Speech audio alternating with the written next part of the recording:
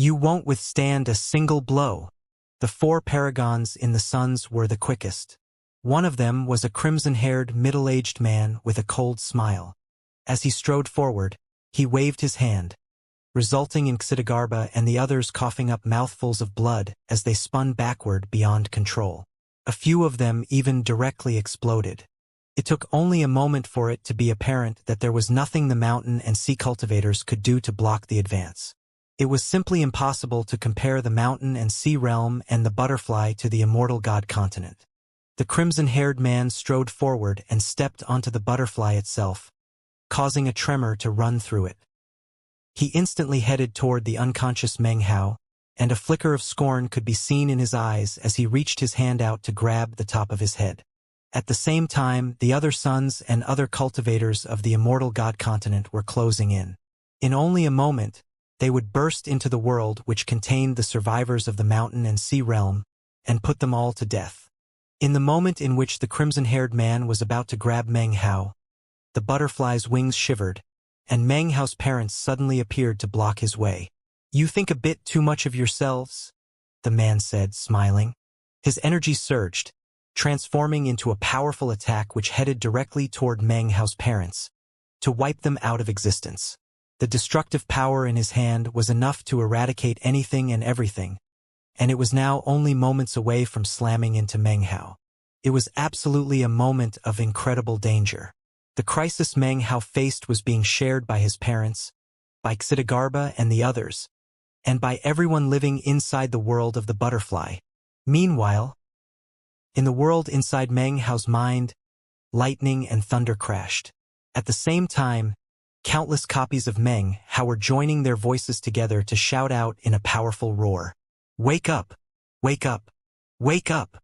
As the voices echoed out endlessly, more and more versions of Meng Hao appeared, filling the entire world, roaring at him in an attempt to awaken him. It eventually pierced into the remaining cultivation-based sea, entering the ears of Meng Hao's true self, causing him to tremble. Then his eyes opened. Meanwhile, back out in the real world, where Meng Hao lay on the butterfly's back, his eyes also opened. As his bright red pupils appeared, an explosive aura surged out, causing the vast expanse to shake, and the starry sky to tremble. Shockingly, as everything quaked around him, lightning bolts appeared, transforming the area into a lake of lightning. It almost looked as if the vast expanse itself were furious. An intense pressure began to weigh down that was difficult to put into words. It filled the entire area, crushing down onto the cultivators from the immortal god continent who were attempting to break into the butterfly world. All of them coughed up blood, and then uncontrollably dropped to their knees and began to kowtow. Even the 8 essences paragons were shocked to find that they were trembling. The entire world was completely shaken. The starry sky was vibrating, and the vast expanse was howling. The immortal god cultivators who were trying to cut down Xianxia and the others felt their cultivation bases weakening, and then some of them began to explode. And that was what happened when Meng Hao merely opened his eyes and unleashed his energy. The intensity of the power caused the face of the cold-eyed 9 essences paragon to drop. As for the crimson-haired man in front of Meng Hao, his scalp was completely numb, and he was shaking in his boots. His cultivation base was unstable, and the attack he had just unleashed on Meng Hao's parents was completely destroyed. An indescribably majestic air radiated off of Meng Hao, causing everything around him to vibrate. The crimson-haired man, who was an 8 essences paragon son from the immortal god continent, couldn't stop himself from looking at Meng Hao. As soon as their eyes met, the man's face fell, and his mind began to spin. It felt like red daggers were stabbing through his eyes into his brain. Any resistance on his part was crushed like twigs as the pain stabbed into him, sending his sea of consciousness boiling, causing his cultivation base to grow unstable, and filling him with a sensation of imminent death. Blood sprayed out of his mouth, and his entire body shook violently as he subconsciously took a step back in fear of the complete and utter bizarreness of Meng Hao. In the moment he fell back, Meng Hao took a step forward, and before the man could dodge, viciously head-butted him in the forehead. Meng Hao's eyes were bright red as he slammed into the man, instantly turning the top of his head into a mash of blood and gore. He screamed and struggled, but then Meng Hao smiled and once again butted his head forward. "Didn't you just say that we wouldn't withstand a single blow?" He grabbed the man's robe and slammed his head into him again. "Didn't you just say that we overestimate ourselves?"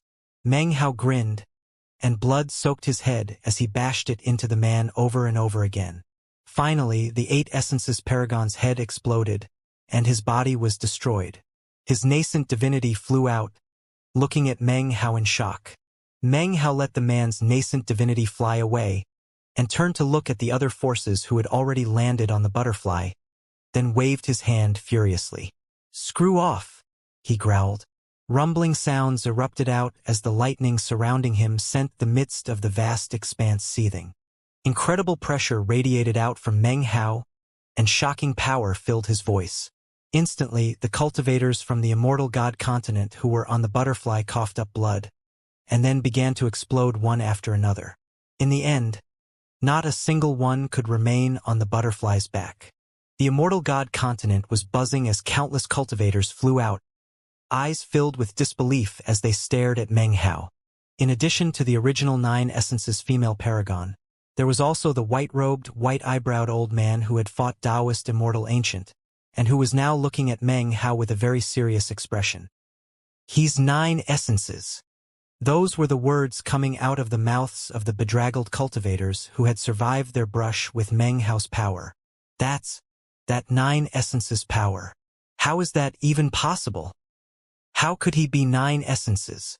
Shui Donglu used Immortal Dao transference to consecrate him. But even if he passed on everything to this guy, it's not likely that he would be able to have 9 Essences power. Most importantly, you can tell that he's actually not finished with the process. If he ever completely absorbs that legacy, just think of how strong he'll be. The cultivators of the Immortal God continent felt as if they had been struck in the head. Their minds were spinning as they looked at Meng Hao with complete disbelief. 9 Essences. Only 9 Essences could possess energy like this, and only 9 Essences could destroy the fleshly body of an 8 Essences paragon as easily as flipping over a hand. Only 9 Essences could allow a faction to stand firm and unthreatened within the vast expanse. Shui Donglu killed himself as the price to give Meng Hao unmatchable good fortune. That was not only to pay back the debt he owed to the Fong clan, it was also to ensure that someone remained behind after he died to protect the mountain and sea realm. And that was the exact role which he had chosen Meng Hao to play, the guardian of the mountain and sea realm. His eyes glowed red as he slowly turned and looked at the hosts of cultivators from the Immortal God continent. His sudden appearance on the scene left Xidagarba and the other forces on the butterfly stirred and excited. Meng Hao's parents appeared, along with Su Qing and others from within the world of the butterfly. All of them were paying close attention to Meng Hao. Meng Hao stood in front of the group, tall, his hair floating around him, looking as powerful as a mountain. Behind him on the butterfly were his parents, Fang Yu, Su Qing, and other friends and family, the few surviving cultivators from the mountain and sea realm. Facing Meng Hao was the vast and boundless Immortal God continent, as well as a seemingly never-ending force of cultivators.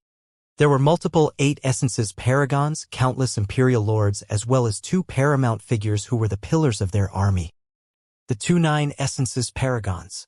Meng Hao looked at them, his seething demonic qi causing the mists of the vast expanse around him to recede, the starlight to gleam. Seemingly endless amounts of demonic qi flowed out of him, and at the same time his cultivation base continued to rise. Before accepting Shui Donglio's legacy, he had been capable of fighting with paragons. Then he became the demon, and his battle prowess had increased dramatically, to the point where he could battle 8 Essences paragons. But now, thanks to the preeminent good fortune given him, his hexing magics were complete. Although he was missing the 9th hex, in some ways, his collection could be considered finished. Then there was the cultivation base and essence power from Shui Donglu, which helped him to advance by leaps and bounds. Finally, there were his extinguished soul lamps, which pushed him even higher. As of this moment he had battle prowess that was no weaker than the 9 Essences level. With all of that, Meng Hao still hadn't reached his peak. He still had room for progress with his cultivation base. He still had more than 10 soul lamps which had not been extinguished. He had yet to create his 9th hex, and although all of the other hexing magics had essence to some degree or another, he still needed more enlightenment. One could only imagine how powerful he would be when he reached the true pinnacle. It would be something incomparable even to his current power. After all, he was the demon. He had transformed from being an immortal to being the demon. There is a god who is the acme of all gods. There is a devil who is the ultimate expression of devils. There is also an immortal who is like an emperor among immortals. And there is also the demon, the pinnacle of all demons. As of this moment, the vast expanse was completely silent. Demonic chi rolled out of Meng Hao as he stood there, looking coldly at the crowds from the immortal god continent. A smile twisted the corner of his mouth, a brutal smile which caused icy cold to fill the hearts of anyone who looked at it. No one spoke. Even the 9 essences female paragon looked at him with cold, flickering eyes. Then she took a step forward, and Meng Hao smiled. He reached up and pushed down onto his forehead, causing a group of mountains and seas to fly out. 9 mountains, 8 seas. It was the mountain and sea realm. As of this moment, he held the mountain and sea realm in his hands. Meng Hao had the mountain and sea realm in his hands. He flung it out, simultaneously sending his mind and will into it. Rumbling sounds echoed out as the mountain and sea realm grand aegis appeared, surrounding, not Meng Hao, but the butterfly. It enveloped the butterfly, protecting it along with all of Meng Hao's relatives and friends. Then Meng Hao took a step forward and transformed into a beam of light that shot directly toward the icy 9 essences paragon. As they closed in on each other, performing incantation gestures the whole time, the domineering aura radiating off of Meng Hao grew even more intense. In the briefest of moments, it was as if countless screaming voices had suddenly filled the void of the vast expanse. A boom rang out, and then they separated. A split second later, they were locked in fierce combat. Meng Hao waved his hand to summon numerous mountains. He transformed into an azure rock, which radiated a bizarre energy that made it seem like a demon as it screamed in for an attack. Shockwaves blasted out in all directions. Grinning, Meng Hao performed an incantation gesture and unleashed hexing magic. The 8th hex erupted out, and the wave of his finger caused the icy woman to stop in place for a moment. In that instant, Meng Hao's 7th hex appeared. Next was the 6th hex, the 5th hex, and the 4th hex. A world of black and white appeared, which encompassed countless ages of reincarnation. A great Tao of time appeared that could transform the vast expanse. The icy woman's face flickered, and the white-robed, white-eyebrowed old man took a threatening step forward. At the same time, the old man's voice rang out in all directions, "Destroy the world, butterfly!" The surrounding immortal god cultivators hesitated for a moment before resuming their charge. Under the leadership of the 8 essences paragon, they began to batter the shield. Booms echoed out as Meng Hao single-handedly fought against 2 9 essences paragons. Blood sprayed out of his mouth, and as he fell back, the lightning cauldron appeared above his head. Electricity danced as he switched positions with one of the immortal god cultivators. When he reappeared, he was right next to an immortal god Imperial Lord. His hand instantly shot out, and the Imperial Lord let out a scream as Meng Hao's fingers stabbed into his eyes. Meng Hao unleashed curse power to imprison his soul, then dug his eyes out of his head, grabbed his body, and lifted it over his head. Next, he physically threw him toward an 8 essences paragon who was charging toward him from off to the side. A boom rang out, and the 8 essences paragon was shaken. But only a moment later, he was closing in on Meng Hao. "Screw off!" he roared, unleashing divine abilities and essence power. However, in the same moment, Meng Hao vanished yet again, appearing unexpectedly next to another 8 essences paragon.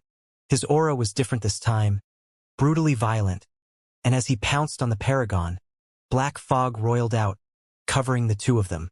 A blood-curdling scream rang out, and even as the icy paragon hastened over, the fog faded away.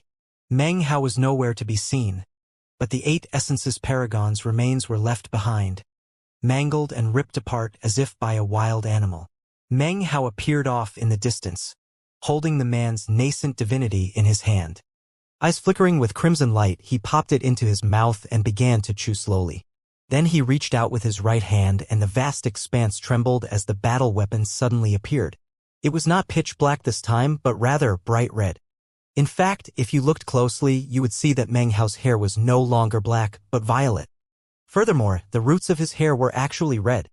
Despite the vast force arrayed against him, Meng Hao had killed several people in quick succession, which left the icy female paragon very grim-faced. To the majestic immortal god continent, killing a 9 essences paragon wasn't anything incredibly difficult.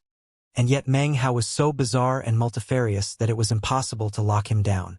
It was at this point that a beam of light brimming with insane destructive power shot out from the immortal god continent, piercing through the vast expanse, cleaving apart the starry sky, destroying natural laws as it bore down on Meng Hao. The fluctuations from the beam of light were otherworldly, causing Meng Hao's eyes to widen. Apparently, this light was not emitted from any object or cultivator. And yet, the bizarre sensation it gave off was palpable. Without any hesitation, Meng Hao performed a form displacement transposition and vanished. The position he had just occupied in the starry sky suddenly shattered and transformed into a black hole. All of the cultivators who were nearby were instantly transformed into ash. Meng Hao's eyes flickered toward a certain mountain on the immortal god continent, upon which was a vicious-looking war chariot. What made him frown even more was that somewhere there on the immortal god continent, he could sense 2 more 9 essences auras. It was at this point that another beam of light rocketed out, and this time it was heading not for Meng Hao, but for the mountain and sea realm Grand Aegis. Rumbling sounds could be heard as the Grand Aegis collapsed. And yet, in that same moment, Meng Hao performed a double-handed incantation gesture. "Mountain and sea seal," he said, causing the collapsed fragments of the Grand Aegis to sweep together and envelope the nearby immortal god cultivators, where it turned into a shocking sealing mark. It even enveloped the cold woman and the white-haired old man.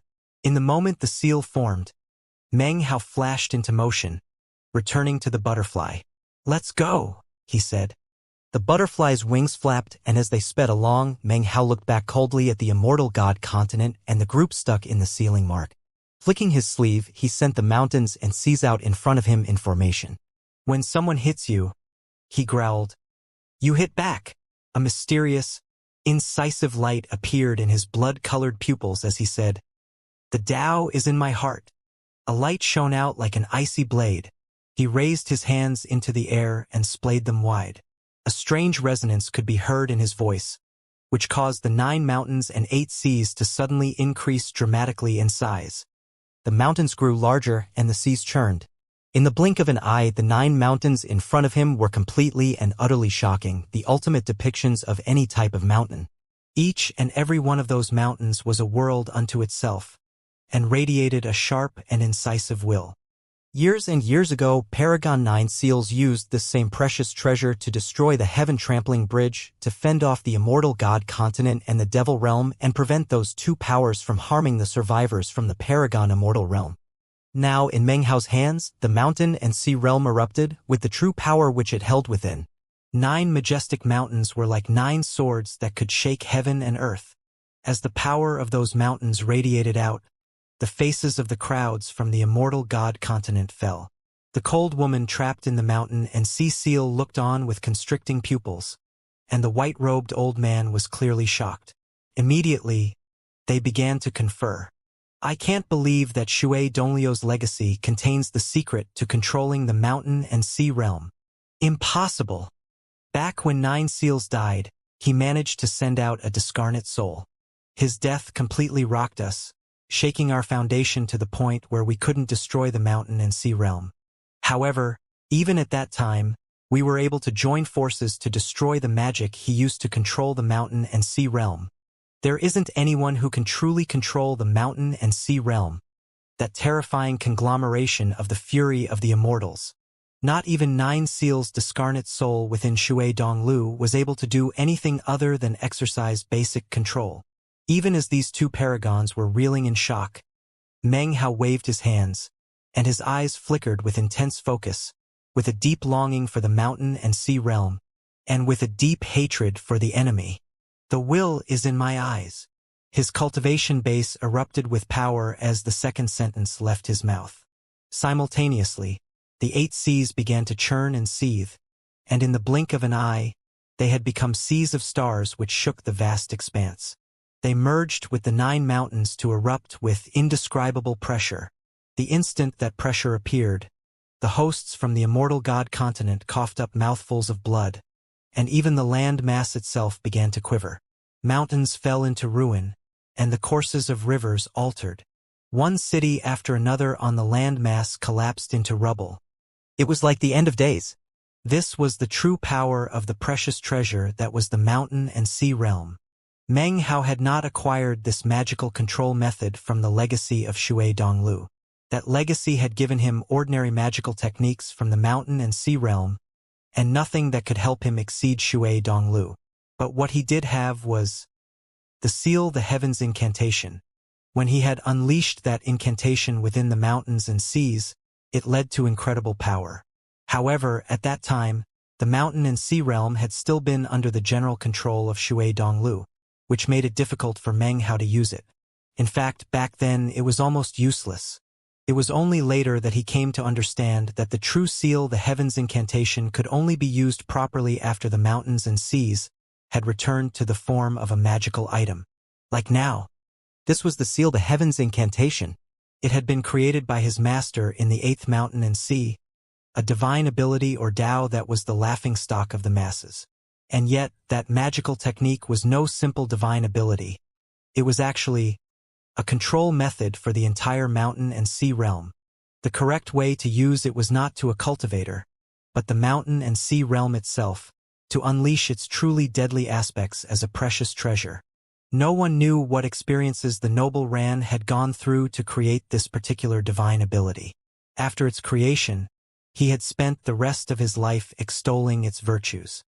In the end, he passed it on to Meng Hao, who eventually proved that the Seal the Heavens incantation was not a worthless incantation. After the true war of the mountain and sea realm broke out, Meng Hao never ran into the noble Ran again. In fact, now that he thought back, it seemed as if the noble Ran hadn't even been present during the fighting. However, now was not the time to contemplate that matter. Meng Hao waved his arms, and the mountains and seas erupted with shocking pressure. He took a deep breath as he suddenly understood what it meant to say, "The Tao is in my heart." That Tao referred not to essence, not to natural laws, nor to magical laws. It was shapeless and existed in the heart, and it didn't matter if you were demon or immortal. It was all the same. The Tao is one's heart, and however deep your heart was, that was how profound your Tao would be. Furthermore, he now understood that the will is in my eyes referred to the outer manifestation of the Tao. Whatever he looked at had a Tao or was a Tao. I shall possess the mountains and seas. He flicked his sleeve, and the 9 mountains rumbled as they tilted on their side to point toward the immortal god continent. The 8 seas erupted with power.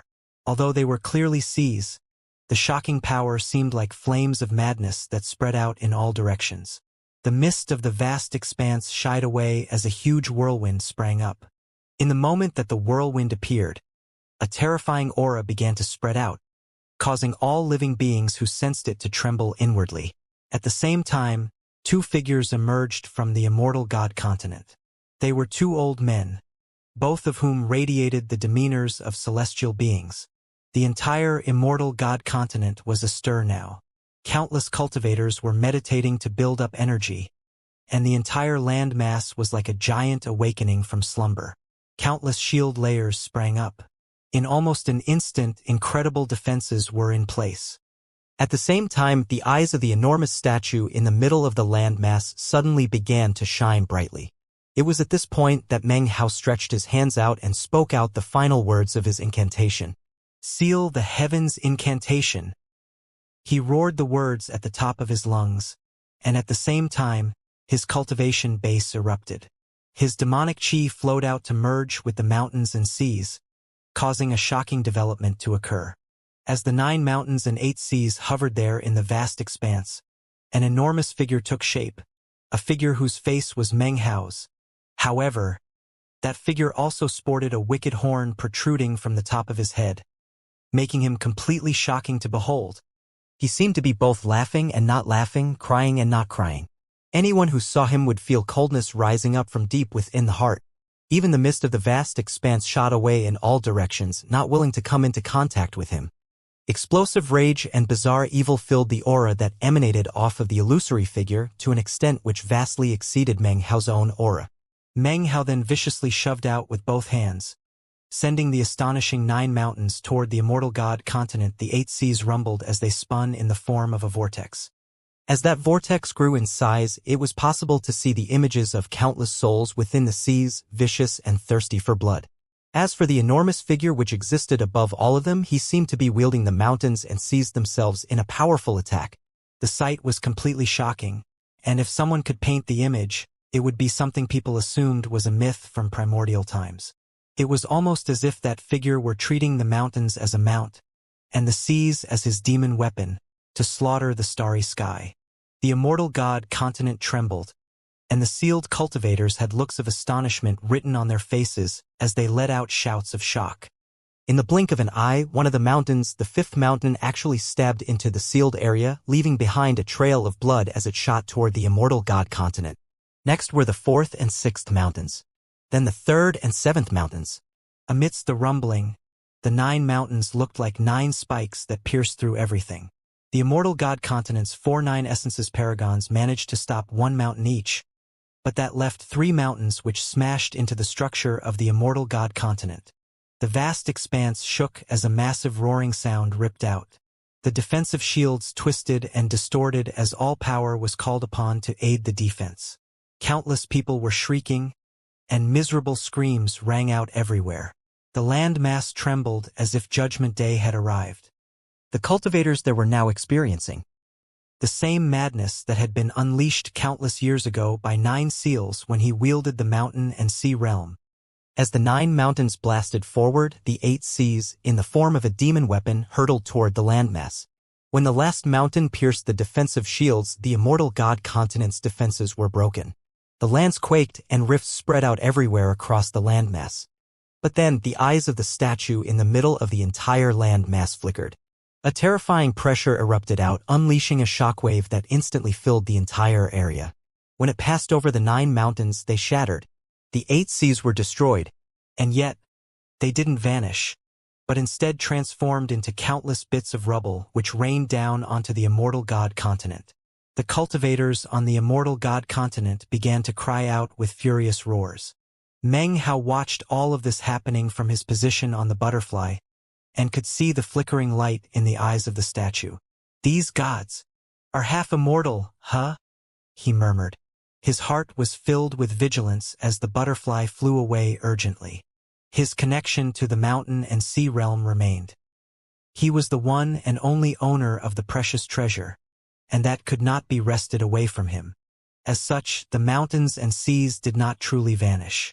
Although they had just been destroyed moments later, they reappeared in front of him, the same 9 mountains and 8 seas as before. As Meng Hao stood there on the butterfly, flying off into the distance, an angered roar echoed out from the immortal god continent, which was from none other than the icy female paragon. Her murderous aura skyrocketed as she instantly gave chase. "I've experienced the pain of watching flames of war engulf my home," Meng Hao said. "Unfortunately for you, all of that is just beginning." He smiled slightly, then extended his hand and pointed toward the mountains and seas. Instantly, the mountains and seas shrank down and converged upon each other to form the mountain and sea bow. He held the bow in his left hand and drew the string back with his right. Killing intent flickered in his eyes as the energy of the bow surged and the power of the mountains and seas transformed into an arrow. When he loosed the string, that arrow shot forth like a thunderbolt. But then, without even pausing for a moment, Meng Hao drew the bow again and shot a second arrow, and then a third. 3 arrows can kill gods, for arrows can cut down immortals. 5 arrows are heaven-defying. 5 arrows, 5 beams of light. They transformed into a sea of brightness which distorted the vast expanse as they rumbled along. They contained a will of extermination, and Meng Hao's killing intent, with boundless demonic chi.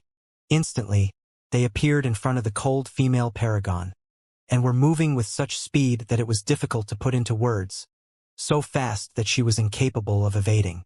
Based on Meng Hao's current battle prowess, wielding the mountain and sea bow in this way allowed him to unleash power that even this cold woman feared. At the same time, it was a difficult thing for Meng Hao to use the bow for a sustained period of time. Rumbling could be heard as the woman waved her sleeve. Since she couldn't move in any direction, she decided that she might as well give up any ideas of dodging. Performing an incantation gesture, she caused a towering iciness to spread out from her, freezing the starry sky and the vast expanse. Layers of ice built up around her, from within which she glared at Meng Hao standing there on the butterfly. When their gazes met, the layers of ice expanded outward, instantly coming into contact with the 5 light arrows. Unexpectedly, the ice didn't shatter, but actually spread out to envelop the 5 arrows. At the same time, the layers of ice expanded outward to form the image of a woman's hand, which stretched out toward the butterfly as if to grab it. From a distance, the sight was completely shocking. The ice hand almost seemed capable of plucking away stars or moons. The vast expanse shook violently as the hand suddenly appeared right behind the butterfly. Meng Hao stood on the butterfly, coldly observing this enormous hand of ice. Then, a smile appeared on his face, as if he didn't care about it at all. As the ice hand closed in, what appeared to be the beginnings of layers of ice started to form around the butterfly. By this point, the ice hand was only about 300 meters away from Meng Hao. However, the 5 light arrows which had been locked down earlier could only be suppressed for so long. Suddenly, they exploded, sending dazzling light out and ripping numerous rifts open within the ice hand. That in turn made it impossible for the hand to reach Meng Hao, and it finally shattered. As that happened, the dazzling light caused by the explosion of the 5 arrows sent powerful ripples out in all directions, obscuring the area between Meng Hao and the woman, making it impossible for them to see each other. The ripples eventually faded away, but by that time the butterfly was gone. As for the icy paragon, her face was grim as she looked off into the distance, the killing intent in her eyes growing more and more intense. At the same time, the white-robed, white-eyebrowed old man, as well as 2 other ancient and profound-looking individuals, stood there together, looking silently off into the distance. Perhaps our plan was mistaken. If the patriarch knew about what we were doing in this war, he might not approve. It's useless to jabber like that. If we get our hands on that mirror, we can call him back. Besides, the immortal is above the god and can suppress the devil. That saying has been floating around for a long time. The fact that the immortal could become the demon is something that anyone could have predicted might happen. The demon. The female paragon sighed, then gave a cold harumph. It doesn't matter. Now that things have reached this point, we can't just give up. He might have battle prowess equivalent to the 9 essences level, but he won't be the first such person we've killed throughout the years. After him. She waved her sleeve, and after a bit of time passed, the immortal god continent began to once again rumble through the vast expanse in the direction Meng Hao had fled in. This time, it moved even faster than before, as if they were unleashing some incredible power that had remained untapped before. That power pushed the land mass forward with speed that defied imagination. The immortal god continent had been building up resources for countless years, giving them a profound level of power that was enough to shake anyone in the vast expanse. What they had revealed so far was only a tiny portion of that. Their true resources came in the form of people who had existed since that ancient generation, and had even been famous back then. For example, there was a tiny country that existed somewhere in the recesses of the immortal god continent. It was a city-state that was not very large, with a population that couldn't be considered huge. However, its monarch was a kind man, and that country was called the State of Clear Water. In another area, in the capital city of a vast empire, a huge, muscular man sat in the imperial palace, gulping down alcohol and watching a dance performance. Although he was laughing heartily, there was a certain melancholy within him. The immortal god continent sped through the boundless vast expanse. Far up ahead of them, also within the vast expanse, was a writhing black mist. Within that mist were several enormous butterflies, which were speeding along, dragging a land mass behind them. Visible upon that land mass was a gigantic coffin, which was surrounded by countless kowtowing individuals who were chanting scriptures. As the sound of the scriptures floated out, endless roaring could also be heard. It transformed into a maddening power, as well as a savage, barbaric feeling that spread out in all directions. That land mass was also speeding along as fast as it could. As the butterfly flew along, Meng Hao stood there on its back, blood oozing out of his mouth. Although he had seemed impressively mighty in the fight just now, the truth was that his cultivation base was unstable, a result of being interrupted during the process of absorbing the good fortune from Shui Donglu. He was still incapable of entering the world within the butterfly. He wasn't sure exactly why, but whenever he tried to enter the wings, the butterfly would begin to tremble on the verge of collapse. As the wings of the butterfly, Meng Hao's parents looked into the matter, as did Xidagarba and others. They came to the conclusion that Meng Hao's aura was currently incompatible with the butterfly because of not having completely absorbed Shui Dongliu's good fortune. After the process was complete, and his various auras were in balance, there should be a way to enter. That matter in and of itself wasn't of great concern and didn't affect Meng Hao's ability to defend the butterfly. Therefore, he sat cross-legged on its back, looking out at the vast expanse, an expression of reminiscence occasionally appearing on his face. He thought back to the mountain and sea realm, to Shui Donglu, and to all the faces he remembered from there. The pain in his heart was hard to suppress. It was true that his parents hadn't perished and some of his relatives had survived. There was even hope for the long-term survival of the mountain and sea realm. But when he recalled the past, he almost wished that the present could be nothing more than a mere dream. It caused him to sigh deep in his heart. He didn't understand why things had turned out this way. But that didn't matter. His only option was to do everything he could to protect the butterfly as it continued to head toward the location Paragon's sea dream had discovered at the cost of her life. That is where the hope of survival exists. Looking off into the distance, he could just barely make out an enormous black and white vortex, within which swirled a Tao of time. Inside the world of the butterfly, the surviving remnants of the mountain and sea realm quietly went about creating a new home for themselves. Of the entire mountain and sea realm, only a few 100,000 cultivators remained. Those cultivators had fought a bitter war, had watched their society crumble, and had gone through countless heartaches. And yet, they were as focused as ever. Their spirits had not been extinguished, and if things went on, that spirit would be passed down to countless future generations. At times, Su Qing emerged to accompany Meng Hao. Wang Yukai, Fatty, and others also came out. Chun Fan didn't appear. Meng Hao clearly remembered him being among the group transported into the world of the butterfly, but later he was nowhere to be found. After pondering the matter, he recalled how he had caught a glimpse of Chun Fan leaving the 33 Hells and the confusion which had been visible in his eyes. Apparently, Chun Fan had encountered something within the 33 Hells that was a good fortune unique to him. In the past, Meng Hao might have attempted to investigate the matter. But now, the people of the mountain and sea realm were physically and mentally exhausted, and Meng Hao himself didn't have the energy to think about it too much. Patriarch Reliance was there in the world of the butterfly, as were Pill Demon and Kujusi. Time passed. While the people went about constructing their new home, Meng Hao sat cross-legged on the back of the butterfly. He didn't slip into a meditative trance, nor did he practice cultivation. Instead, he kept his divine sense focused on his surroundings, and remained constantly on guard. The danger was still far from over. He could sense that two powerful energies had locked onto the butterfly. One of them was further up ahead, mysterious and unfathomable. That was no doubt the devil realm, which still had yet to lay eyes on. Behind them was the pulsing killing intent of the immortal god continent. As the two land masses drew closer, it was as if a huge net had been stretched out, which was now closing in over the butterfly. However, the two land masses couldn't precisely pinpoint the location of the butterfly. Meng Hao's demonic qi distorted everything, making that impossible. Were it not for that, he was certain that they would teleport over within moments. Meng Hao sat there quietly as the butterfly got closer and closer to the vortex which held hope for the mountain and sea realm. As the journey continued, Meng Hao was able to peer out into the vast expanse for the first time ever, and he saw many strange and bizarre things.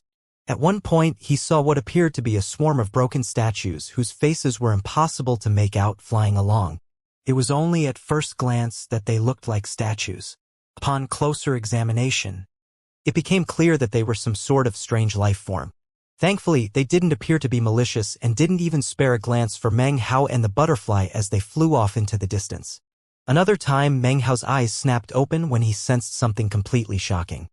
Looking up, he saw that, not too far off in the vast expanse, a wriggling mist had appeared. Bursts of intense coldness pulsed off of it as it began to follow the butterfly. Moments later, gray eyes appeared within the mist. When they realized that Meng Hao's crimson eyes were staring back at them and sensed the malice within his gaze, the mist fell back and then faded away. Meng Hao frowned. The mist gave him a very strange sensation, as though there were countless life forms within it. He also had the feeling that, if it weren't for the 9 essences pressure within him, the mist would have continued to follow the butterfly, waiting for a chance to pounce on it in attack.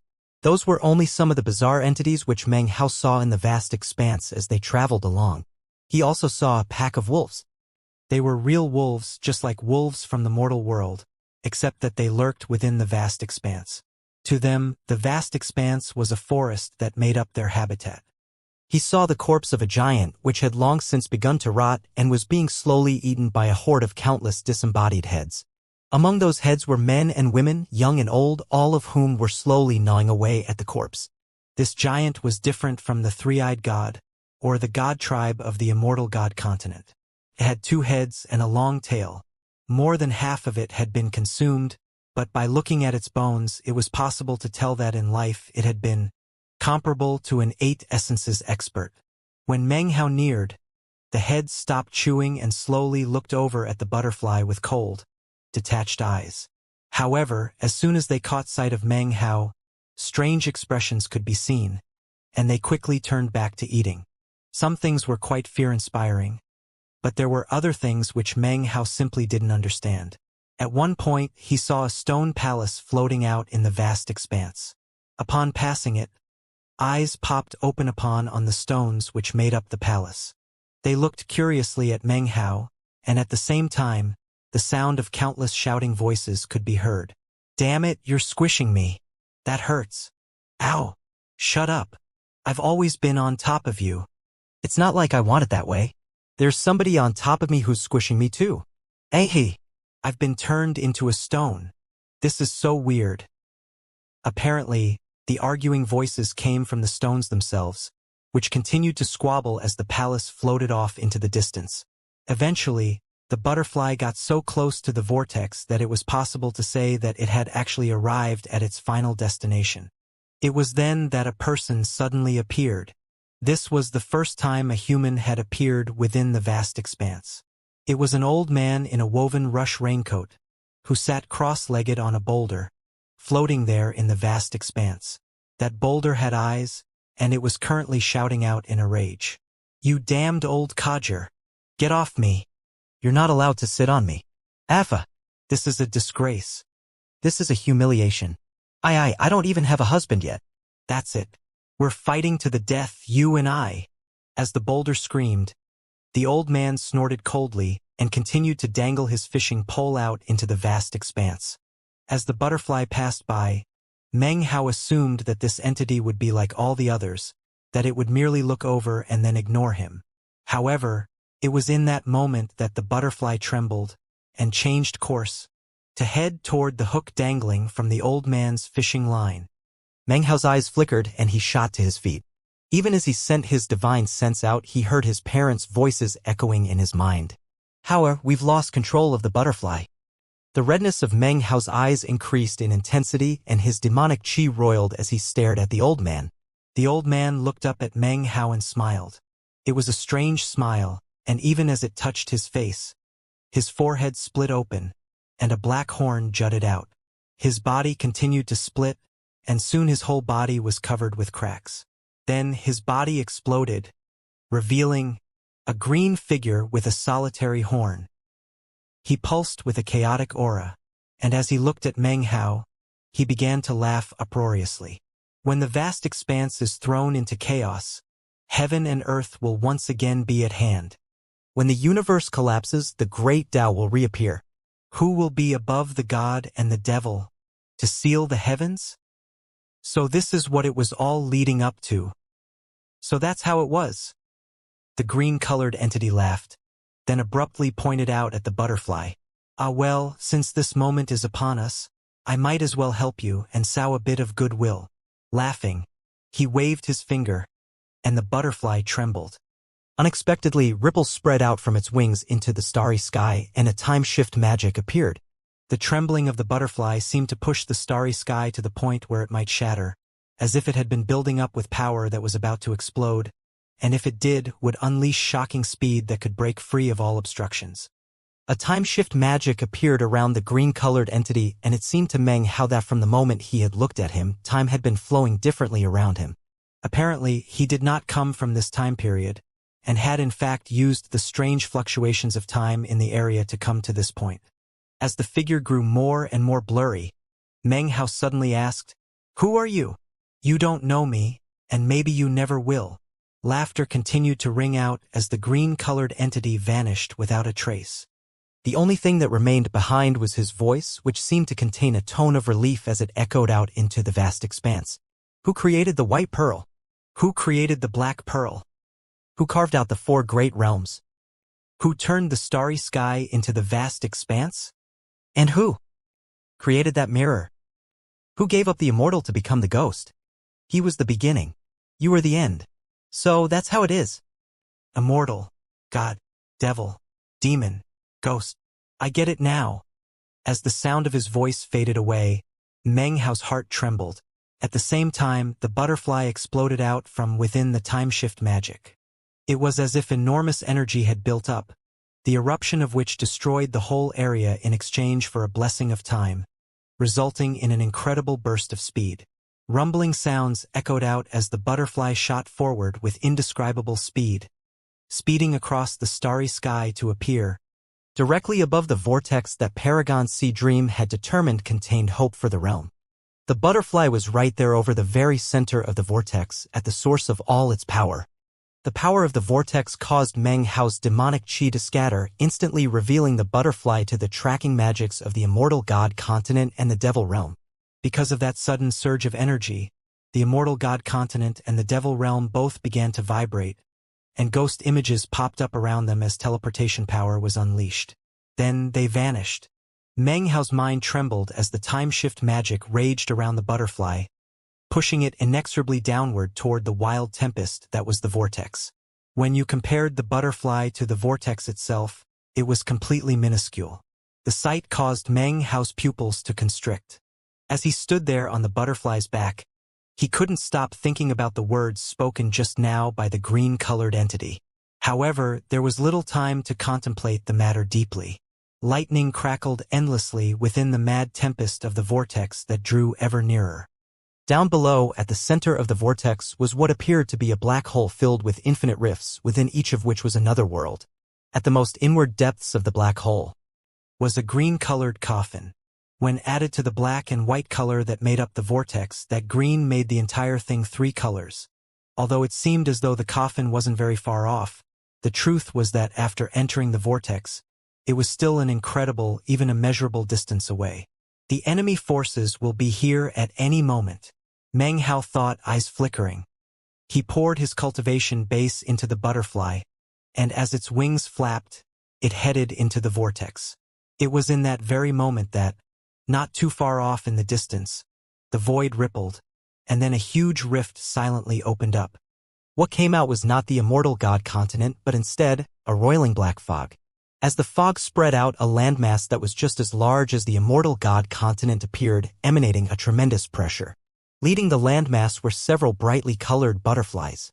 As for the continent itself, a huge coffin could be seen there, surrounded by countless cultivators prostrated in worship. Slowly, those cultivators began to look up, to peer out of the landmass, toward Meng Hao and the butterfly. The Devil Realm continent, Meng Hao said, his heart sinking. Before another moment could pass, the void in the other direction ripped open, and the immortal god continent appeared. Boundless killing intent locked down onto Meng Hao as well as the butterfly. An incredible crisis was developing for Meng Hao, for the butterfly, and for the living beings of the mountain and sea realm. Countless cultivators began to pour off of the immortal god continent, and leading them all were the same people who Meng Hao had tangled with before, the 4-9 Essences Paragons. "This time you won't get away."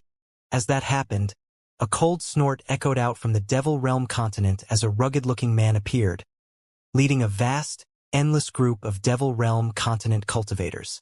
There were also 3 beams of light that shot out, emanating energy that could shake heaven and earth. Meng Hao even caught sight of a giant rising up on the land mass, whose aura contained a matchless, domineering air. Meng Hao sank further into silence as he saw the seemingly infinite hordes of cultivators. The sight of that, coupled with the 2 vast land masses, was a huge weight crushing down onto his heart. Meng Hao looked up at the vast army of cultivators, and then spoke out in a loud voice. "Why? What do you people want? You want to stop the Immortal from appearing? Well, there is no Immortal anymore. You want that certain object? Well, I have it right here. I'll stay behind. Let the mountain and sea realm cultivators go." The one to answer Meng Hao was the cold female paragon, who said there's no Immortal. As long as the bloodlines of the mountain and sea cultivators remain unsealed, the foundation for the Immortal will always exist. As for that object, of course we know that you have it. Based on her biting words, it seemed she wasn't interested in any sort of discussion with Meng Hao. Waving her hand, she shot forward at top speed, followed by the 3 other old men. Even as they closed in, the muscular man from the Devil Realm continent looked on with flashing eyes. It only took him a moment to put the pieces together regarding what had already occurred, and then he also began to advance on Meng Hao. Rumbling sounds echoed out as numerous powerful experts and countless other cultivators charged toward Meng Hao. They were like a tidal wave, backed with destructive power that could destroy anything and everything. Meng Hao's face fell and he gritted his teeth. Then he reached out and shoved the butterfly, imbuing it with power to give it a bit more speed. As it shot toward the black hole in the center of the vortex, Meng Hao unhesitatingly stepped off of its back, hovering there alone to face the incoming forces of both of the 2 great powers.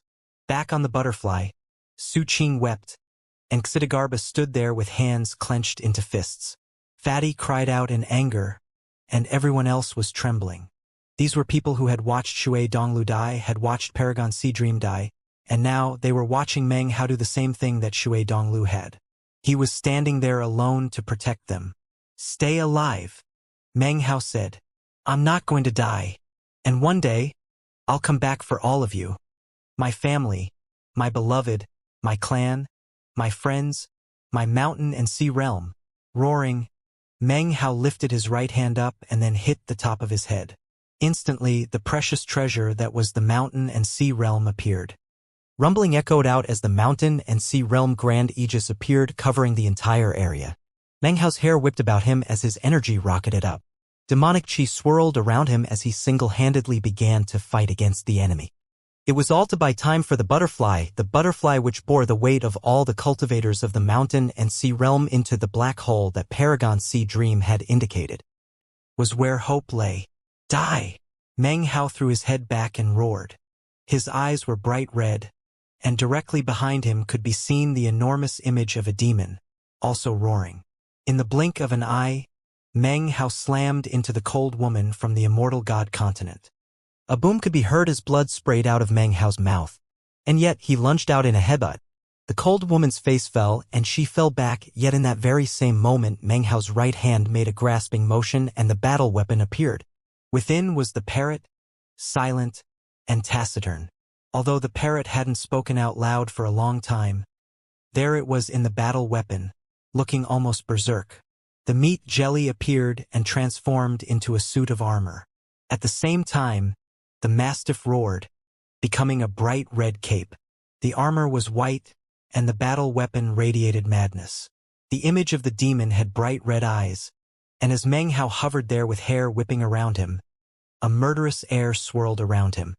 As he clashed with the hosts from the Immortal God continent, the battle weapon wreaked havoc with every swipe and slash. Then the rugged, muscular man from the Devil Realm continent began to walk forward. 1 step, 2 steps, 3 steps. He took a total of 7 steps, and with each step his energy rose higher and higher. He was like some sort of battle deity, roaring as he closed in on Meng Hao with a fist strike. 7 god steps, he roared. Meng Hao spun, clenching his left hand into a fist to unleash the god-slaying fist. A massive blast surged out in all directions when they met. Blood sprayed out of Meng Hao's mouth, and as for the muscular man, he also retreated, blood oozing out of his mouth. He was just about to close in for another attack when he realized that Meng Hao had spun around and was attacking the Immortal God Continent forces. The man frowned, then gave a cold snort. Next, the forces of the Devil Realm continent surged forward, joining in with the Immortal God Continent's forces to attack Meng Hao. Chaotic battle instantly erupted. Meng Hao left swaths of death wherever he passed. He moved with incredible speed, his aura changing constantly. One moment it would be domineering, the next brutal. He grabbed an Immortal God cultivator and viciously absorbed him. Now that he had become a demon, the Blood Demon Grand Magic was even more explosively powerful and efficient. The lightning cauldron appeared and he quickly teleported to another location where a large group of cultivators was pursuing the butterfly. A vicious expression could be seen on Meng Hao's face as he waved his sleeve, causing the cultivators to cough up mouthfuls of blood. Some were even instantly killed and transformed into ash. Meng Hao was already soaked in blood, but he was laughing, a laughter filled with madness and a desire for slaughter. From the moment the butterfly had begun its true flight into the vortex until now, only a few dozen breaths of time had passed. However, during that time, Meng Hao had single-handedly locked down the entire enemy force, ensuring that the butterfly could draw ever closer to the black hole. "Are you looking to die?" roared the cold woman from the Immortal God Continent. Her murderous aura swirled, and as she closed in on Meng Hao, she was joined by her 3 fellow 9 Essences compatriots. Meng Hao's eyes flickered with red light. Without any hesitation, he waved his right hand, causing numerous mountains to descend. Essence magic was also unleashed as he fought back. At the same time, the 3 old men advanced, clearly not aiming for Meng Hao but rather the butterfly. However, even as they attempted to pass by Meng Hao, he laughed loudly, and then waved his right arm with violent force. The void trembled, and everything shook. The Paragon Bridge appeared, provoking immediate reactions from the cold woman and her 3 companions. Mixed emotions could be seen on their faces, but they didn't pause for even a moment. Meng Hao began to laugh loudly. "Now, I will wipe out my Paragon Bridge from my Tao for all eternity." Detonate. Meng Hao's laughter echoed out as the Paragon Bridge trembled. Cracks spread out across its surface, unleashing blinding light. Then, the bridge exploded. This time, the bridge truly did explode, caused by Meng Hao forcibly wiping it away from his Tao. The shocking power blasted out, causing the 3 old men's faces to fall. They immediately had to abandon any ideas of continuing on, and instead, fell back. Not including the muscular man, the forces of the Devil Realm continent had 3 cultivators with 9 Essences cultivation bases. 1 was a woman and 2 were men. One of those men, and the woman, were middle-aged, with the other being an old man who wore a voluminous robe and held a bone cane in one hand. All 3 of the 9 Essences paragons shot toward the butterfly with all the speed they could muster. "Nobody's getting past me," Meng Hao roared. He reached out with his right hand and a bow appeared. Ignoring any potential injuries that the cold woman could inflict, Meng Hao fell back. Not taking the time to even wipe the blood from his lips, he unleashed 10 arrows in quick succession. 10 shocking beams of light shot out toward the group of 1 woman and 2 men.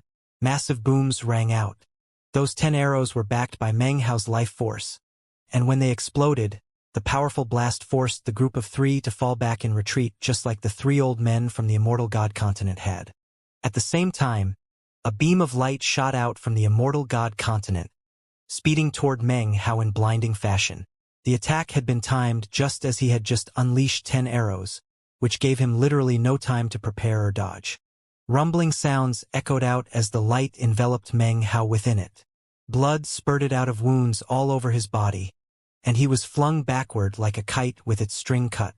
His aura was weakened, and yet, as the light faded, he teleported into the crowd of enemies.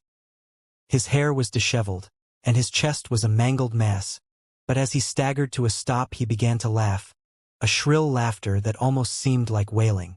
He faced a seemingly endless group of cultivators, including at least 8-9 essences experts. All of them were incredibly powerful, and although none were at the peak of the 9 essences level, merely being in the 9 essences level at all qualified one to ride roughshod over virtually anything in the vast expanse. Almost as soon as Meng Hao teleported away from his original location, the 8-9 essences cultivators instantly headed in his direction. Behind them were the 2 great land masses. Once again, a beam of bright light shot out from the immortal god continent, and at the same time, a roar echoed out from the Devil Realm continent as an ancient underworld dragon appeared. Meng Hao was shaking, but laughing just like before. He extended his right hand again, and the sun bow began to radiate boundless, dazzling light, as if it were a sun. No other options now. Fine. Detonate. Meng Hao's laughter rang out as the bow, the precious treasure forged by 9 seals himself, radiated intense light, then suddenly went still for a moment before exploding. The bow transformed into a seemingly unending wave of shrapnel that exploded out in all directions. Meng Hao controlled the direction of the blast with his cultivation base, sending it tearing into the sea of his opponents. Insane, unending power spread out in all directions. Even the 8-9 essences experts could do nothing, and were halted in their tracks. As that happened, Meng Hao transformed into an azure rock, which charged forward. He only lasted for a moment before the rock was destroyed, and he was revealed, coughing up blood. However, in that moment he had managed to severely injure one of the old men from the immortal god continent. The starstone glittered in Meng Hao's eye, transforming him into an asteroid which almost immediately crumbled to pieces. However, the result was that he managed to latch his teeth onto the head of the cold female paragon. She let out a miserable shriek and shoved Meng Hao away from her, but he managed to leave her scalp bloody and mangled. Having been disfigured in such a way caused her fury to surge. Meng Hao was coughing up blood and his internal organs were ravaged, yet he spun and once again began to unleash carnage. Everywhere he went, countless enemies died. The lightning cauldron above his head flickered and formed displacement transposition helped him to block the advance of the enemy forces. Apparently, it was just as he said that he wouldn't allow anyone to get past him. By this point, the butterfly was on the verge of entering the vortex. Rumbling could be heard as the beam of light from the immortal god continent closed in, passed by Meng Hao to strike out toward the butterfly. At the same time, the underworld dragon from the Devil Realm continent roared, radiating a boundless, sinister aura of death. It was like a wind of from the underworld that covered over Meng Hao and began to rot away at his entire body. Meng Hao once again flickered, vanishing. When he reappeared, he was in front of the beam of light, which he blocked physically with his own body. A boom rang out and blood spurted out of his wounds. The injury which had just been inflicted threatened to render him unconscious. And yet his vision filled with red and he began to laugh maniacally. You destroyed my mountain and sea realm, you destroyed my home, you destroyed my clan, and you destroyed countless lives. One day, I will get my revenge for all of that. I will inflict the same pain that I feel back onto all of you, bit by excruciating bit. As his bitingly venomous words rang out, the 8-9 essences experts all had various reactions. Some sighed, some grew silent, and some appeared even more murderous than before. Others had various other mixed emotions. However, none of them ceased to attack. They simply couldn't allow Meng Hao to stay alive, nor could they allow the butterfly to escape. This war had been going on for many years. The first casualties had occurred tens upon tens of thousands of years ago, and therefore it made little sense to suddenly just let the enemy get away. As the 8 enemies closed in, followed by a sweeping flood of ordinary cultivators, Meng Hao shakily rose his hands and then spread them wide. 8th hex, body spirit hexing. 7th hex, karmic hexing. 6th hex, life-death hexing. 5th hex, 4th hex, 3rd hex, 2nd hex, 1st hex. 8 shining symbols appeared on Meng Hao's forehead, which then began to swirl together into one image. 8 hexes, combined. Meng Hao roared as numerous hexing magics appeared around him, fused together, and then transformed into an enormous vortex. The vortex rotated, rapidly growing larger as it rumbled toward his 8 opponents. Their faces fell as they unleashed various divine abilities. The void around them shattered and the starry sky trembled as an aura of complete extermination exploded out. Meng Hao staggered backward, coughing up blood, and yet it was the same with his 8 opponents. All of them were injured in various ways. Behind Meng Hao, the butterfly had already begun to enter the black hole. Instead of passing into any of the rifts, it headed directly toward the deepest region, and the green coffin. It was at this point that a sigh rang out from the Devil Realm continent, an ancient sigh of someone who had existed for countless, unending years. I had no desire to fight. There are too many people opposed to this war, so I've maintained my silence. But now it doesn't matter who is right and who is wrong. Since things have escalated to this point, I might as well do something. As the words echoed out, a huge hand shot out from the Devil Realm continent. A hand seemingly capable of pulling down the entire starry sky. Its target was the butterfly, which was now entering the black hole. It gently grabbed onto the butterfly, making it impossible for it to continue onward. Even as it struggled, it slowly began to be pulled back out from the black hole. An aura which exceeded all of the other 9 essences cultivators erupted out. It was a 9 essences aura to be sure, but the others could not compare to it in the slightest. If you divided up the 9 essences level into early, mid, and late stages, then this old man was clearly in the late 9 essences stage. Seeing the butterfly in such danger caused a bitter smile to appear on Meng Hao's face. But then his eyes shone with determination and he waved both hands out, summoning the mountain and sea realm with its 9 mountains and 8 seas. The Tao is in my heart. The will is in my eyes. I shall possess the mountains and seas. Seal the heavens incantation. Roaring, he waved his hands and the 9 mountains shot forward. 8 seas exploded into motion. Massive power surged out, some of it toward the 8 opponents he had been fighting, and some of it toward the huge hand from the Devil Realm continent that was grasping the butterfly. A sigh rang out from the Devil Realm continent, and the hand transformed into a palm which struck out at the 9 mountains and 8 seas.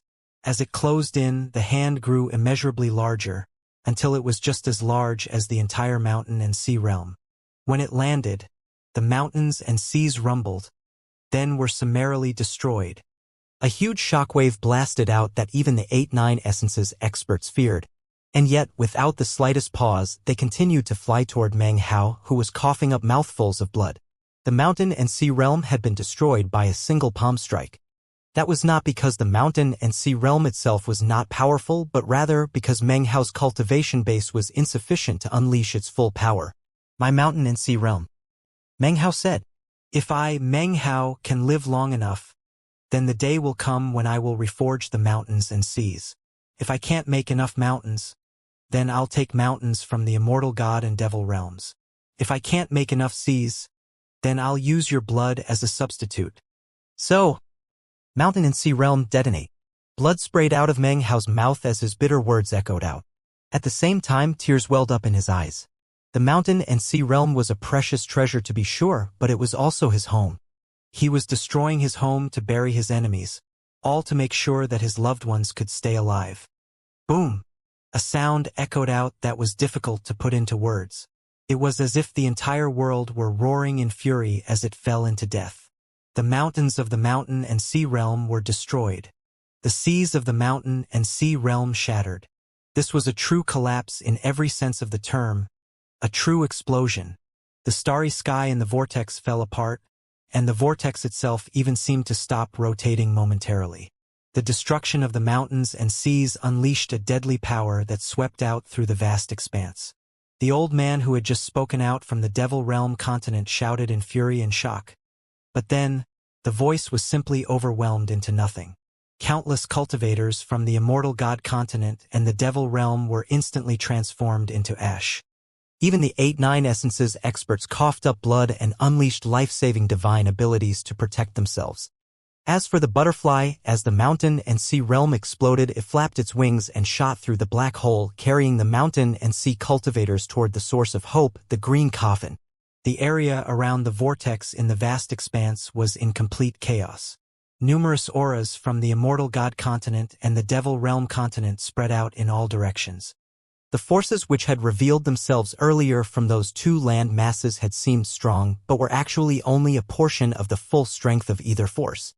As of this moment, the explosion of the mountain and sea realm had unleashed a shockwave that apparently exceeded that of the ordinary 9 essences level, forcing the 2 powers to unleash their true strength. Numerous streams of divine sense spread out, none of which were weaker than that of the old man who had just launched the massive palm strike from the Devil Realm continent. Apparently, the resources at the disposal of these 2 powers were so profound that they defied imagination. Such shocking power was what made them so terrifying, and was also why 9 Seals, who was more than half a step past the 9 essences level, had died all those years ago. Although everything was in chaos and the forces arrayed against Meng Hao were all affected by the blast, there were 2 people who, not being at the center of the blast and possessing powerful enough cultivation bases, were able to force their way forward to attack Meng Hao. One was the rugged, muscular man from the Devil Realm continent, and the other was the cold woman from whose head Meng Hao had ripped out a chunk of flesh. Those 2 were a bit more powerful than the other 8, and thus were now able to bear down aggressively on Meng Hao. However, even as they closed in with killing intent, Meng Hao suddenly slapped his bag of holding, pulled a woman out by the throat and held her up into the air. "If you get any closer, I'll kill this woman." As soon as the muscular man saw the young woman, his eyes widened and he stopped in place without even thinking about it. His eyes were filled with shock and even disbelief. That young woman was same one that Meng Hao had captured years ago. Su Yan. As soon as he saw the muscular man using the 7 god steps, Meng Hao had deduced that Su Yan was somehow connected to the Devil Realm continent. The cold woman from the Immortal God continent didn't stop at all, though. If Meng Hao couldn't stop her, it could well be imagined the dangerous threat she would instantly pose to the mountain and sea cultivators in the butterfly. The butterfly was vanishing into the black hole, passing by rift after rift. As it did, the cold woman's murderous aura flared, and she began to summon a huge hand of ice to grab the butterfly. Meng Hao had nothing to block her with, and was in fact having trouble even staying in an upright position. His vision swam, and his life force was fading rapidly.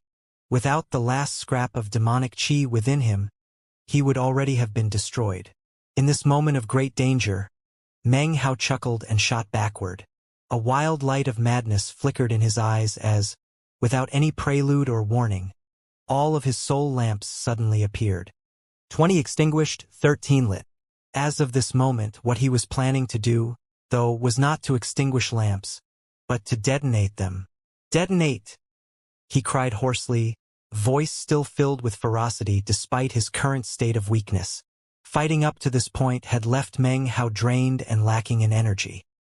He had used virtually every trick he had at his disposal, and although the fighting hadn't lasted for very long, that short period had been one of incredible and shocking bitterness. He had destroyed the Paragon Bridge and the Sunbow. All of his various divine abilities had been defeated. He had combined his hexing magics, unleashed the Seal the Heavens incantation, and by now all of those magics had faded away. He had even detonated the mountain and sea realm. Those actions had blocked his opponents again and again, allowing the butterfly to proceed into the black hole toward the green coffin. In fact, the butterfly had almost passed the point of no return. Therefore, how could Meng Hao possibly let all his hard work be for nothing? He wasn't even sure what name this cold woman went by, but he did know that he would die before he let her get past him. As his voice echoed out, all of his extinguished soul lamps exploded into a hail of rubble. Detonating soul lamps was similar to detonating one's cultivation base. The massive force turned into an attack that swept toward the cold woman to block her path. Her face fell and, gritting her teeth, she unleashed the coldness within her to form layer upon layer of blue ice. As soon as they appeared, she instantly sent them shooting forward toward the destructive power sent out by the 20 exploding soul lamps. Boom! The entire area had already been thrown into chaos because of the detonation of the mountain and sea realm. Now, the power of the exploding soul lamps, when it slammed into the ice attack of the cold woman, caused a massive boom to echo out in all directions. The ice shattered, and blood sprayed out of the woman's mouth. However, she was strong enough to slough off the power of Meng Hao's exploding soul lamps, and once again advanced aggressively. "I'm not done," Meng Hao said. "You're not getting past me." His vision was swimming, but his mouth was twisted by a strange laughing crying smile, and his eyes burned with a soul fire that seemed to reflect the mysterious, blue-violet flames of his other 13 soul lamps. Detonate! As soon as he opened his mouth, his burning soul lamps began to explode. The first lamp, second, third, fourth, all the way to the sixth soul lamp successively exploded. These unextinguished soul lamps unleashed even more shocking power than the others, even more chaos, even more madness. Furthermore, their destruction was profoundly damaging to Meng Hao. And yet, he didn't care. By this point, the only thing he cared about was the mountain and sea realm butterfly. Boom! The cold woman's face fell, and then blood sprayed out of her mouth. Her hands flashed with numerous incantation gestures. Divine abilities and magical techniques swept about in all directions to counter the detonation of Meng Hao's soul lamps. The seventh soul lamp, the eighth, and then the ninth exploded. As the explosions went on, black blood oozed out of Meng Hao's mouth, and also from his ears, nose, and mouth. By this point, his internal organs were shattered, and his life force was destroyed. He only had a sliver of demonic chi left, and yet, he forced his eyes to remain open. Until the mountain and sea realm and the butterfly are safe, how could I possibly close my eyes? Meng Hao spit out some blood and then started laughing. Booms rang out as the 10th, 11th, and 12th soul lamps exploded. The cold woman roared in rage as her path was continuously blocked, and yet she could do little more than watch as the butterfly disappeared into the black hole. Soon it would pass the point of no return, a point where no one could reach in and take it out. The foundation of the Immortal must be cut off, the woman screamed.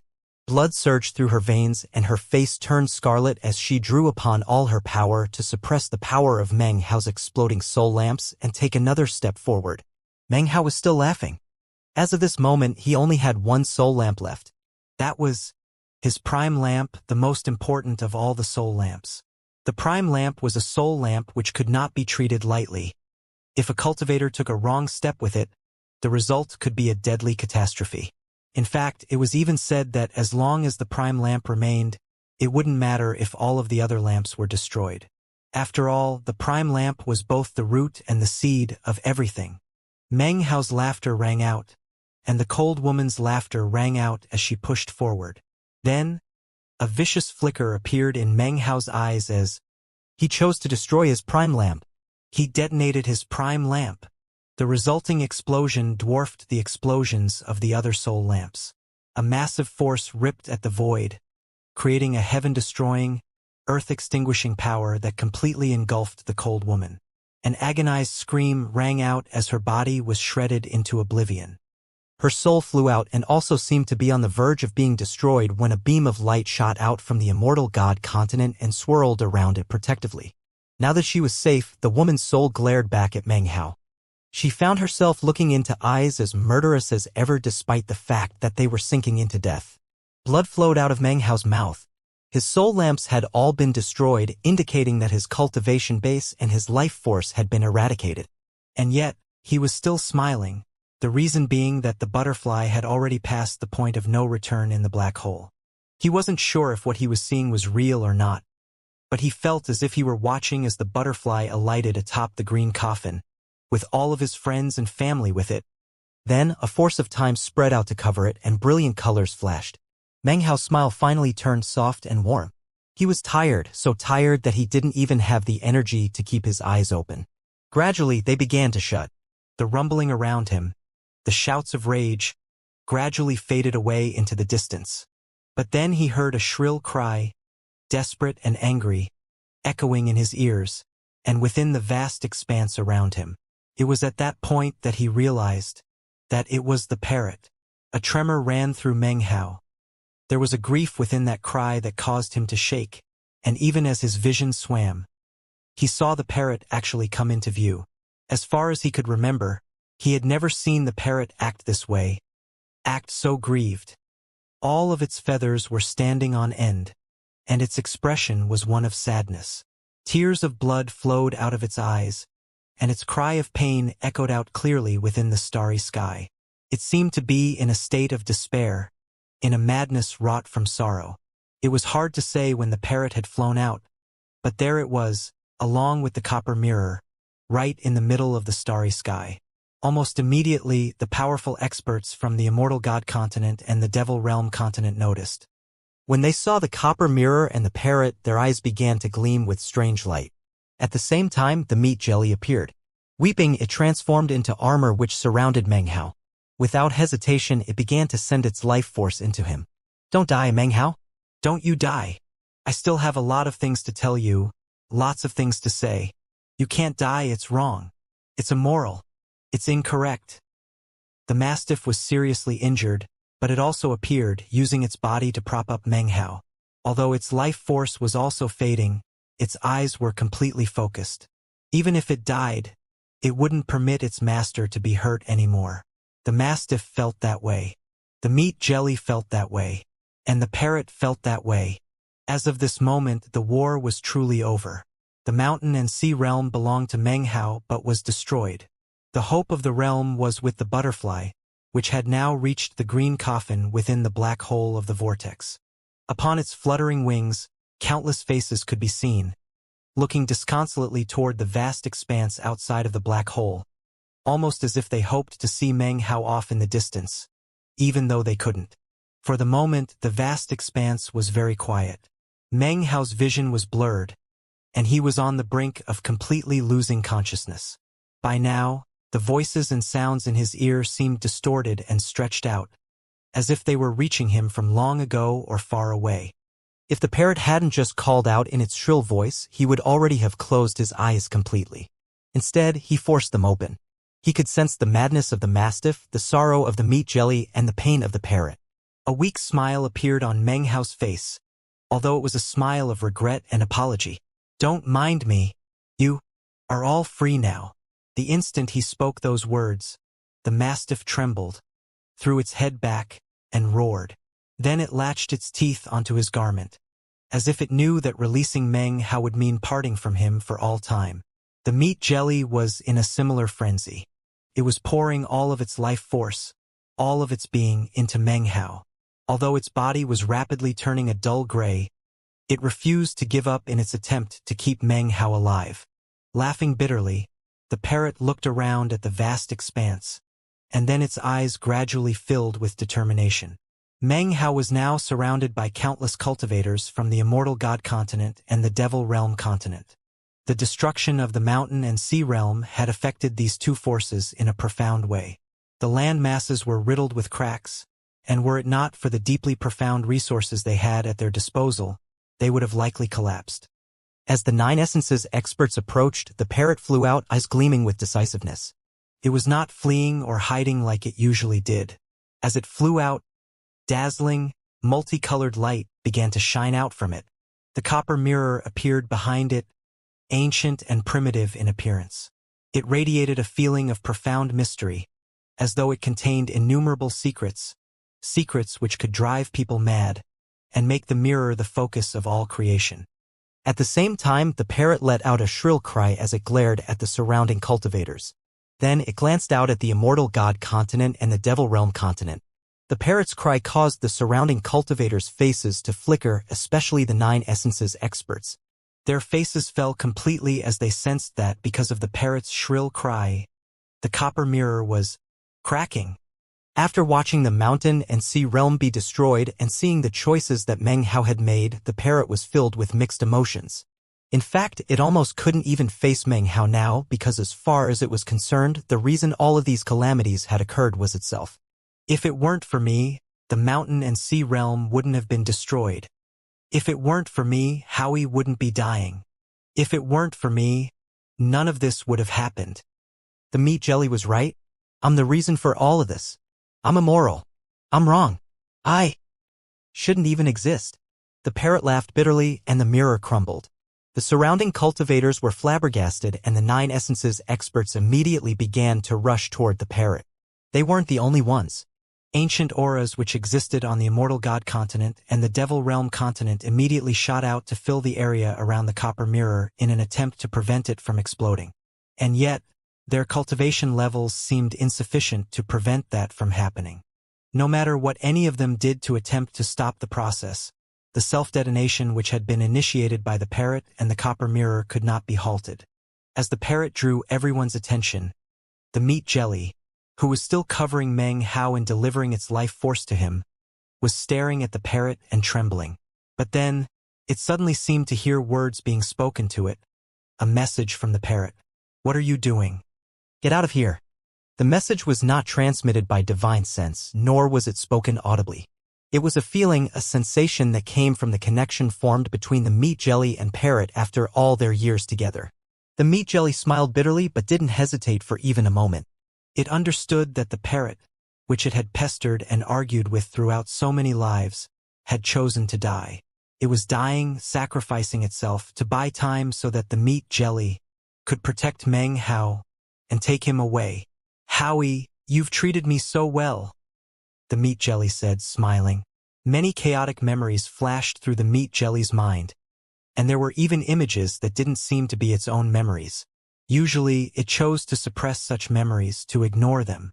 It preferred to mindlessly argue with the parrot, to chatter endlessly at Meng Hao, to haughtily act like it was ancient and wise. But right now, after seeing the decision being made by the parrot, the meat jelly smiled and unleashed a warm and gentle light. As the light spread out, it transformed into a shocking power of teleportation. Astonishingly, it was drawing upon its full life force to summon an incredibly powerful teleportation magic. It was a teleportation that would whisk Meng Hao away safely, but the price to be paid was the meat jelly's life itself. It was the type of teleportation that the meat jelly would normally never even think to utilize. But right now, with Meng Hao hovering on the verge of death, and the parrot having made its choice, the meat jelly had made its choice, completely willingly. A tremor ran through Meng Hao. He was now wavering back and forth between unconsciousness and lucidity.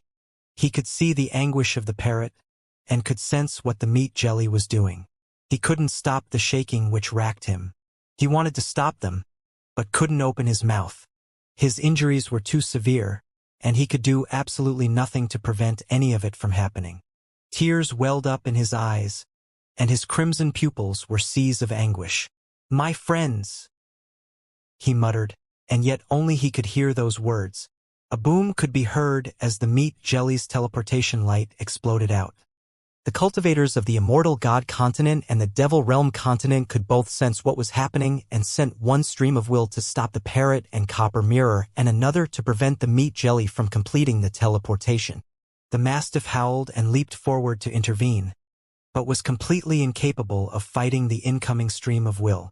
Blood sprayed out of its mouth, and it was sent tumbling back. And yet, it tenaciously stuck by Meng Hao's side to protect him. As for the stream of will, its target was the meat jelly.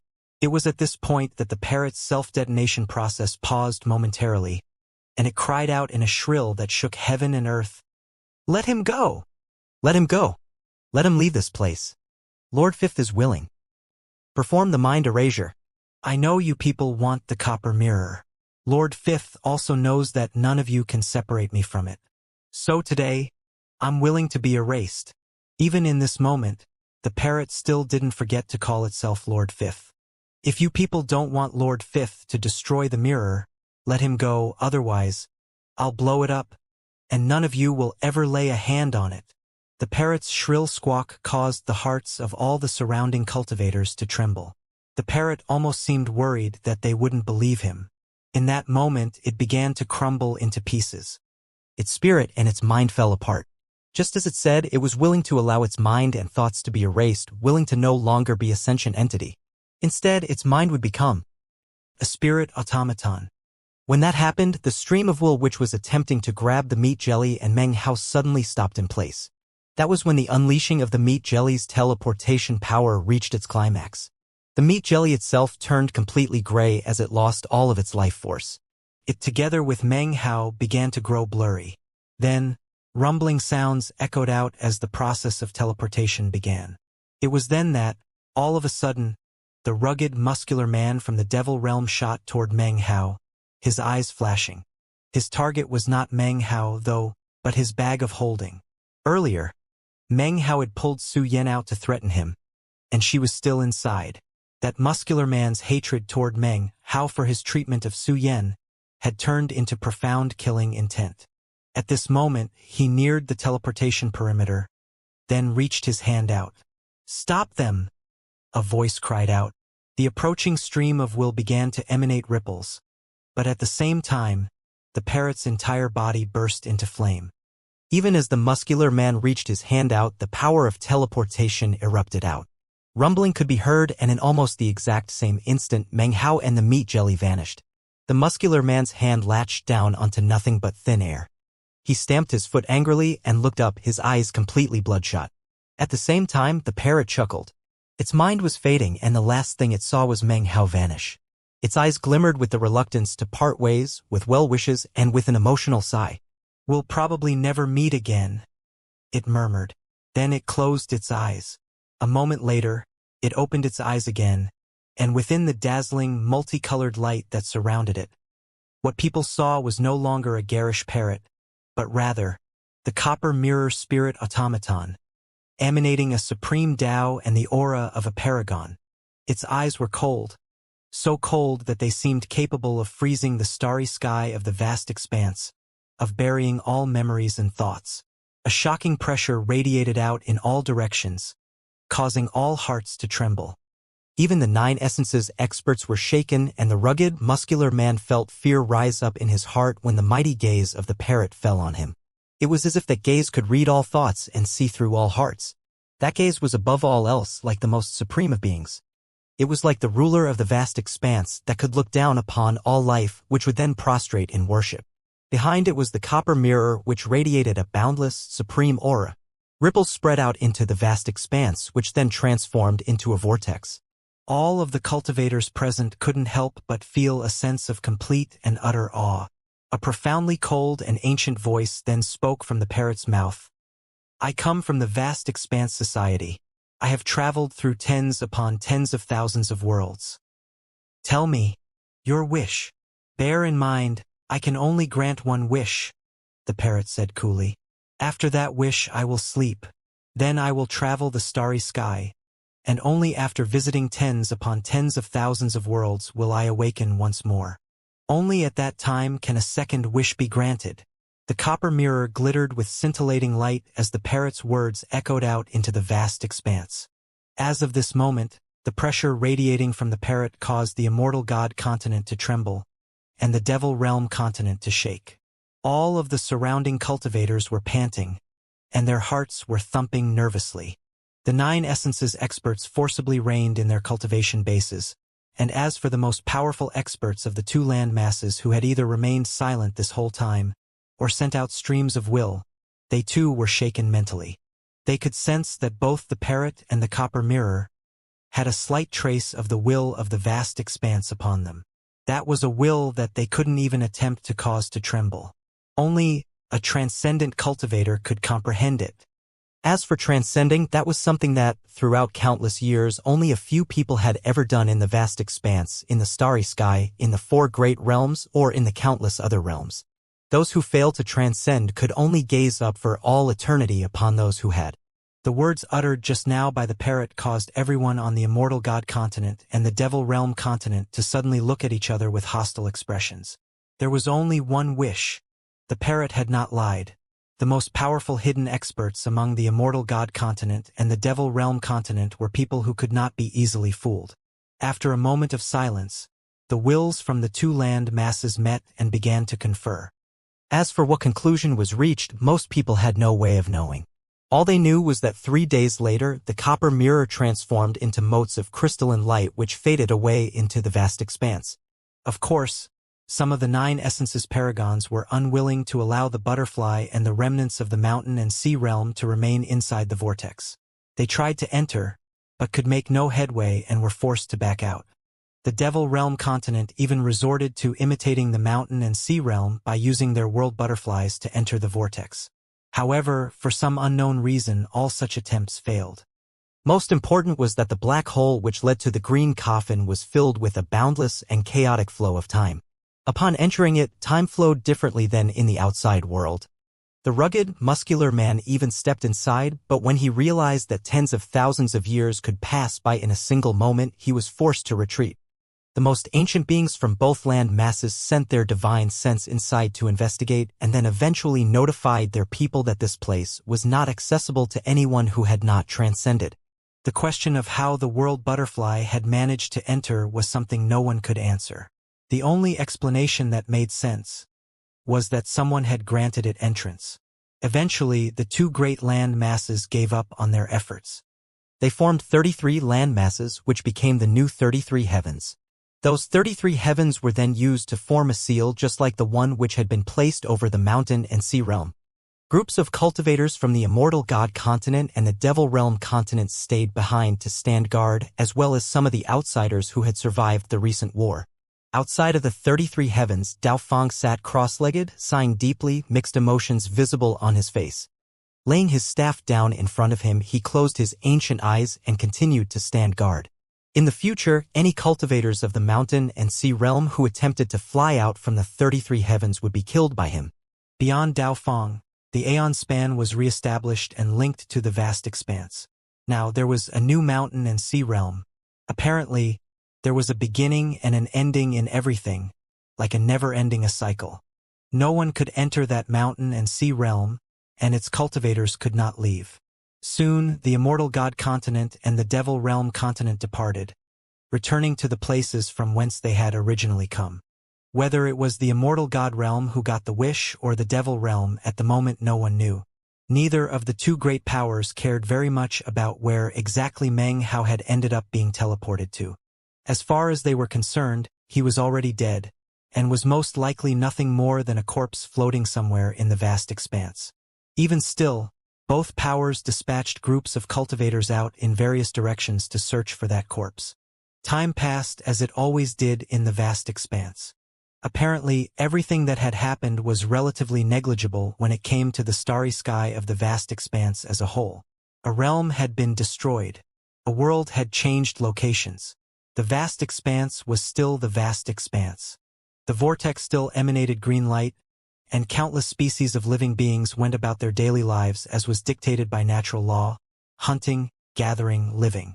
The Immortal God continent and the Devil Realm continent were as domineering as ever. From the look of things, the disappearance of one person really wouldn't change the course of all existence. 10 years passed, 100, 1,000. Time flowed like water, and the result was that many people forgot what had occurred in the past. In the 33 heavens outside of the green coffin vortex, successive generations of cultivators never learned about that ancient person named Meng Hao. They forgot about the world which had been destroyed, and they forgot about the various events which had taken place. All they remembered was that they were to stand guard and that there was a butterfly inside of the vortex. Many people took to calling that butterfly the mountain and sea butterfly. There were some who would sigh as they recalled the events that had occurred 1,000 years before. One of them was Dao Fang. He would wake up occasionally, and when he did, he would either look down at the butterfly in the green coffin vortex or look up at the vast expanse.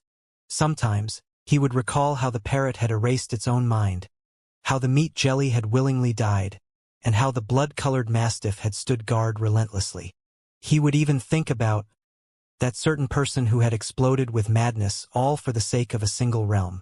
Within the green coffin vortex was a green coffin, upon which was a peaceful and calm butterfly. 2 land masses existed inside that butterfly, as well as a statue of man who was the subject of constant worship. Our realm is called the Mountain and Sea Realm. It was not uncommon for words like this to be heard in those 2 land masses when people explained the name of the realm in which they lived. Many years ago, the Mountain and Sea Realm was known as the Paragon Immortal Realm, which ruled over 3,000 lower realms. The first catastrophe which struck was tens upon tens of thousands of years in the past. Back then, the 3,000 lower realms rebelled and helped 2 powerful outside forces to invade.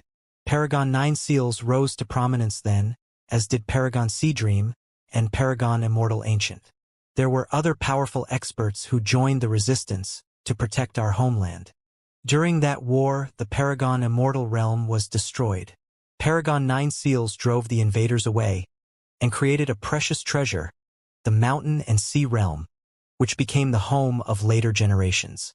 That was the first war which was fought. The second war occurred 1,000 years ago. The 2 powerful forces which had destroyed the Paragon Immortal Realm returned. Of the original force of 3,000 rebel realms, only 33 remained, which were the 33 heavens. They were the ones who started the Second War. During that war, Paragon Shui Donglio's terrifying strategy was revealed, which bought the realm a chance at survival. During that war, Paragon C Dream sacrificed her life to find the direction we needed to travel in. Most importantly, during the fighting, our greatest Paragon, Paragon Meng Hao, rose to the highest heights. He acquired Shui Donglio's legacy, the most consummate of legacies. He became the Lord of the Mountain and Sea Realm, and he led us as we fought our way to freedom.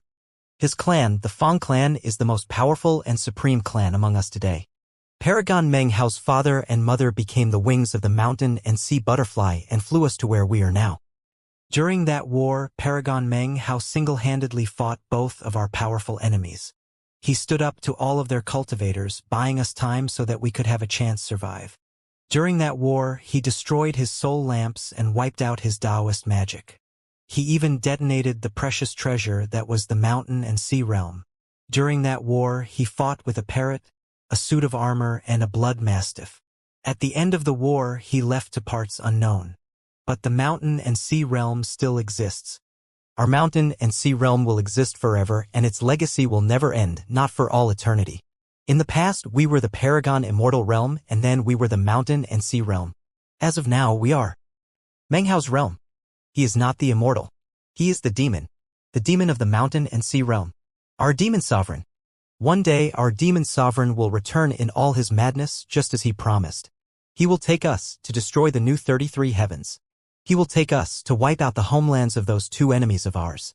He will take us to get revenge, even if that means toppling the entire starry sky of the vast expanse. Revenge. Revenge. Revenge. Throughout the years, that was how the children of cultivators in the world of the butterfly educated their children.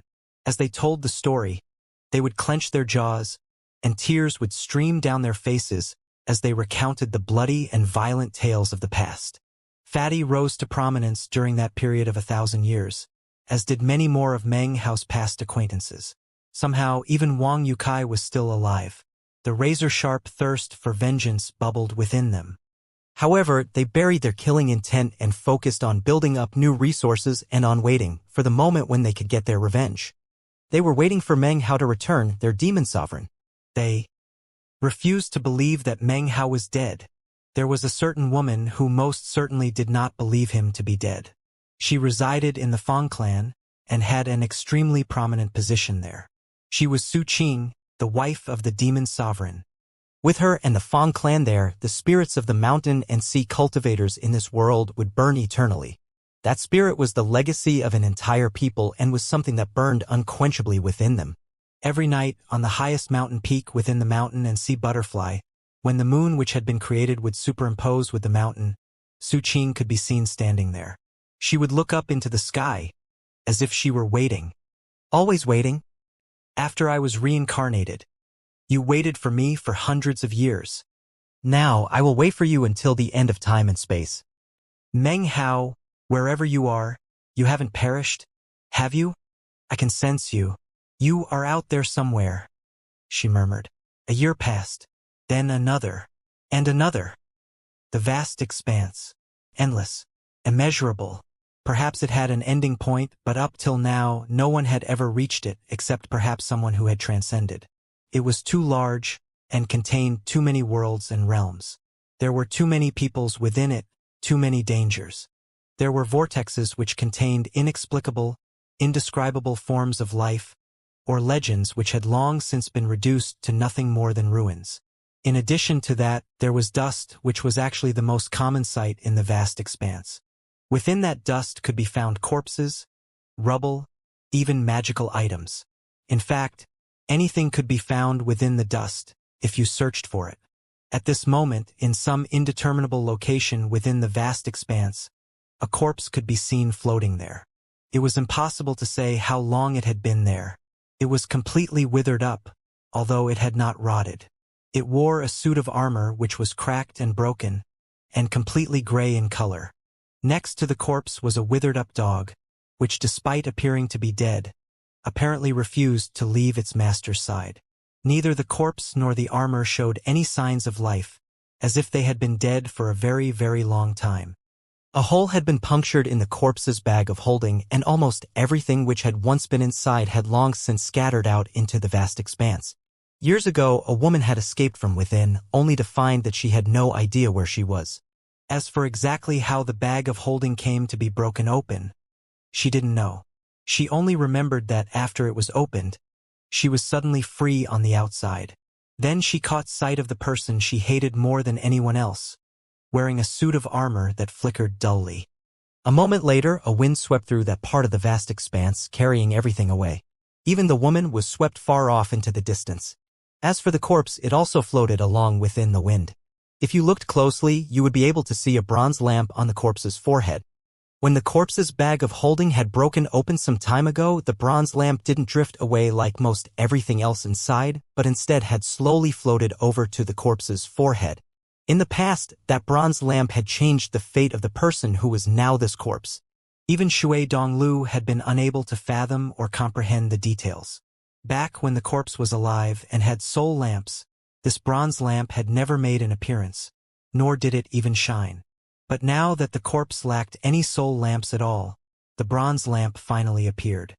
Long ago, the person whose corpse this was had actually speculated that this lamp, which had changed his fate, which he had taken from an immortal ancient Taoist rite temple, was possibly a soul lamp belonging to some unknown individual.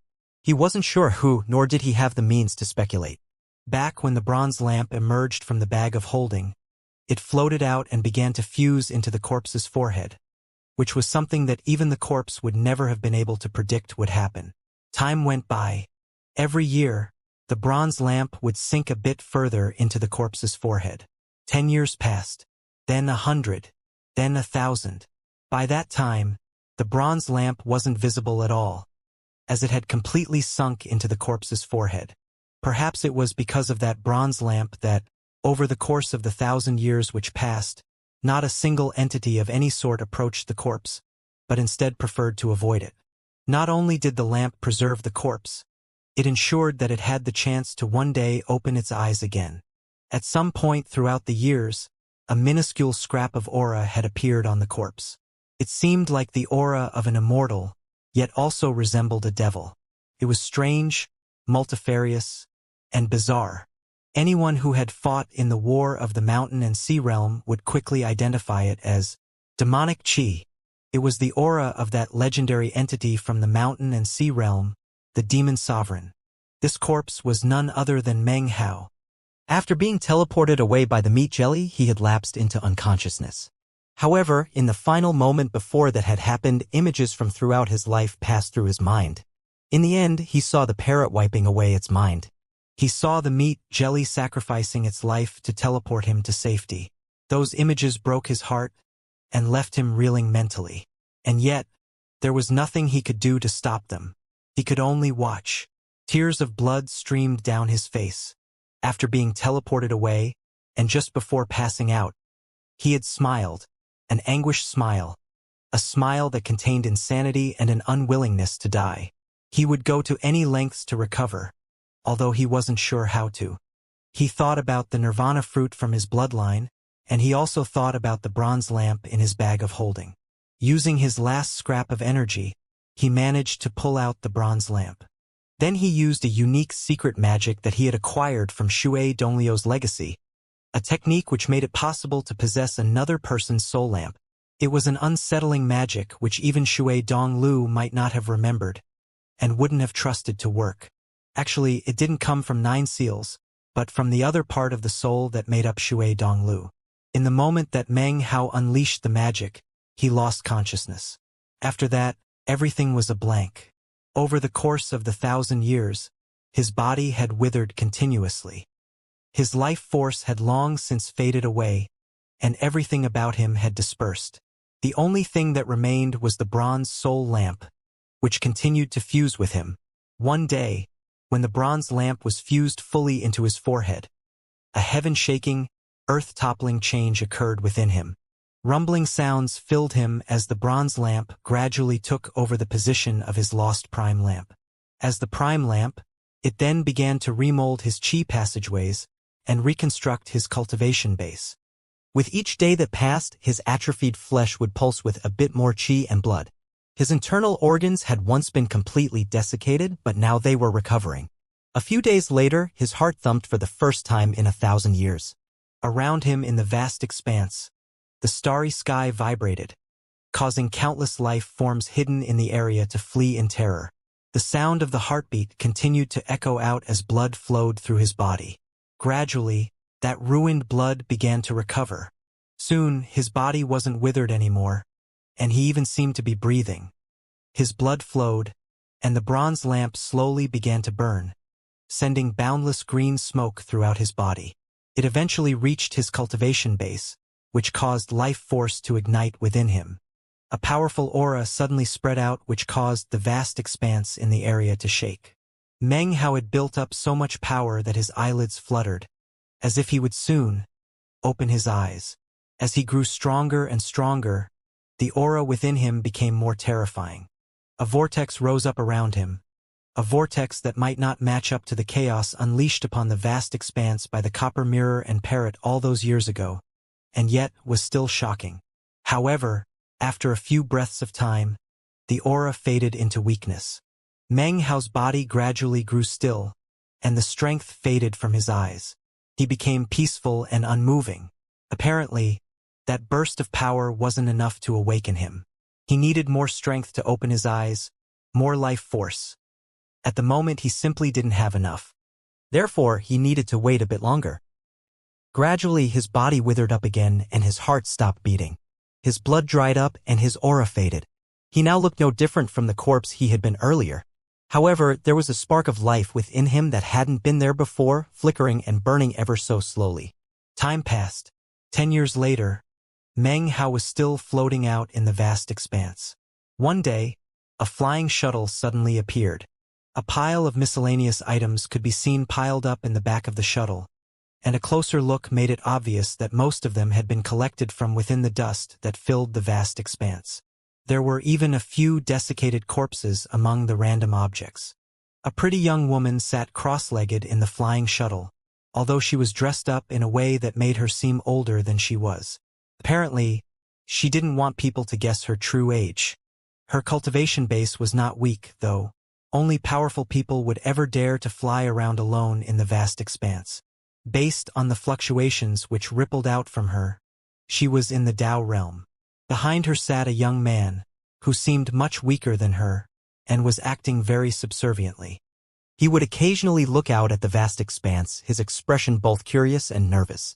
Eventually, his expression became one of distracted curiosity. When the young woman soon noticed, she immediately began to reprimand him. "Don't forget this time," she said sternly. "When we get there, you have to act tough. Put on a good show and don't make any mistakes with your story. Remember, you are the heir of the Yun clan.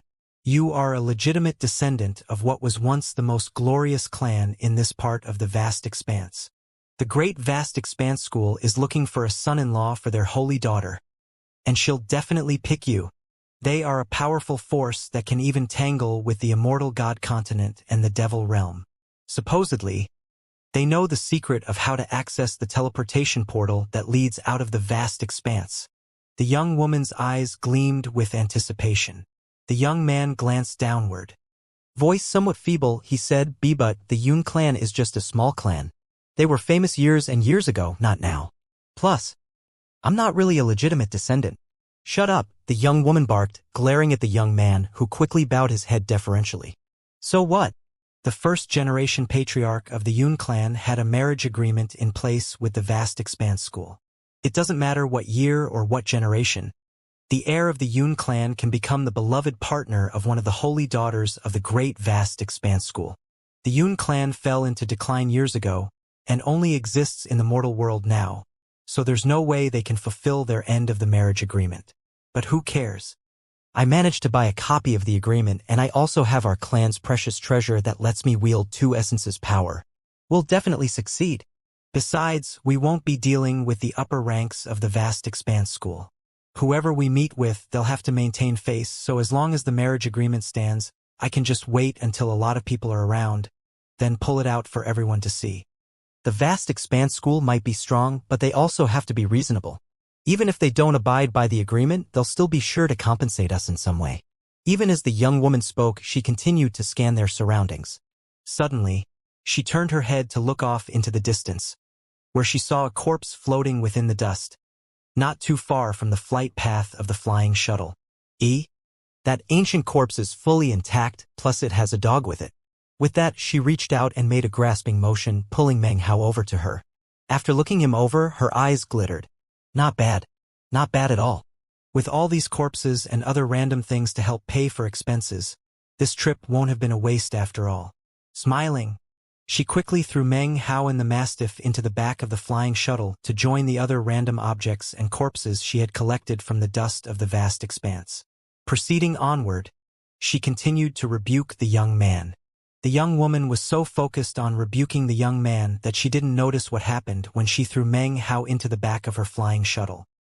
His eyelids twitched, although he didn't quite yet have the strength to open his eyes. Furthermore, the young woman didn't notice that after Meng Hao landed in the back of the flying shuttle, various tiny vortexes opened up around him.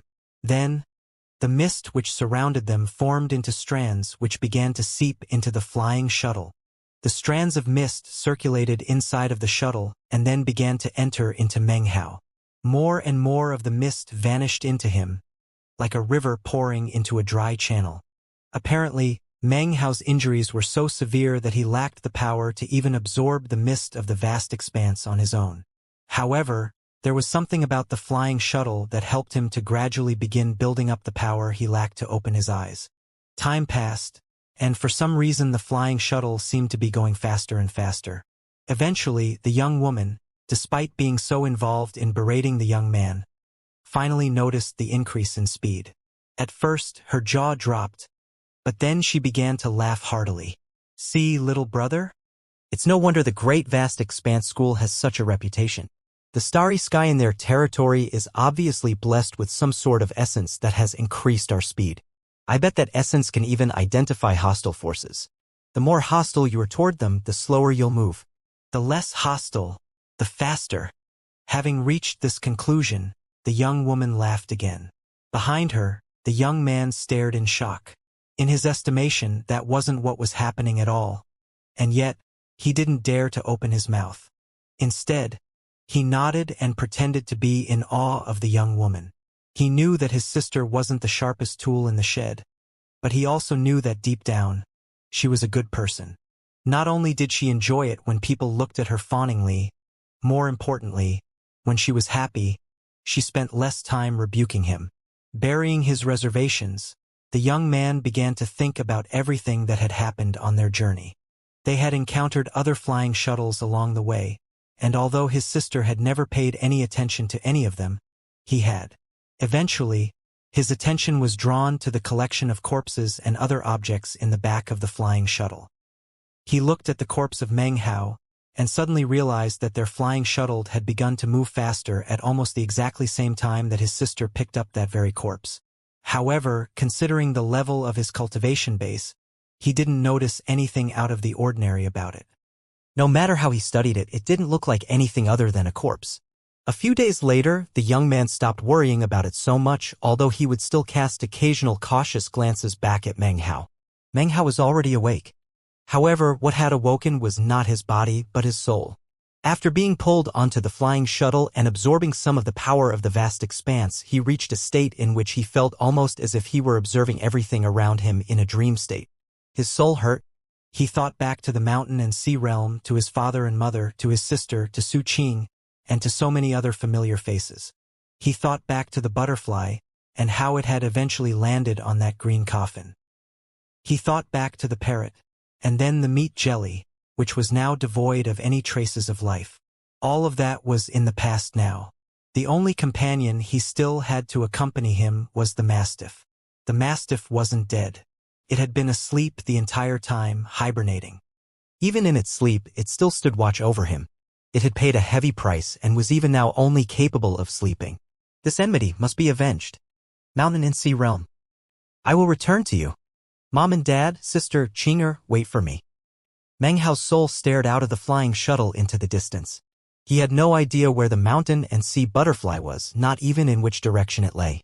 He could only trust his feelings to guess where it might be. The pain he felt was something which would not subside, and had already changed him. He was colder now, and more silent.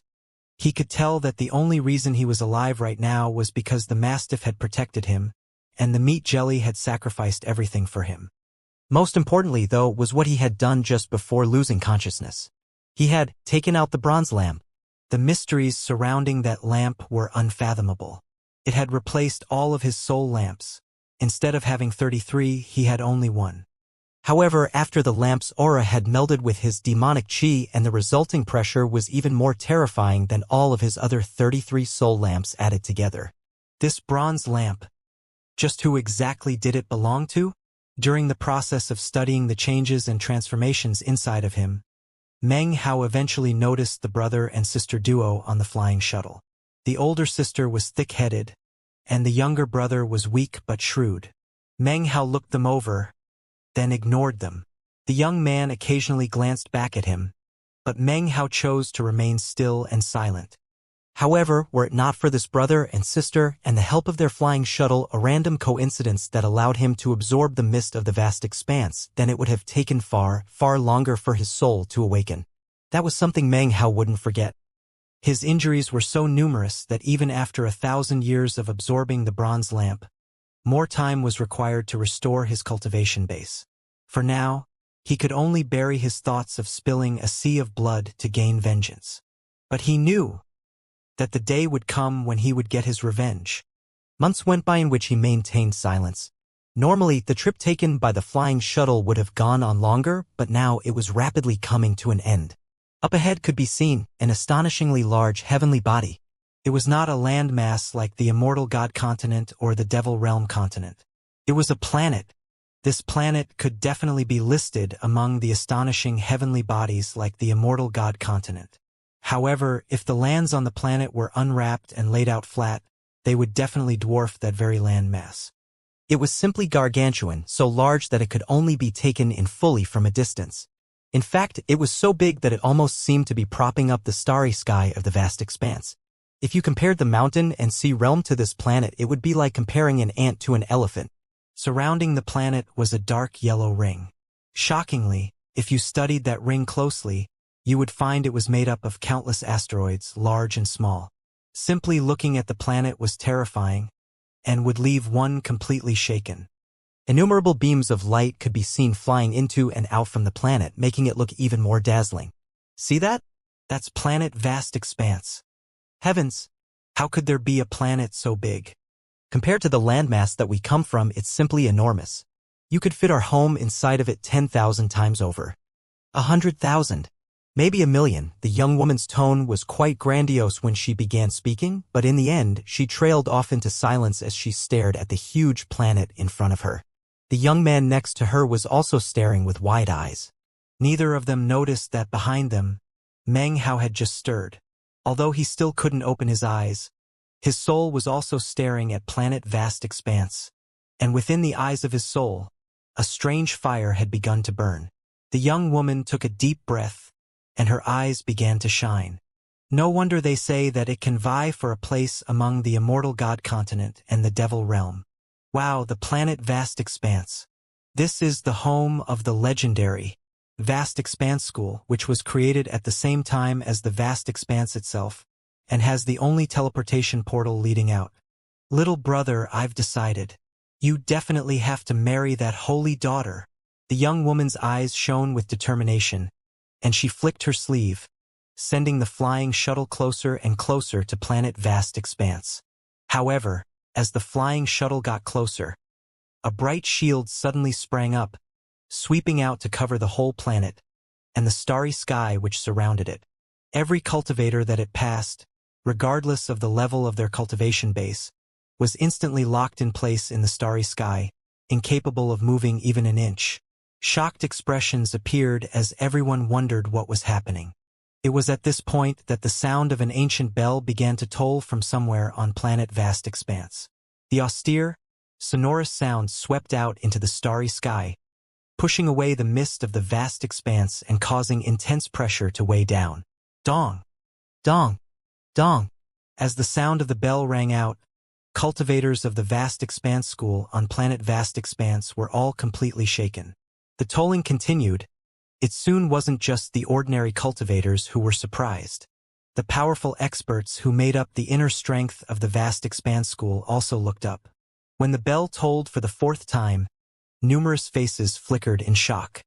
By the 6th toll of the bell, there were 8 essences paragons who began to fly out toward the starry sky surrounding the planet. However, even as they were flying out, the 7th tolling of the bell could be heard. Somewhere on planet Vast Expanse, in a sprawling temple, an old man suddenly opened his eyes, and the aura of a 9 essences paragon erupted out from him. He instantly stepped out into the starry sky, followed by more powerful experts from planet Vast Expanse.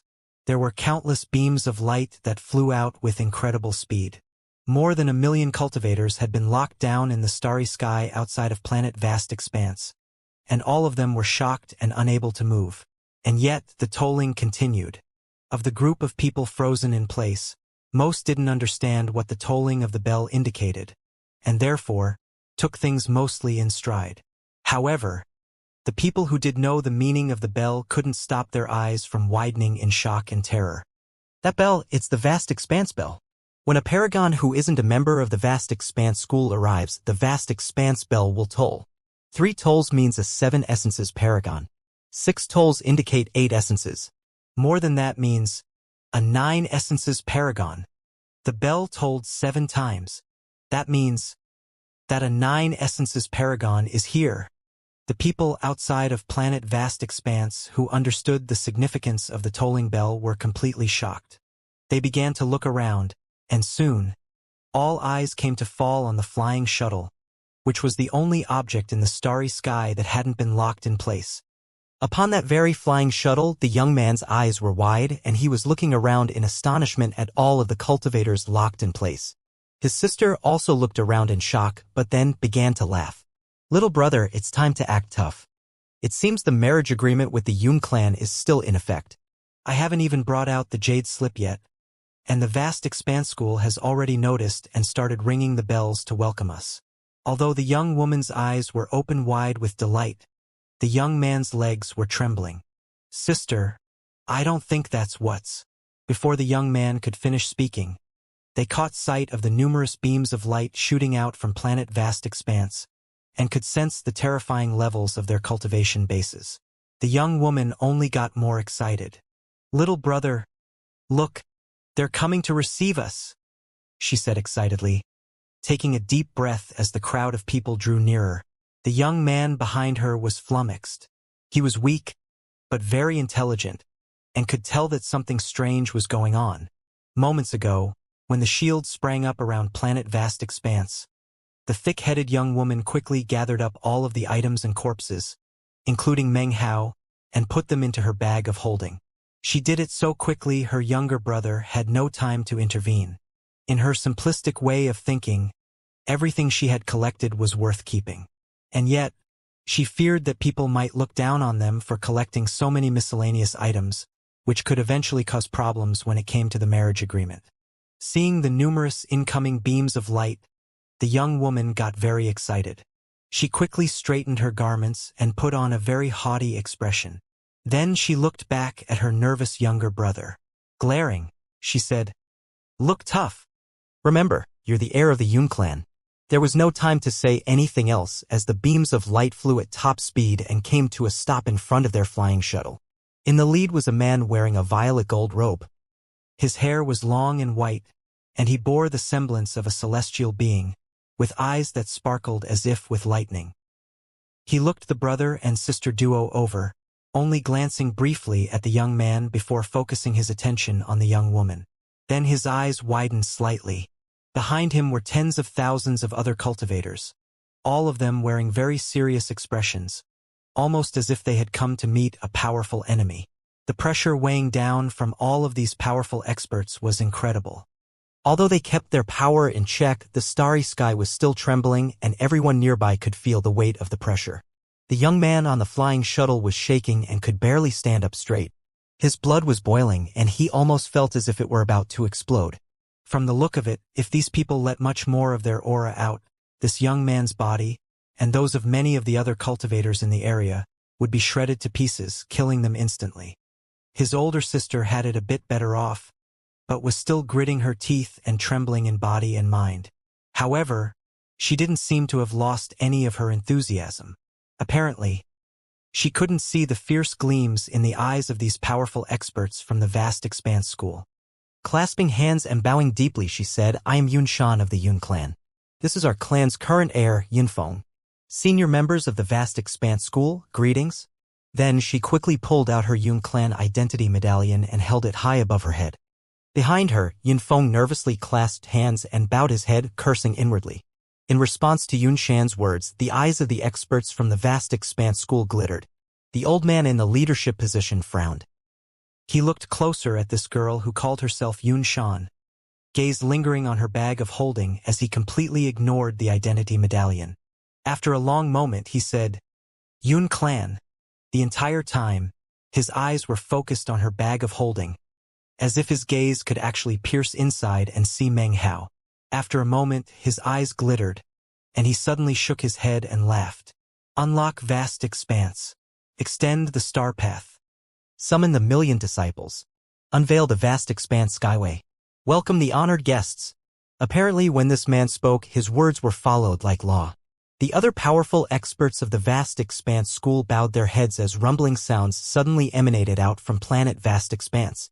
Shockingly, two giants appeared, who bore glittering starlight on their shoulders as they strode forth. In turn, that light began to form into a pathway. At the same time, numerous beams of light appeared behind the giants. Astonishingly, 1,000,000 cultivators appeared, all of whom wore the uniforms of vast expanse disciples. They fanned out to stand on either side of the path of stars, and as they did, a skyway formed, lined by 1,000,000 disciples. All of the rogue cultivators out in the starry sky stared with wide eyes. There were some among them who weren't aware of the significance of the bell tolling 7 times. But everyone knew what it meant when planet vast expanse was unlocked in such a way, with starlight-bearing giants emerging and 1,000,000 disciples forming a road. That's the vast expanse school's most prestigious welcoming ceremony. It's been years since the vast expanse school did this. Just where exactly did that brother and sister team come from? 1,000,000 disciples forming a road. The vast expanse school would only hold this ceremony for someone incredibly extraordinary. Everyone was completely shaken. "Please, after you," said the man in the violet gold robe, flicking his sleeve and stepping aside. He smiled lightly as he spoke, but his eyes were glued on Yun Shan's bag of holding.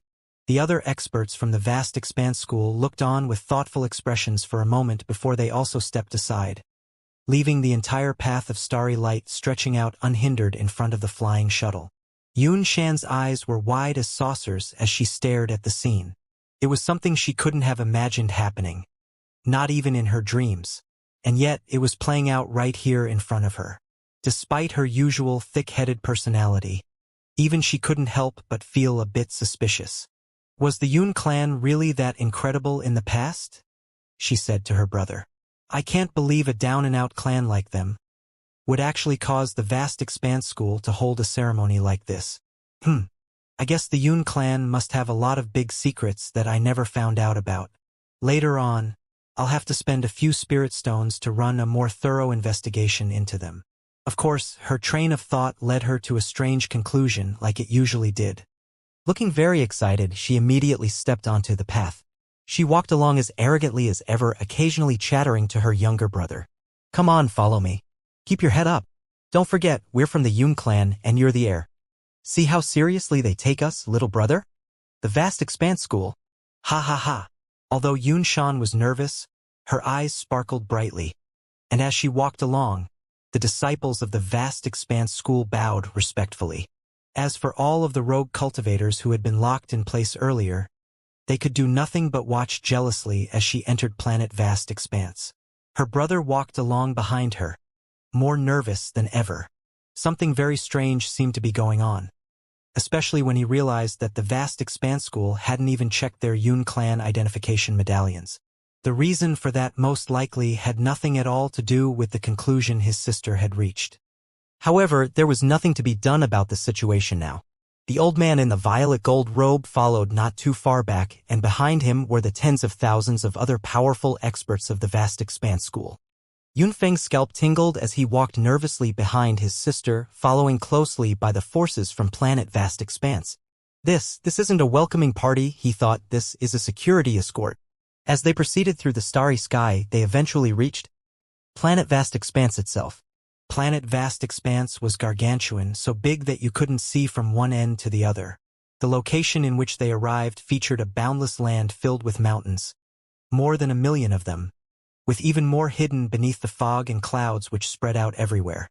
There were towering palaces which rose up from the peaks of the mountains, giving the entire place the feeling of a majestic, preeminent sect. Chain bridges connected the 1,000,000 mountain peaks, making it easy to see the borders of what was apparently the preeminent Vast Expanse school. As soon as Yun Shan and Yun Feng entered the planet, they saw the 1,000,000 mountains and their minds began to spin. Off to the side, the old man in the violet gold robe smiled and began to explain. There are many cultivator clans on planet Vast Expanse, but when it comes to sex, there is only the Vast Expanse school. In fact, all of those other clans exist only because of the Vast Expanse school. The Vast Expanse school is the very foundation of planet Vast Expanse, and we have 8 temple complexes, with the complex you are looking at now being the 8th. As for the lands of our sect, everything under the sky belongs to us. However, the true sect is inside of planet Vast Expanse. Actually, the planet is hollow and furthermore, is even larger on the inside than it is on the outside.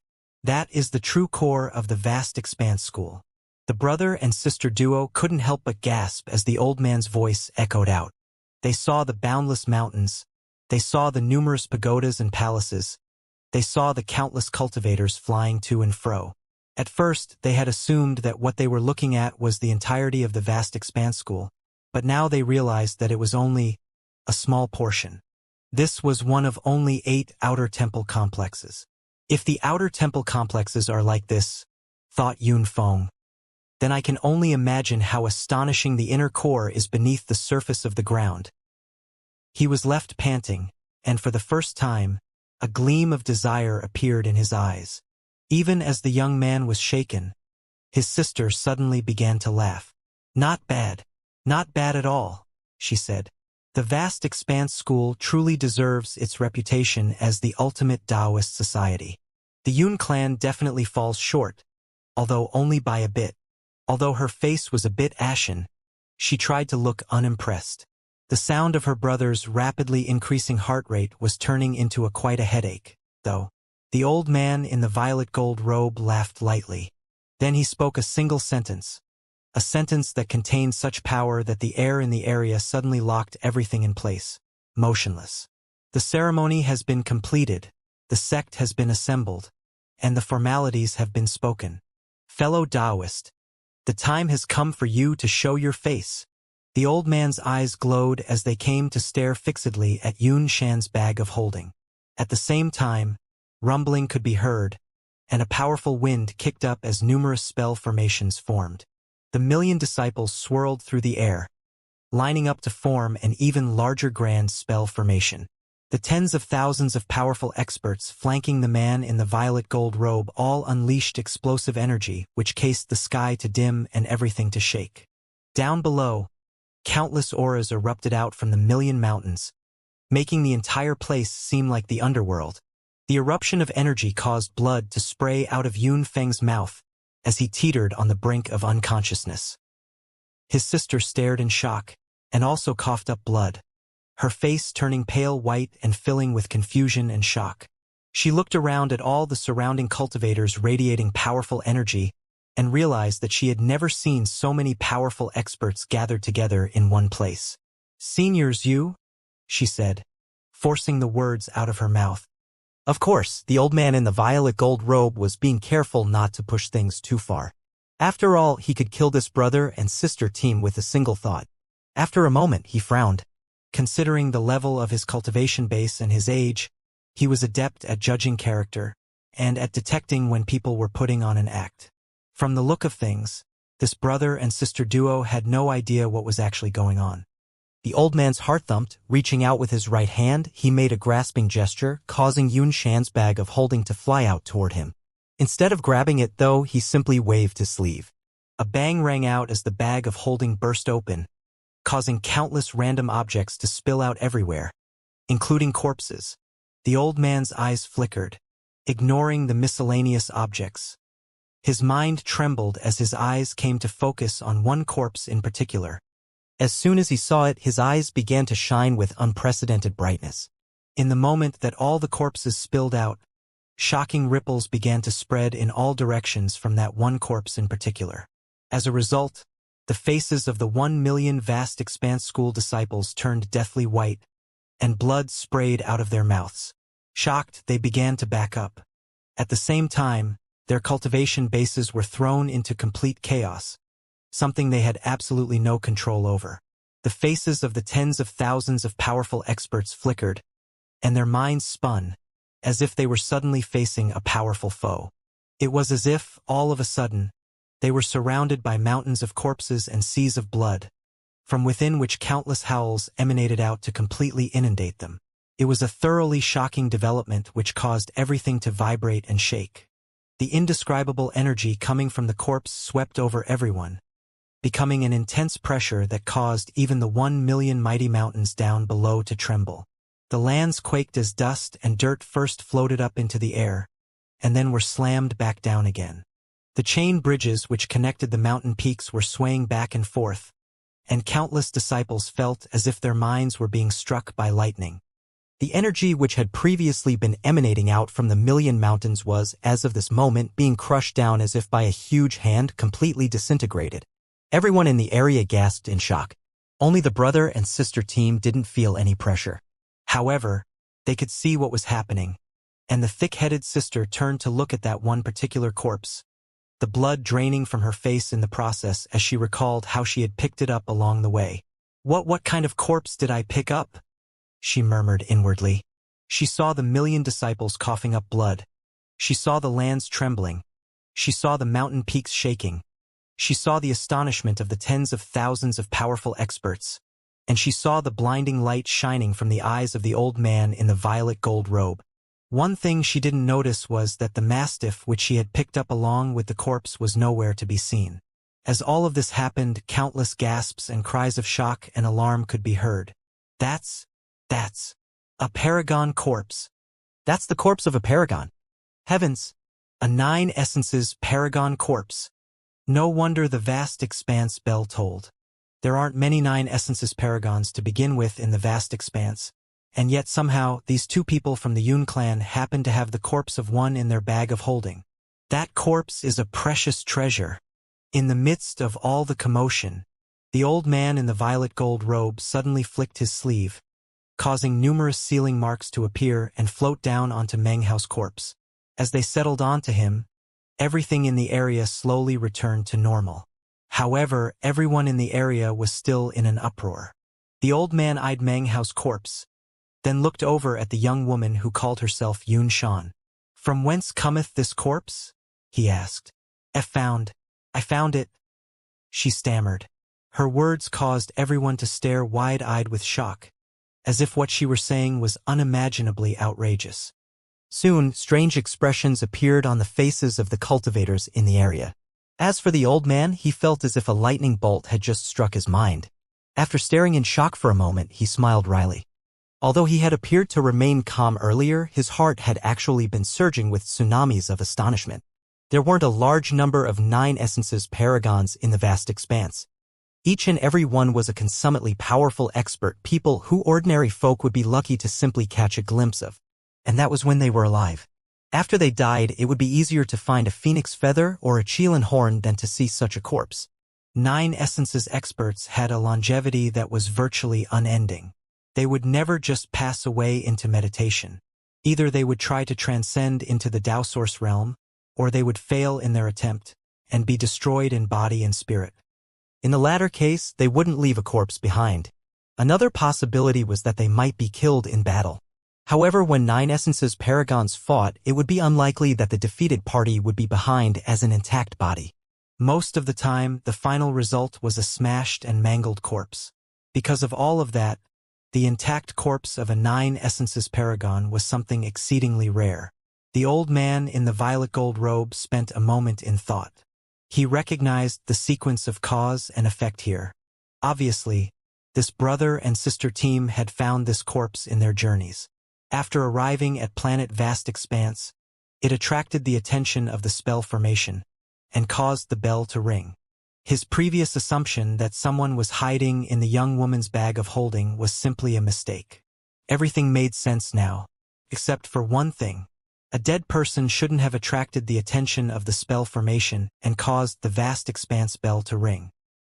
He still has a bit of life force left in him, he thought. He must have been in a bitter fight, then somehow managed to flee at a critical moment. He was so severely injured that his soul nearly dispersed. He's likely in a state of recovery which will last for thousands of years. A flicker of greed appeared in the old man's eyes. Smiling, he reached out his hand to take the corpse. As for the brother and sister duo, he couldn't care less about them. But then, he frowned as he noticed something on the corpse. Karma threads. He thought, well, that makes things a bit troublesome. His soul is mostly dispersed, but he still has some connections to this brother and sister, some bit of gratitude linking them together. As the old man considered what to do, everyone else in the crowd looked on with strange gleams in their eyes. No one seemed to be paying attention to the brother and sister. Yunshan was trembling.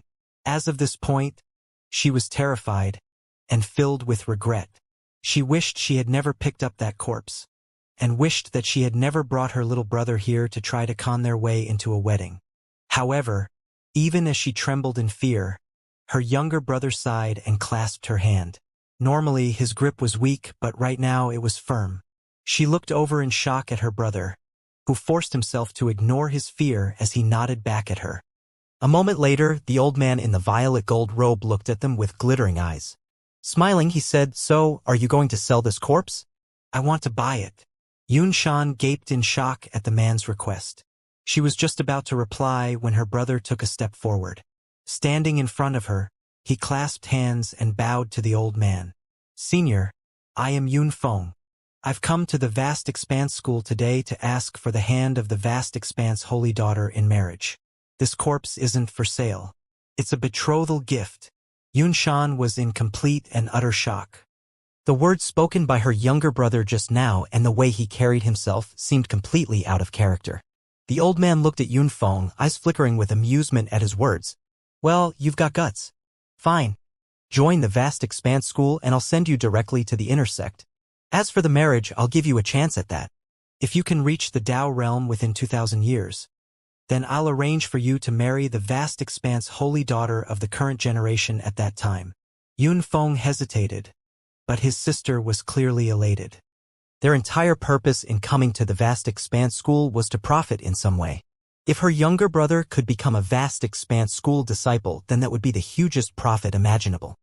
She was just about to step in and accept when her brother said, "What about my sister?" "Her cultivation base isn't bad," the old man replied immediately, "but her foundation is already solidified, making it impossible for her to cultivate the magic of the Vast Expanse School. However, inner sect disciples can recruit attendants. Just have your sister be one of your attendants." As the old man finished speaking, he studied Meng Hao's corpse and saw that the karma threads connected it to the brother and sister team had unraveled, indicating that the debt connecting them had been resolved. The old man swished his sleeve, collecting up Meng Hao's corpse and carrying him off into the distance. The rest of the cultivators also departed, the images of what they had just seen still playing out in their minds. Soon, a few disciples approached Yunshan and Yun Feng to begin the formalities of accepting them into the Vast Expanse School. As they walked along, the young man looked around, somewhat in a daze. On the other hand, his sister couldn't look any more happy. As far as she was concerned, they had struck a gold mine. She glanced over at her younger brother, and her eyes gleamed with praise and anticipation.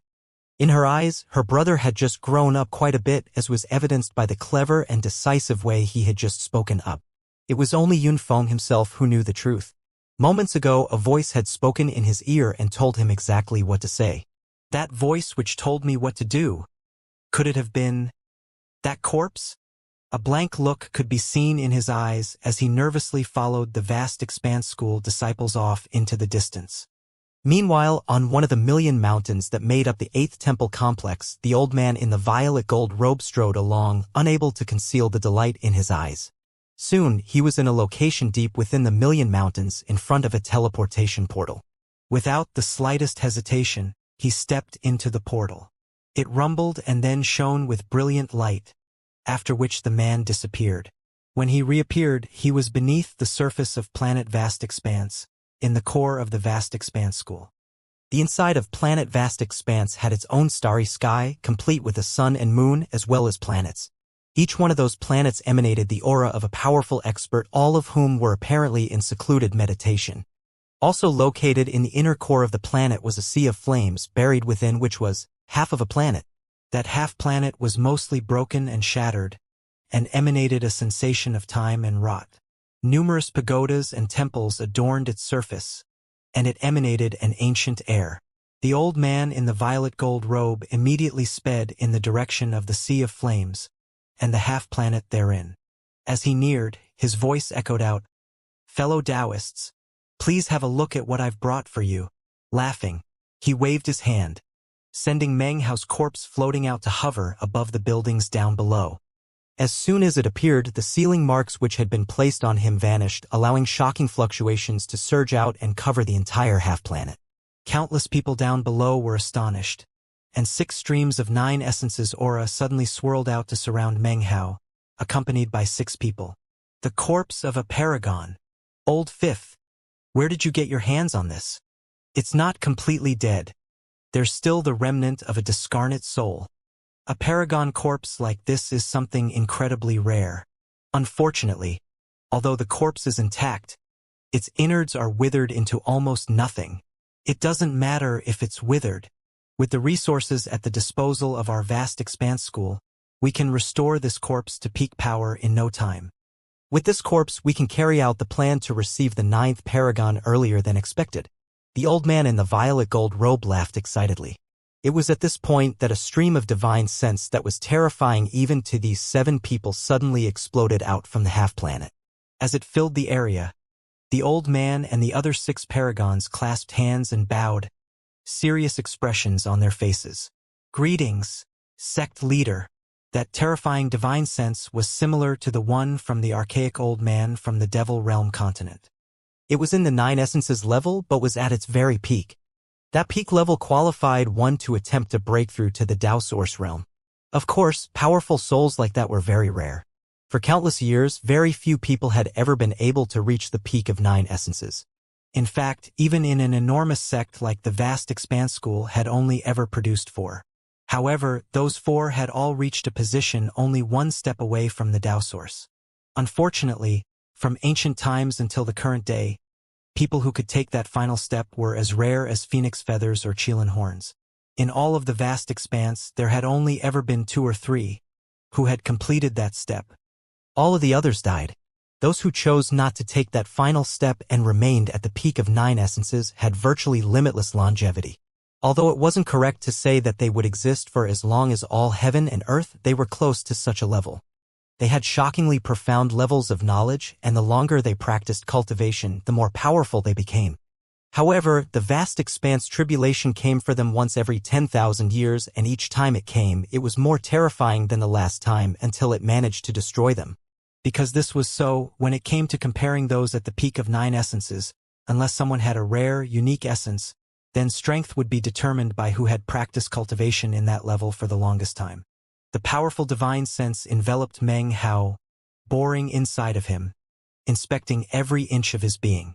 The other 7 paragons remained off to the side, somber expressions on their faces. After enough time passed for half an incense stick to burn, it slowly retracted, and then an ancient voice echoed out. This person received the legacy of a Taoist magic in a previous life, which artificially propelled him to the 9 essences level. However, the result was significant damage that would be difficult to notice upon cursory examination. Even though he is still alive, it would be so difficult for him to make further progress that to do so would require something akin to defying heaven. This person experienced profound sorrow and grief in life, and apparently went through a huge catastrophe. Most likely, he witnessed the destruction of his homeworld. Everyone else died, with him being the sole survivor. Even his narrow escape left him with only a discarnate soul. The level of rancor within him is profound, and his previous obsessions still linger. His mind was strong, and his fleshly body even stronger. He even commands some sort of essence magic that exceeds my comprehension. Very interesting. All of those things are secondary, though. Most interesting of all is his aura. It is neither immortal nor devil, and it differs from the vast expanse. It contains fluctuations the likes of which I have never seen before. Considering everything I have revealed, it is likely that the 7 of you have already guessed who he is. As the ancient voice echoed about, the 7 paragons, including the old man in the violet gold robe, had thoughtful looks on their faces. A moment later, one of their number, a middle-aged cultivator, suddenly spoke, his eyes glittering as he said, 1,000 years ago. The mountain and sea realm. Meng Hao. In response to his words, the eyes of the other paragons flickered. The old man in the violet gold robe looked over at Meng Hao's corpse. Then they began to discuss the matter. It's most likely him. 1,000 years ago, the immortal god continent and the devil realm continent attacked the mountain and sea realm, which was the evolved version of the paragon immortal realm. It is said that the only thing which survived was a world butterfly, which entered the green coffin vortex. A Dao was passed on to Meng Hao, pushing him into the 9 essences level. But then he was seriously wounded, and even as he hovered on the brink of death, he was teleported away. So it's him. Even to this day, the immortal god continent and the devil realm have people searching the vast expanse for him. It doesn't matter. We just want his body. We're not trying to help him awaken. The powerful divine sense once again spread out, and the ancient voice spoke, as cold as ice. Leave him here. Just now, I felt some sort of reaction from the ancestral relic.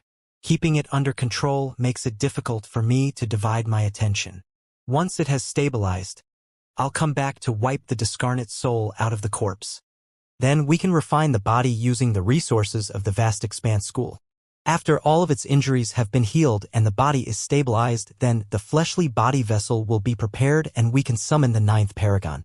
As for the immortal god continent and the devil realm continent, they will never be able to find the corpse in here. Besides, even if they knew about it, would they really be willing to start a war with our vast expanse school? The ancient voice was filled with a domineering air, and even as it began to fade away, the other 7 paragons exchanged glances and then began to laugh. Then, they clasped hands and bowed before returning to their various locations of secluded meditation. Since the sect leader himself said he would handle Meng Hao's corpse, they weren't worried at all about anything unexpected happening.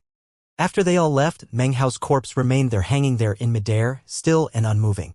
His soul was hidden within the wick of the bronze lamp that rested inside of him. The little bit he had allowed to emanate to the outside just now had been to attract the attention of the paragons of the vast expanse school. He was making a gamble now, gambling that he wouldn't be discovered, that he could use this place to remain concealed from the forces which sought him, and simultaneously restore his cultivation base. He also needed to continue to practice cultivation, and seize an opportunity to step into the Dao Source realm as early as possible. All of those goals were things he hoped to accomplish in the vast expanse school. He would make use of the resources of the vast expanse school to heal his injuries, and perhaps even incite the vast expanse school into a war with the immortal god realm and the devil realm. Even if he couldn't pull off a war, he would still need a place with abundant resources to practice cultivation in the way he desired. Actually, upon awakening, he had little concept of what the vast expanse school was. However, when he was on the flying shuttle, he had found that the closer he got, the more his bronze lamp would tremble and even emanate fluctuations that were complementary to planet vast expanse. At that point, Meng Hao had made his decision. The bronze lamp was mysterious and unfathomable. He wasn't sure exactly where it came from, but he could tell that it definitely had something to do with planet vast expanse. With his soul hidden in the wick of the lamp, the old man in the violet gold robe had been unable to detect his presence. However, the powerful divine sense of the vast expanse school's sect leader left Meng Hao shaken with the threat it posed. That divine sense was able to inspect every aspect of his body, and had even passed over the location of the bronze lamp several times. However, the lamp itself was something that even the terrifying sect leader couldn't detect, which dispelled the lingering feelings of fear Meng Hao had because of the man. A few days later, that same terrifying divine sense exploded out and enveloped Meng Hao. This time, it studied him for an entire hour, examining him in every aspect. It also completely wiped away the soul fragment that Meng Hao had left outside of the bronze lamp. In effect, he was murdering Meng Hao. Were it not for the bronze lamp, then any chance he had of fully awakening would have been forever erased. After the hour passed, the divine sense slowly retracted. Meng Hao's corpse was then gripped by a powerful force which pulled it down toward a wide platform, atop which was an enormous cauldron. It was a medicine cauldron, fully 3,000 meters tall, like a looming mountain. An ever-burning, 7-colored flame roared beneath it, and inside was a sea of medicine. The powerful force which gripped Meng Hao instantly threw him into the middle of the cauldron. As that happened, the old man in the violet gold robes flew over along with the other 6 paragons. They hovered to a stop above the cauldron, then waved their sleeves as they tossed numerous precious medicinal plants inside. In response, the medicinal brew inside began to bubble and boil. "It has begun," said the ancient voice. "The soul is completely wiped away, leaving the body an empty husk. Heal the wounds and restore the body to a state of perfection, and then we can use it."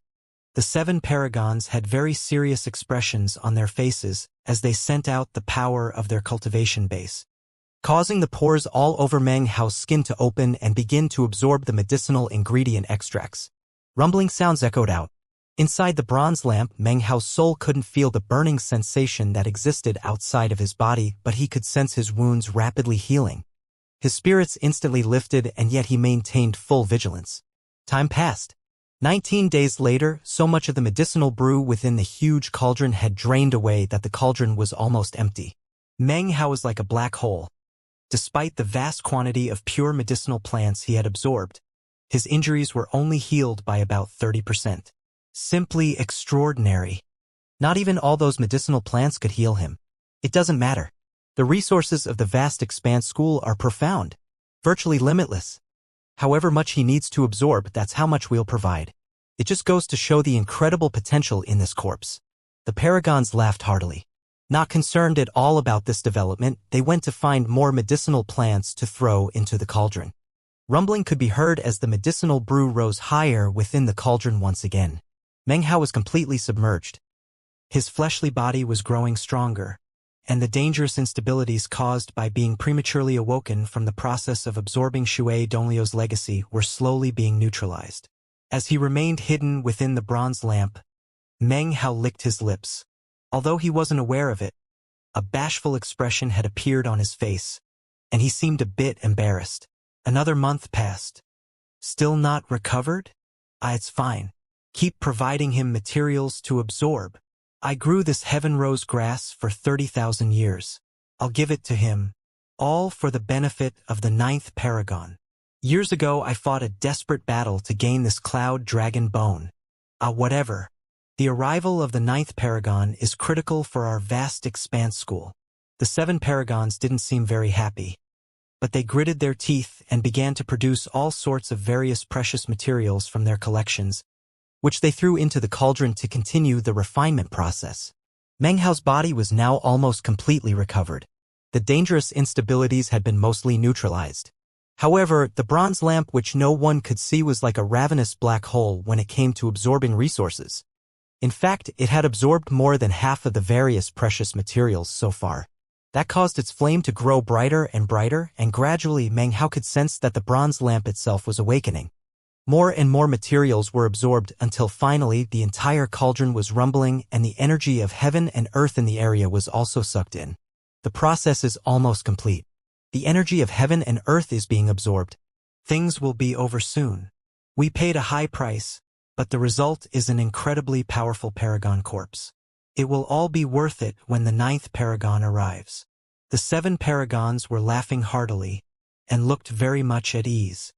In recent days, they had been constantly pouring cultivation-based power into the cauldron.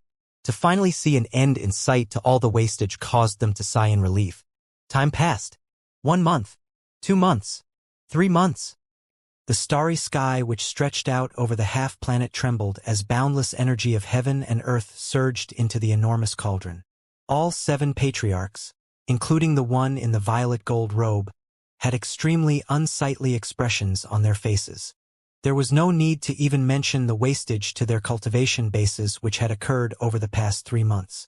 Virtually all of the medicinal plants they possessed had already been thrown into the cauldron, and yet Meng Hao's corpse still hadn't fully recovered. A pit. That's not a corpse inside that cauldron. It's a bottomless pit. Their hearts ached, and yet the sect leader, wherever he was in the depths of the land, hadn't spoken a single word about the matter, so it would be bad form for them to stop. Enduring the pain, they continued. Meng Hao, on the other hand, was more excited than ever. He was like a fish back in water, his injuries fully recovered, the instabilities negated. And yet, he just couldn't bear to let so much energy of heaven and earth go to waste, not to mention all of the legendary medicinal plants, all of which were things that had been extinct in the mountain and sea realm. He was in a constant state of being remolded. His fleshly body was growing stronger, and his cultivation base was rising. The bronze lamp was burning brighter than ever as it absorbed the energy of heaven and earth, and the valuable, precious materials. As it grew stronger, it in turn helped Meng Hao to grow, causing incredible transformations within him as he grew more powerful. As the process continued, Meng Hao's body became more and more suitable to act as the vessel for the bronze lamp.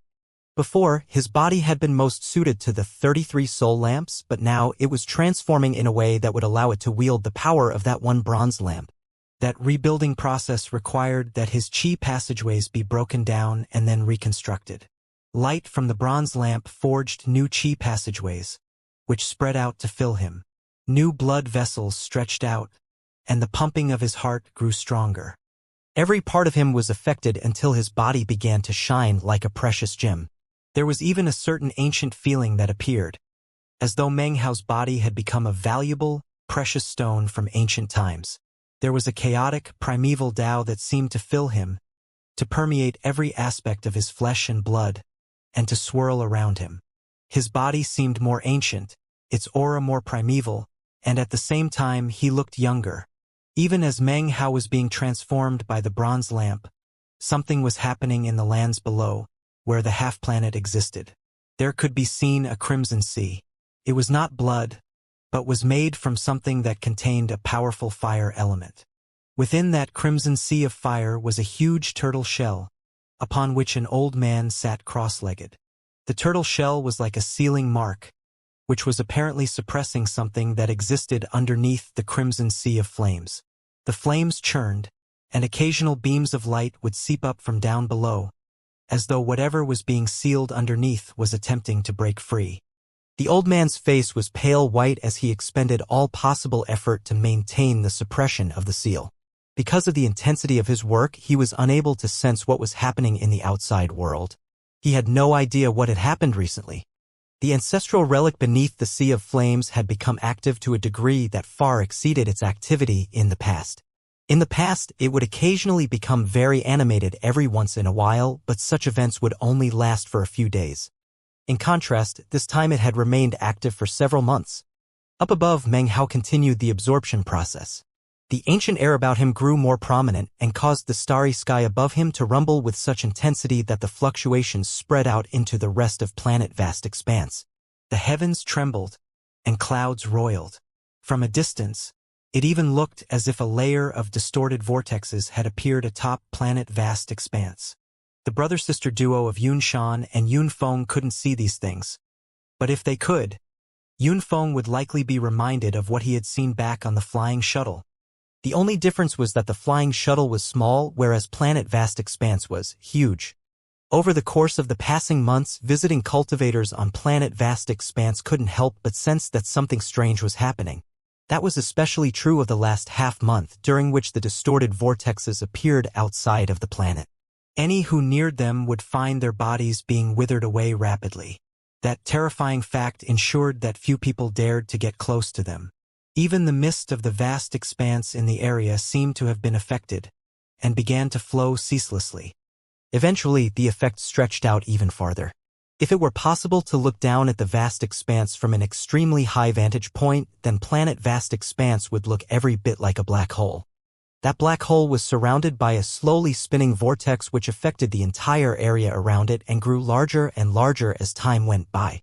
Out in the vast expanse were countless bizarre entities who were now trembling. When they cast their gazes in the direction of planet vast expanse, they could sense that something terrifying was slowly awakening there. Time passed.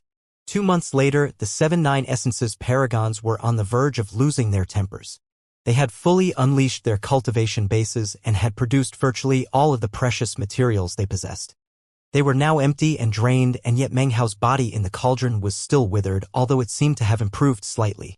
Damn it, what is this thing? How can this corpse absorb such quantities of resources? All of those resources were extremely precious and valuable. How is this even possible? By this point, there's no point in complaining. We need a big burst of energy to restore the corpse. Otherwise, everything else will have been a huge waste. The 7 paragons gritted their teeth helplessly. As the saying goes, if you ride a tiger, it's hard to get off. They produced jade slips and sent various messages.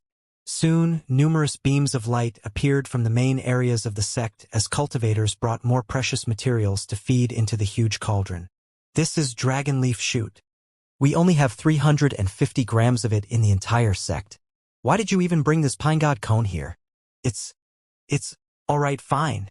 The 7 paragons felt their hearts twinge with pain. It had only taken a short 6 months or so for the precious materials they had spent countless years gathering for the sect to disappear into the cauldron. The cauldron thrummed, and inside, Meng Hao's body was actually reverting from its withered state. However, he was continuously suppressing those effects. In some ways, he was feeling a lot of pressure himself. His fleshly body was getting stronger, and his cultivation base was rising. Gradually, everything began to stabilize. Within the precious materials were some things that could be categorized as essences of all living things. When those items merged into Meng Hao's forehead, the hex marks there gradually filled with more essence power. His body was being completely remolded, completely transformed. Surprised, Meng Hao let out a sigh. I can't keep this up much longer. Those guys are crazy. They're throwing so much stuff in that even the bronze lamp can't absorb it quickly enough. More time passed, a half-month. Outside of the cauldron, the 7 paragons' hearts raged with flames of fury. The resources of the vast expanse school were drawn upon once more. By this point, the energy of heaven and earth in the starry sky was showing signs of being dried up. The 7 paragons couldn't take it any longer. Damn it! I give up. I'm gonna drag that corpse out and cut it open to find out what's going on. This is no cultivator and definitely not Meng Hao. I checked into Meng Hao earlier and he's a cultivator. What we have here is some all-consuming beast. I quit. The 7 paragons couldn't hold back their rage any longer and shot toward the huge cauldron. Before they could get close, though, the cauldron itself began to emanate thunderous rumbling sounds. The energy of heaven and earth ceased moving toward it, and the medicinal brew suddenly went completely still. Then Meng Hao slowly rose up from within the shaking cauldron to hover there in midair. He emanated shocking pressure that filled the entire planet and spread out even further, causing the starry sky above planet vast expanse to flash with strange colors. It was at this point that the distortions which surrounded planet vast expanse spread far and wide. Rumbling sounds could be heard as the mist in the boundless vortex was affected in numerous regions. Countless living beings cried out and began to shake as looks of terror spread out on their faces. There were even certain ancient entities which not even the vast expanse school would dare to provoke, who were awoken from sleep, with looks of astonishment on their faces. Vast expanse. Tao body. Rumbling sounds filled the entire vast expanse, as it was filled by a gargantuan, indescribable vortex. Several shocking auras rose up from the immortal god continent, which looked off into the distance with somberness and shock. The same thing happened on the Devil Realm continent, in which several streams of divine sense looked off into the distance in disbelief. Within the green coffin vortex, the butterfly's wings fluttered as a bit of the mist of the vast expanse entered into the world of the butterfly and could be sensed by many. On the peak of the tallest mountain, tears streamed down Su Qing's cheeks, and she smiled. I just sensed it. You're out there. As the shocking events played out in the vast expanse, back above the half-planet inside planet vast expanse, Meng Hao floated there, the center of all attention among the surrounding disciples of the vast expanse school. A fragrant aroma even spread out from him, and his body truly looked as if it had been molded from precious gems. His facial features were the same, but in terms of his overall appearance it was vastly different. Anyone who looked at him would be shaken as if they had just laid eyes on the most perfect treasure in existence. As for the 7-9 Essences paragons, they stepped forward, their eyes glowing with strange light as they examined Meng Hao. Meng Hao's current physical appearance was difficult to put into words. It was matchlessly scintillating, and as he hung there above the enormous cauldron, dazzling, jewel-like light spread out that seemed capable of outshining all other gems or treasures. Shocking fluctuations spread out in all directions from him, which caused even more vortexes to appear outside in the vast expanse. As of this moment, the old man in the violet gold robe, as well as the other 6 paragons, were gasping. They couldn't help but stare at what had sucked away the better part of a year, as well as countless precious materials from the sect and even their own cultivation-based power. What had been molded was a heaven-shaking, earth-shattering fleshly body. It was at this point that, deep in the lands down below, the old man on top of the turtle shell finally opened his eyes. The sea of flames had finally calmed down. Whatever it was that had agitated the ancestral relic inside of the sea of flames had finally vanished. The old man looked exhausted, but when he sent his divine sense out and saw Meng Hao, his jaw dropped, and his eyes began to shine. Vast expanse. Tao body! He murmured in disbelief. He wasn't the only shocked one. The other 7 paragons were equally astonished as they sensed Meng Hao's treasure-like body, and as they studied the fluctuations emanating off of him, they quickly realized what it all signified. Vast expanse Tao body! Gasps rang out, along with expressions revealing mixed emotions. There were even some within whose eyes appeared glints of greed. Considering that 9 Essences paragons were feeling greedy, it was easy to see how rare a vast expanse Tao body was. Of course, this Tao body was actually not referring to a specific type of fleshly body, but was more a general classification. Any fleshly body with the right qualifications and potential after reaching a certain point would incite changes in the vast expanse that the vast expanse itself had to suppress. At that time, it could be called a vast expanse Tao body. The 7 paragons' eyes were glittering, and all the lands around them were trembling. The old man on the turtle shell sent his divine sense out to form a clone, which, as soon as it appeared, caused the other 7 paragons to bury their feelings. The divine sense clone wore a long white robe and looked exactly like the old man back on the turtle shell. As he stood there studying Meng Hao, he raised his right hand and touched the corpse's forehead. At that point, boundless divine sense exploded out into Meng Hao. This time, he spent even more time examining him than last time. An hour later, he lowered his hand.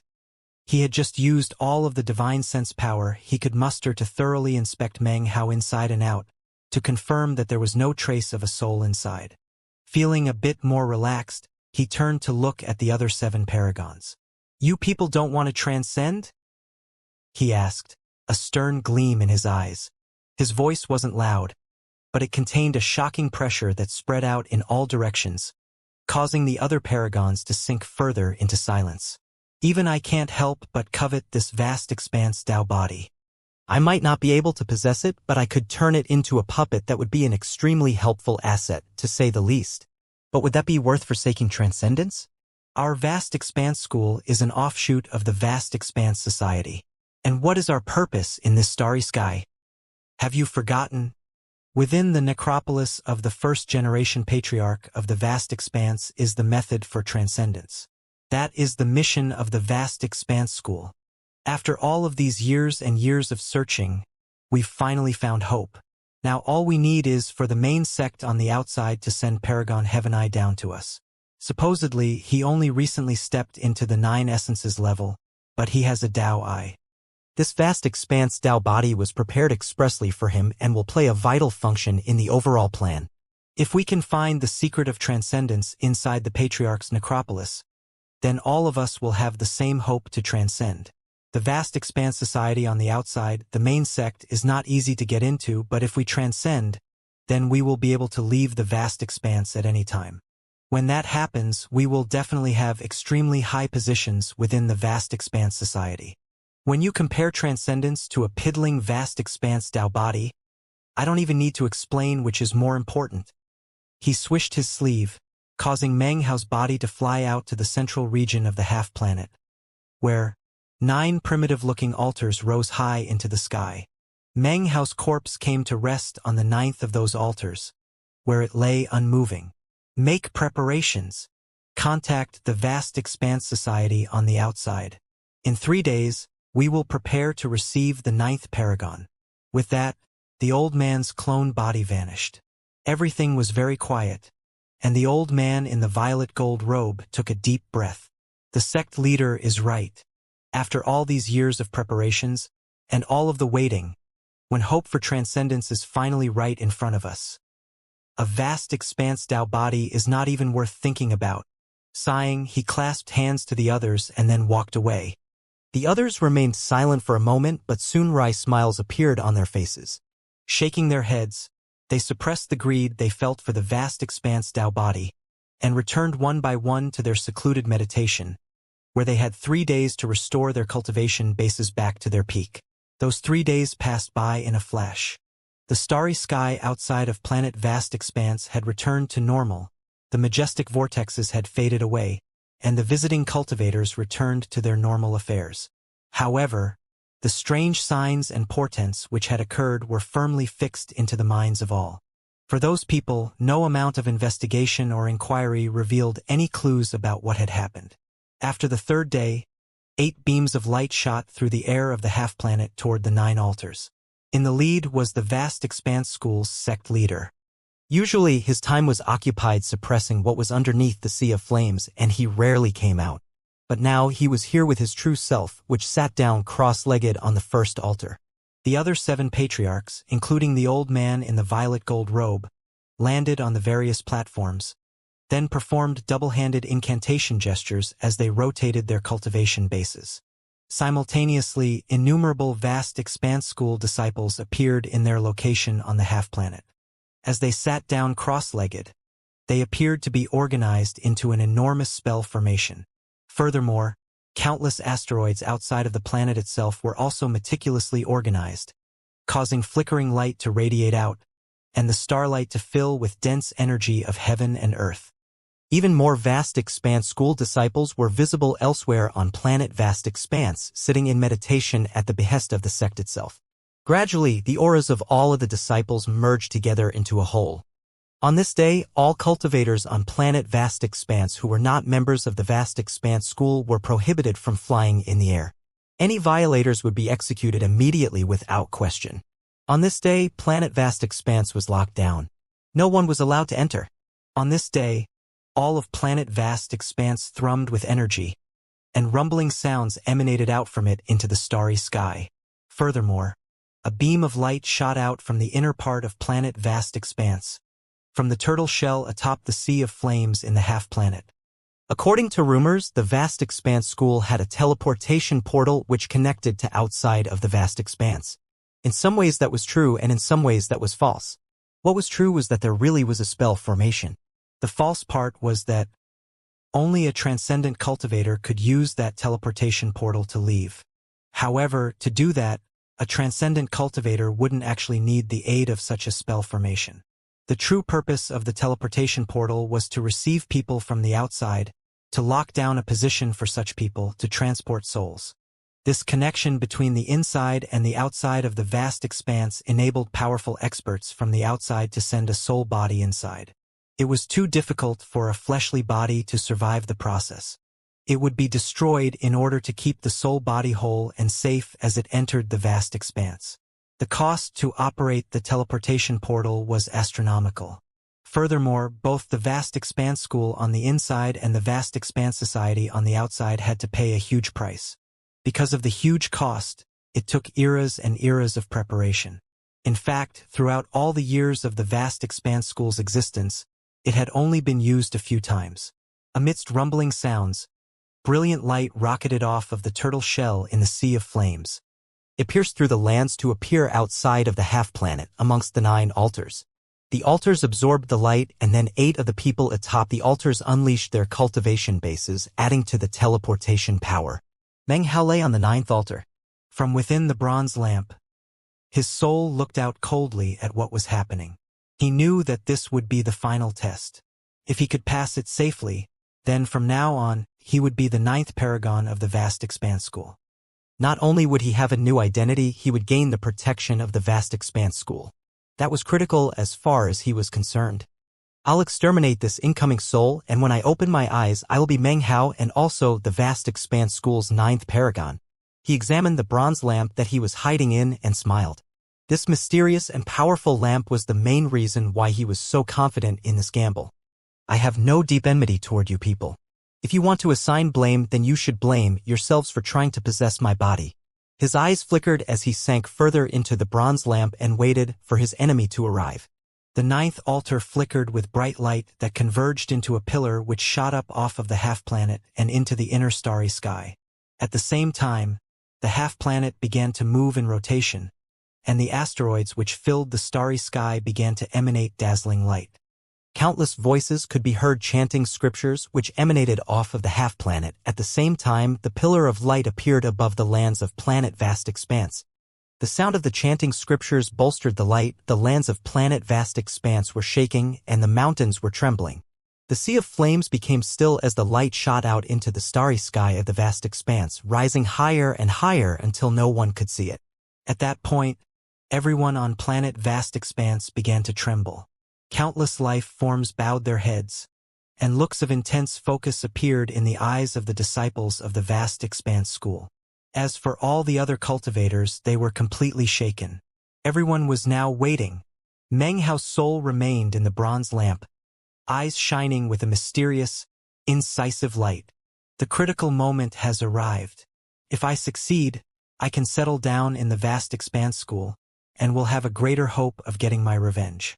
If I fail, I won't fail.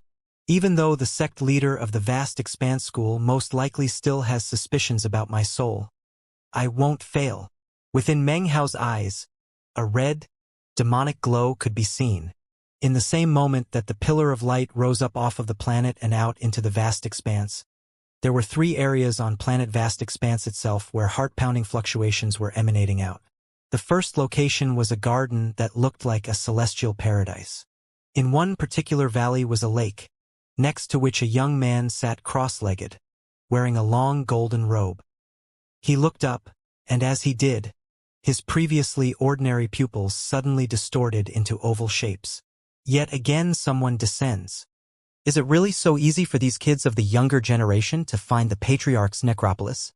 If the method for transcendence were so simple, then after all these countless years, wouldn't there be more than just 4 or 5 people who have succeeded?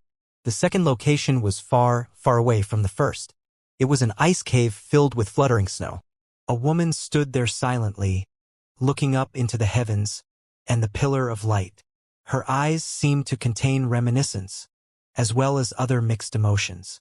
After a moment, it all transformed into a light sigh.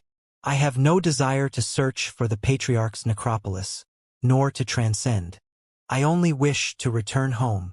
Gradually, the woman disappeared behind the masses of snowflakes. Coincidentally, the third location was almost the opposite of the second. It was a scorching desert, where a violent sandstorm raged. If one looked closely, it would be possible to make out the vague image of a person walking through that sandstorm. When the pillar of light rose up, that person looked up, and then began to cackle shrilly. Ah, another. I wonder who it is this time. The lands of planet vast expanse quaked as the pillar of light sent wild ripples out into the sky. It was hard to say whether or not it was because of Meng Hao's vast expanse Dao body, but many beings within the vast expanse were now paying close attention to what was happening. It was at this point that a figure suddenly appeared within the pillar of light. It was a discarnate soul whose fleshly body was crumbling around it. Apparently, The soul was struggling to make its way down. Apparently there were invisible barriers blocking its way, and as the soul descended, it began to disperse. However, in the very center of the soul was a violet eye, which emanated an air of madness, and continued to follow the pillar of light toward planet vast expanse. During the process, more of the soul dispersed, but at the same time it increased its speed. Gradually, thunderous booms began to echo out from within the pillar of light. Soon the soul was quite close to planet vast expanse. However, at that point it seemed to run into some incredibly powerful obstacle, and the soul began to fully disperse. An unyielding roar echoed out, and then 8 figures appeared in the area surrounding the soul. Closer inspection would reveal that those 8 figures were none other than the sect leader and the other 7-9 essences paragons. They unleashed massive power to break the barrier down, causing the violet eye to gleam with excitement as they then escorted it down toward planet vast expanse. They moved with incredible speed, destroying any and all barriers which appeared. By the time the group actually reached planet vast expanse, the soul had dispersed, leaving behind nothing but the eye. The eye radiated madness but also pain. It was covered with countless cracks and crevices and was hovering on the verge of collapse. Apparently, the other 8 paragons could do nothing about that other than increase their speed and usher the eye toward the fleshly body they had prepared for it. At the same time, the cultivators on planet vast expanse saw what was happening, and their minds were filled with utter shock. The sounds of scriptures being chanted by the cultivators of the vast expanse school seemed to contain a strange power which filled the area, which fused into the pillar of light and helped the eye to resist the collapse. Rumbling echoed out as the violet eye reached planet vast expanse, passed down through the lands into the inner planet, and then appeared in the air above the 9th altar, where Meng Hao lay stretched out. By this point, the eye was almost completely covered with cracks and seemed as if it might collapse at any moment. However, it was in that very moment that it slammed into Meng Hao's forehead and began to bore into him.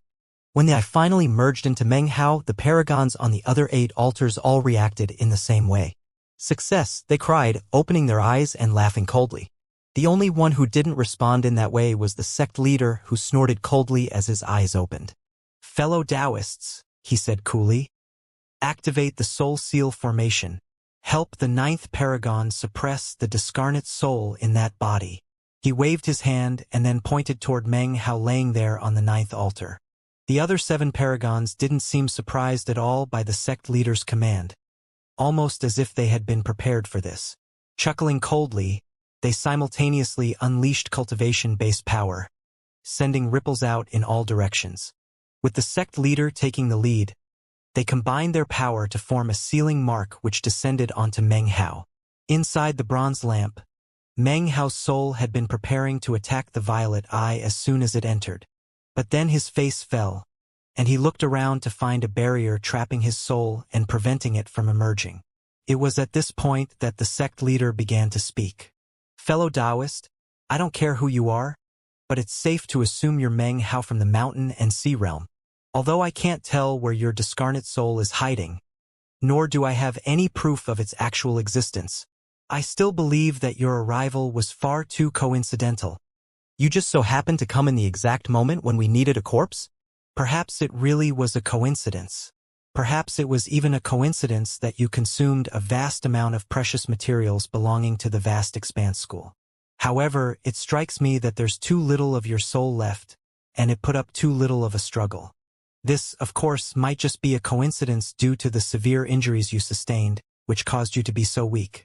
It's possible that you heard my discussions with my fellow sect members here, and that was why you never revealed any traces of your presence. Of course, there is another possibility, and that is that your soul truly has dispersed in all aspects. However, the presence of so many coincidences all at the same time is too suspicious. Perhaps I'm being a bit paranoid, but I believe that there is a high likelihood that your soul has not, in fact, dispersed. You have been waiting for this very moment to wipe out the vast expanse school's 9th paragon and take his place. Therefore, we came prepared. That 9th altar you are on also serves as a suppressor of souls and is effective on any soul that does not cultivate the magic of the vast expanse school. Regardless of whether or not you are still there inside your body, and regardless of whether or not I'm paranoid, Now that the seal has been activated, I can rest at ease. As the old sect leader's voice echoed out, the combined effort of the 8 paragons caused the power of the soul seal formation to crush down. That in turn allowed the violet eye to take root inside of Meng Hao, to spread tendril-like soul strands throughout his body. At the same time, a violet mark could be seen on his forehead. It began to open up, taking control of everything, revealing a violet eye. Almost as soon as it appeared, a fierce gleam could be seen in the eye. Then, it closed, and even more soul strands went into Meng Hao, filling his chi passageways, his heart, his mind, his everything. Inside the bronze lamp, Meng Hao's soul frowned.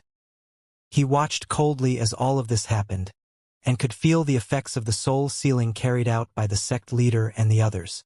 So, they were ready for me, he thought, eyes flickering. However, he didn't seem very surprised. After all, people who practice cultivation all the way to the 9 essences level were sure to be extraordinary in terms of wisdom and foresight. Well, in that case, I'll just have to go with my backup plan. If it turns out I can't erase this other soul, then I'll consume it. Meng Hao's eyes glittered as the bronze lamp suddenly flared with light, and then a crack opened up on its surface. In the instant that the crack appeared, the soul strands of the 9th paragon tried to force their way in. Meanwhile, the faces of the sect leader and the other paragons flickered. Although they had had their suspicions, they hadn't dared to make a determination as to whether or not Meng Hao was truly still in his body. After all, the most rigorous inspections hadn't turned up the slightest evidence of that. But now that the bronze lamp had opened up a bit and the soul strands of the 9th paragon shot toward it, the 8 paragons could sense what was happening. So he really is still around. Cold, grim expressions appeared on their faces, and they sent their divine sense pouring toward Meng Hao's body to help the 9th paragon suppress Meng Hao's soul. However, before their streams of divine sense could enter Meng Hao's body, the bronze lamp flashed, and a power of expulsion erupted out, blocking the 8 streams of divine sense outside of the body. Their faces fell. As for Meng Hao, he now had a bit of extra time. His soul unhesitatingly shot out toward the soul strands belonging to the 9th paragon. Instantly, the two intertwined and began to try to consume each other.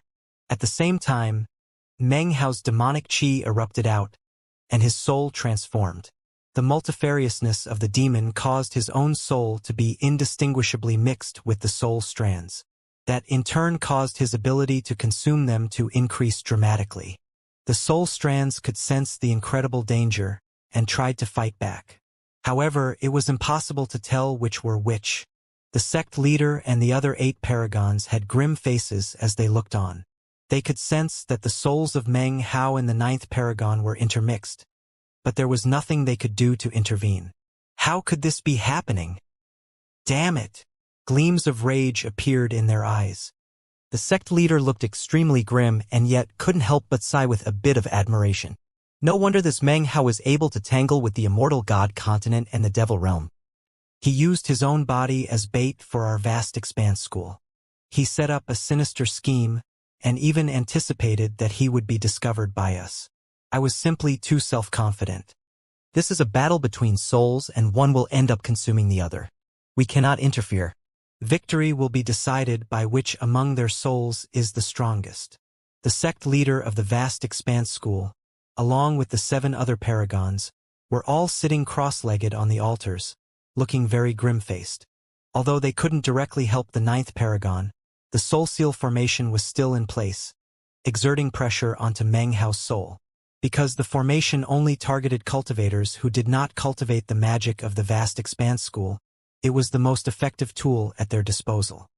Unfortunately for them, when they tried to send their divine sense into Meng Hao, a powerful force rebuffed them. That only served to make Meng Hao seem more mystifying to them. Of course, it was all because of the bronze lamp.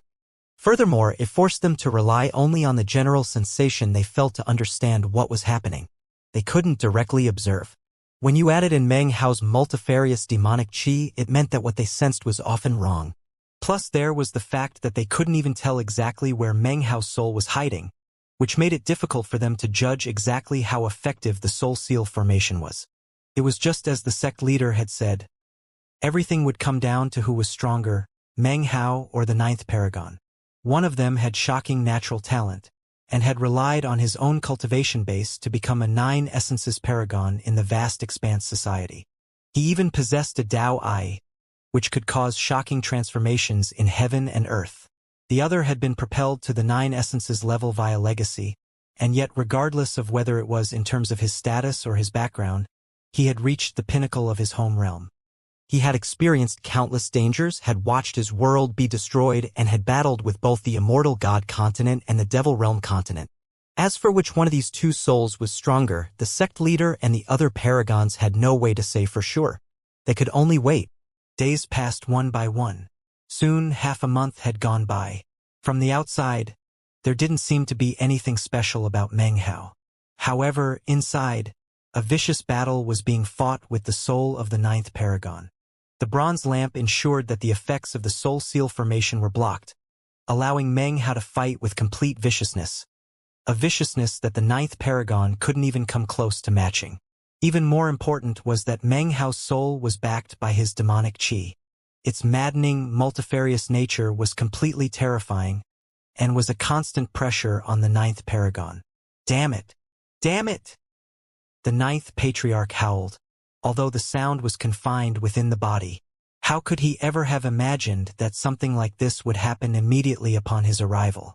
All of his grand aspirations, his wild ambitions, his complex machinations, and even his dream of transcendence were now being utterly shaken. In fact, he was even able to sense that his consciousness was starting to fade. Gradually, he had to admit that when it came to this battle of mutual consumption, he was not a match for Meng Hao. He wallowed in his bitterness as time passed. Meng Hao's soul now controlled more than half of his body. In contrast, the 9th paragon was only growing weaker and weaker. Eventually, it reached the point where he was on the verge of being completely consumed. "Give me a chance to live," he wailed. "There is no enmity between us." Shaken, he refused to accept the idea of dying in this way. In almost the same moment that his words echoed out, Meng Hao's soul paused for a moment, then swallowed what remained of the 9th paragon's soul, leaving behind only a tiny strand like a flickering spark. "You're right, there is no enmity between us," Meng Hao said coolly. "I won't kill you. I'll leave you with this tiny soul seed. One day in the future, I'll give you your freedom." Even as his voice echoed out, memories and Taoist magics belonging to the 9th paragon exploded out within his soul. The power of his soul increased with maddening rapidity. In the blink of an eye, it broke past its previous limit. After all, consuming the soul of a 9 essences paragon counted as incredible good fortune.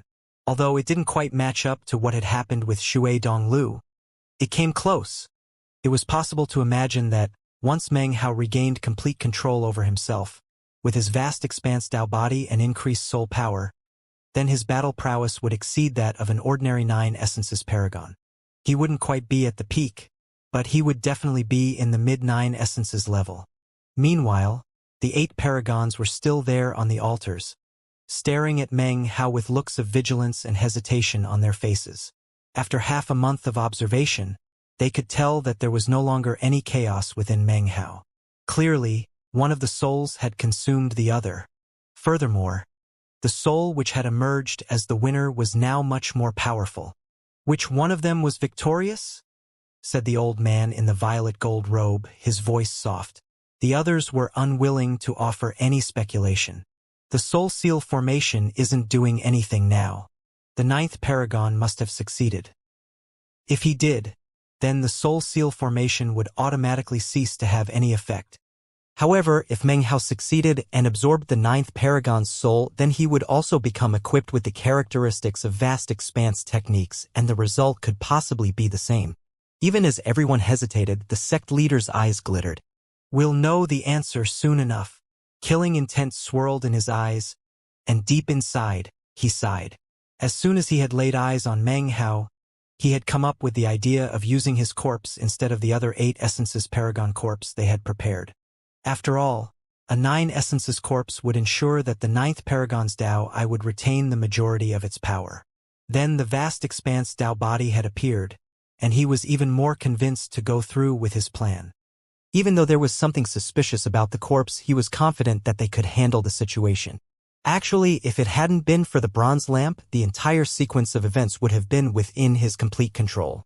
Killing intent swirled amongst the other paragons. If it turned out that the ninth paragon's soul had been consumed in front of their very eyes, the sheer magnitude of such an affront would cause their desire to kill Meng Hao to grow even more intense. The same thought was running through all of their minds. I truly hope that the ninth paragon was victorious. As the 8 paragons looked on silently, Meng Hao continued on with the process of fully assimilating the soul. He saw the ninth paragon's life, his techniques, his Dao Eye, and his memories. However, he saw nothing regarding the world beyond the vast expanse. It was almost as if all information regarding the outside had been sealed, and though Meng Hao could sense its existence, he had no way of unlocking and viewing it. However, he was made aware of the vast expanse school's plans regarding the necropolis. Not a bit of that information was withheld. Time passed. The consumption and absorption process took an entire month. Afterward, when Meng Hao had fully assimilated the ninth paragon's soul, he unleashed his own soul to completely fill his body. As that happened, he was flooded with the sensation of being able to control his own body again. His heartbeat was no longer slow and monotonous, but thrummed with life and energy, and his qi and blood flowed more and more quickly. Furthermore, his aura ceased emanating out but was contained inside of him. However, this indicated that Meng Hao's battle prowess was completely different from before, and the pressure experienced by the other 8 paragons was now even more intense. The sect leader and the other paragons all kept their eyes fixed fully on Meng Hao. They knew that the answer to their question would soon be revealed. One breath of time passed, then another and another. Meng Hao's finger twitched, and his eyelids trembled. After 10 breaths of time passed, he had gathered enough strength that his eyes opened. When that happened, the surrounding 8 paragons all unleashed their power. A shapeless tempest sprang up, transforming into a power of extermination that could be sent crushing down onto Meng Hao at a moment's notice. However, Meng Hao's expression didn't even flicker. He opened his eyes and looked up at the starry sky, blankly at first, but then with more and more lucidity. His mind filled with countless memories of the mountain and sea realm, ending with the destruction of the realm itself. He remembered the mountain and sea butterfly fluttering toward the green coffin. He remembered the parrot wiping its mind. Meng Hao saw all of that and then buried it deep within him. What could be seen on his face now made him look very different from before. There was no smile and no warmth. There was only icy coldness. His entire person was like a block of ice. He seemed completely ambivalent toward the storm of killing intent around him as he slowly rose to a sitting position, looking around coldly at the other paragons. The paragons had been paying very close attention to everything about Meng Hao. They noticed the blankness in his eyes, and then saw them turn lucid. They could tell that he was reminiscing about the past, and they could see how cold he had become. However, none of those things told them much. If the awakened soul was Meng Hao, it would make sense for him to look blank, then lucid, then recall memories, then turn icy cold. However, if it was the ninth paragon, it would have been the same. He would have looked blankly around at the new world, then grown lucid as he realized where he was. No doubt he would recall memories of his time outside the vast expanse, as well as the fight between himself and Meng Hao. In the end, he would look around at these paragons who had dragged him into an almost fatal ambush, and of course his expression would be icy. "Who are you?" asked the sect leader. In addition to the killing intent, other mixed emotions could be seen in his eyes. Even now that Meng Hao was awake, he wasn't sure who he was. Meng Hao turned, eyes icy as he stared at the sect leader. "Who do you think I am?" Their gazes met, and the sect leader's eyes began to glow as his divine sense surged into a mighty, crushing force. "You're Meng Hao." In response to his words, the other paragons' faces flickered and their killing intent surged, becoming corporeal as it bore down destructively on Meng Hao. Meng Hao's expression was the same as ever as he faced the combined killing intent of 8 paragons. Suddenly, a flash of light could be seen on his forehead, a violet streak that opened up to reveal an eye. It was none other than the ninth paragon's Dao Eye. When the Dao Eye opened, everything in the entire world went still. A consummate pressure radiated out, allowing him to stand up to the combined killing intent of all of his opponents. In response, their faces flickered. Simultaneously, Meng Hao rose to his feet, and as he did, wild colors flashed in the sky and a huge wind kicked up. It was as if a primordial and ancient will were awakening. "I'm the ninth paragon," he said, his voice booming like thunder. The sect leader's eyes flickered as he examined the Tao Eye. Inwardly, he sighed and buried his suspicions deep within his heart. Suddenly, he laughed. "Ah, you truly are the ninth paragon of our vast expanse school." The other paragons looked on silently. Mixed emotions could be seen in their eyes as they looked at the Tao Eye, but after a moment they also began to laugh. "Welcome, ninth paragon. Welcome to the vast expanse. Who you really are doesn't matter. As long as you have that Tao Eye and can wield its power, then you are the ninth paragon." Whether or not he was really the ninth paragon didn't matter. The sect leader of the vast expanse school as well as the other 9 essences paragons had never actually met the ninth paragon, so naturally there were no feelings of friendship between them. The only reason they needed him was to help with their plan. Furthermore, the most important thing was the Tao Eye, which would be of incredible usefulness to them. That was why they had hoped that the incoming ninth paragon would be even stronger in terms of cultivation base. Now, regardless of whether or not the person they were looking at was Meng Hao or the ninth paragon, he had the Tao Eye. With that, nothing else really mattered. If he was the ninth paragon, then things were well and good. If he wasn't, then he would have to act like him. The sect leader knew that, and thus he sighed. The other 9 essences paragons also knew, and so reacted with mixed feelings. Meng Hao was aware of that fact as well. That was why he hadn't been surprised at all by the killing intent he saw when he opened his eyes. And that was also why he had opened the Tao Eye on his forehead. When that Tao Eye appeared, all danger faded away. "Believe me? Fine. Don't want to believe me? You have no choice." As he stood there on the 9th altar looking at the sect leader and the other paragons, he smiled. It was a warm smile devoid of the coldness from earlier. Then he clasped hands and bowed to the others. "Many thanks to you, fellow Taoists. I will do my best to help with the vast expanse school's plan." His simile and his words spoke to his current attitude. In response, the sect leader's eyes flickered, and he laughed again. Come, you've just arrived, and therefore don't know much about our vast expanse school. Allow me to introduce everyone." With that, the sect leader jovially introduced the other 7 paragons. One of them was the old man in the violet gold robe who had purchased Meng Hao's corpse. His name was Shangguan Hong, and as he smiled and clasped hands to Meng Hao, a profound gleam could be seen in his eyes. Meng Hao smiled broadly in return, and seemed to have missed the look in the man's eyes. After all the formal greetings were done, the sect leader arranged for Meng Hao to be escorted to the temple on the half-planet which had been arranged ahead of time for the 9th paragon. After Meng Hao left, the smiles of the faces of the sect leader and the other 9 essences paragons turned grim. They remained standing on the altars, silently watching Meng Hao disappear into the distance. After a long moment passed, Shangguan Hong cleared his throat and said, "Well, that's it." Complex expressions could be seen on the faces of the others. There's no evidence. No way to prove whether or not he really is the 9th paragon, not necessarily. But what would be the point in it?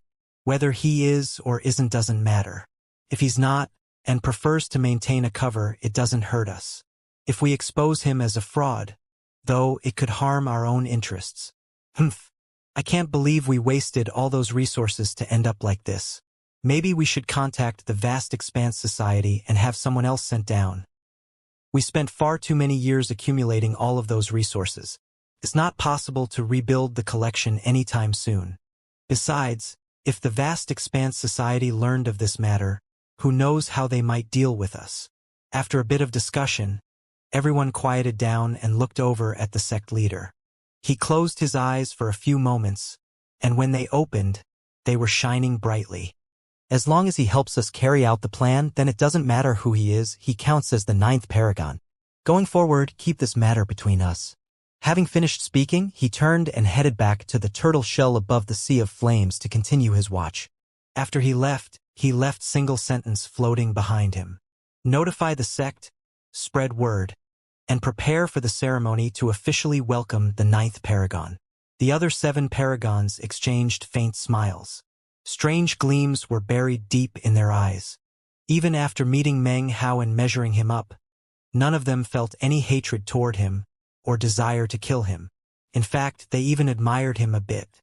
The ultimate figure of an entire realm, someone who has tangled with both the immortal god realm and the devil realm. If he was able to make a comeback after dying, then he can't be underestimated, nor should he be provoked. How crafty and vicious, and also decisive. If he had made the slightest mistake, a huge battle would have erupted. And yet he managed to hit the nail on the head with that Dao eye. In the end, he basically put himself in an unassailable position. You all might think he is Meng Hao, but in my opinion, the ninth paragon would have done just the same. Some of the paragons sighed, and others smiled. After exchanging a few more words, they dispersed. Everything slowly went back to normal in the starry sky of the half-planet. A vast expanse school disciple respectfully led Meng Hao to the palace which had been set aside for the ninth paragon. The palace encompassed an area of 300,000 meters, taking up almost an entire plain on the north side of the half-planet. It even had special secluded meditation facilities just for the ninth patriarch. At first glance, it looked like a vast city. It was spectacular to behold, complete with mountains, rivers, numerous lakes, and countless buildings. It was like a celestial garden, and at the very center was a towering pagoda, beneath which was an austere temple. The pagoda was so high it seemed to touch the clouds. From a distance, it was possible to see that there were 9 cities like this on the half-planet, which of course corresponded to the 9 paragons of the vast expanse school. Just outside of the city was a placard with calligraphy as flamboyant as dancing dragons and swirling phoenixes. Ninth paragon. This was where Meng Hao was to live. The city was inhabited by 100,000 disciples who served as his guard force. Among their number were 3 imperial lords, 7 Dao sovereigns, dozens of Dao lords, and over 100 ordinary Dao realm experts. The rest were either in the ancient or immortal realms. That group in and of itself was enough to leave Meng Hao completely shaken, and gave him a hint as to the resources at the disposal of the vast expanse school. In addition to the 100,000 guards were other members of their clans, as well as other ordinary disciples. All in all, the population of the city as a whole was well over 1 million. At the moment, Meng Hao was seated cross-legged within the temple. 10 individuals stood there respectfully in front of him. These were none other than the 3 imperial lords and 7 Six Essences Dao sovereigns. There was something interesting about the imperial lords. Meng Hao wasn't sure how many imperial lords the vast expanse school had in total, nor how the considerations were made in their assignments. In any case, the imperial lords assigned as his guard were all women. The 3 of them were all spectacularly beautiful. As cultivators who had reached the Dao realm, that was no surprise. With the exception of people with odd perversions, who wanted to be extremely ugly, all cultivators of this level were exceedingly good-looking. As for these 3, they all seemed to be natural beauties, far beyond the ordinary.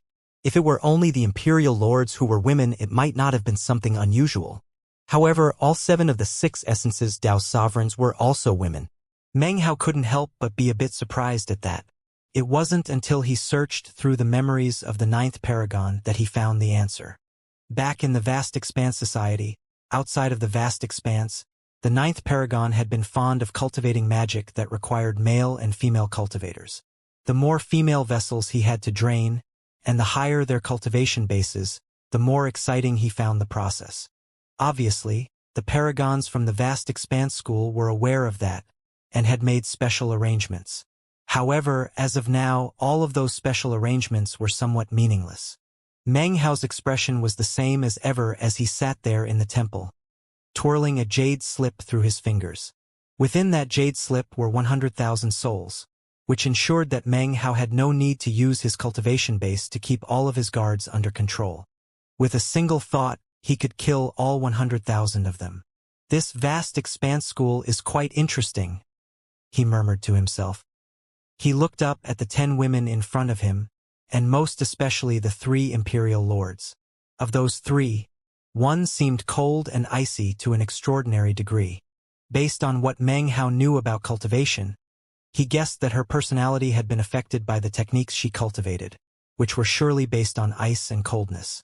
Another of the women had a warm smile on her face, and looked at Meng Hao with awe and respect.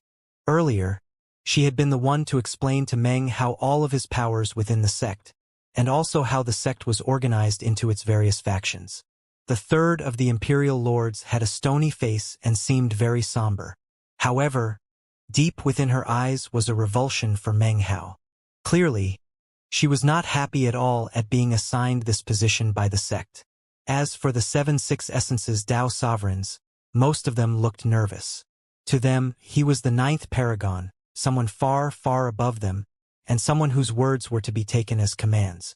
"All right, keep going," Meng Hao said coolly. Smiling at the warm Imperial Lord, she nodded and continued her explanation. "In addition to the 100,000 guards and 1 million ordinary disciples, you have a section of land to the far north, set aside for raising star beasts. Also upon our holy planet are 10 million spirit fields under your control, tended by over 100 million spirit peasants. In addition to that is a vein of earth flame, which is one of the 3 ultimate alchemic resources on planet Vast Expanse. The medicinal pills and magical items it produces account for 30% of the total yield for the Vast Expanse School." The Imperial Lord smiled at Meng Hao. When she spoke, her voice was like the call of songbirds. "You also possess a continent on the surface of planet Vast Expanse, Your Majesty, which is known as the Vast Expanse 9th Sect. That is where your Dao Palace is located, and is also one of the temple complexes of the Vast Expanse School. There are hundreds of millions of disciples there, not to mention countless mortals. You are the ultimate authority within the 9th Sect, and not even the other paragons can interfere with your orders there. Even the exalted sect leader must request your permission before calling upon the resources there. In addition, of the 3 million cities on the surface of planet Vast Expanse, you exercise control over 300,000. You also control 131 businesses, including famous establishments like the Grand Banquet Pavilion, Celestial Benevolence Hall, and the 10,000 Treasures Mansion. In total, the branches of all the business you own number in the millions. Then there are your holdings off of planet Vast Expanse. They include 97 cultivator clans and 64 land masses. Those are only the things which can be numbered. You have countless other interests which are too vast to calculate. Among your direct subordinates are 5 8 Essences Paragons and 10 7 Essences Paragons, stationed in various locations. As of now, they are all en route back here to pay their respects to you." After hearing the woman's explanations, Meng Hao felt a bit out of sorts. He could never in his wildest imaginations have guessed that the Vast Expanse School's 9th paragon would be given so much wealth. And that is just 10% of what is officially part of the Vast Expanse School as a whole. The warm way she looked at Meng Hao never changed from beginning to end, not even when he ended up looking a bit dazed from her explanation. As for the other Imperial Lords, the one was still cold-faced. As for the other, her disgusted gaze now seemed to contain a trace of scorn, although she apparently thought she was hiding it well. Meng Hao's eyes glittered faintly. As of this point, he had a relatively overall idea of how powerful the Vast Expanse School was. At the very least, it was vastly larger and more powerful than the Mountain and Sea Realm. Considering that the 3 peak powers in the Vast Expanse are the Immortal God Continent, the Devil Realm Continent, and this Vast Expanse School, he thought, it leads me to believe that in my battle with the former 2, they weren't using all of their strength. Or perhaps there were some factions within them that chose to remain neutral. Meng Hao closed his eyes in thought for a moment, and when he opened them, he looked calmly at the 10 women in front of him, then waved his hand dismissively. Finally, he closed his eyes again. They all bowed their heads and left. After departing the temple, they all went their separate ways to their various residences. Everything in 9th Paragon City was quiet, as though pressure was weighing down on everyone. The 100,000 cultivators who were stationed in the city were all very nervous. There was a sun and moon in the inner planet, and soon night fell. The sky was black, with a field of glittering stars. Silence reigned. In the temple, Meng Hao finally opened his eyes. After a moment of silence, he slowly rose to his feet and walked forward. Then he vanished. When he reappeared, he was far above the palace, on the towering pagoda which looked out over 9th Paragon City. A wind blew, sending his hair flying about, and his robes rustling. There he stood, looking down at the scene below for some time before lifting his head to gaze off into the distance. He felt like a stranger here, and everything seemed unfamiliar. The terrain was unfamiliar, the people were unfamiliar, and even the starry sky up above was unfamiliar. Meng Hao felt very lonely. He had always thought of himself as being strong, but when he thought back to everything that had occurred with the mountain and sea realm, all he saw was a sea of blood and countless familiar faces, screaming as they died. Gradually, he began to tremble. He had once believed that his Tao was that of freedom and independence, that it was like a journey upon which all difficulties and setbacks were merely sights to be seen along the way. After looking at those sights, he could move on. His road stretched out into the beyond. But now, with the mountain and sea realm destroyed, with so many people dead, with the parrot and meat jelly having sacrificed everything so that he could have a chance at another life, it was impossible to view all of those past events as mere sights to see while on a journey. If they really were just scenery, he would rather stay to enjoy them and not continue on the journey. He stood there, heart aching as he thought about the meat jelly in armor form, which he had long since removed and put back into his bag of holding. Quite some time passed before he managed to get his emotions under control. "Wait for me. I will definitely return. When I do, I'll take all of you away.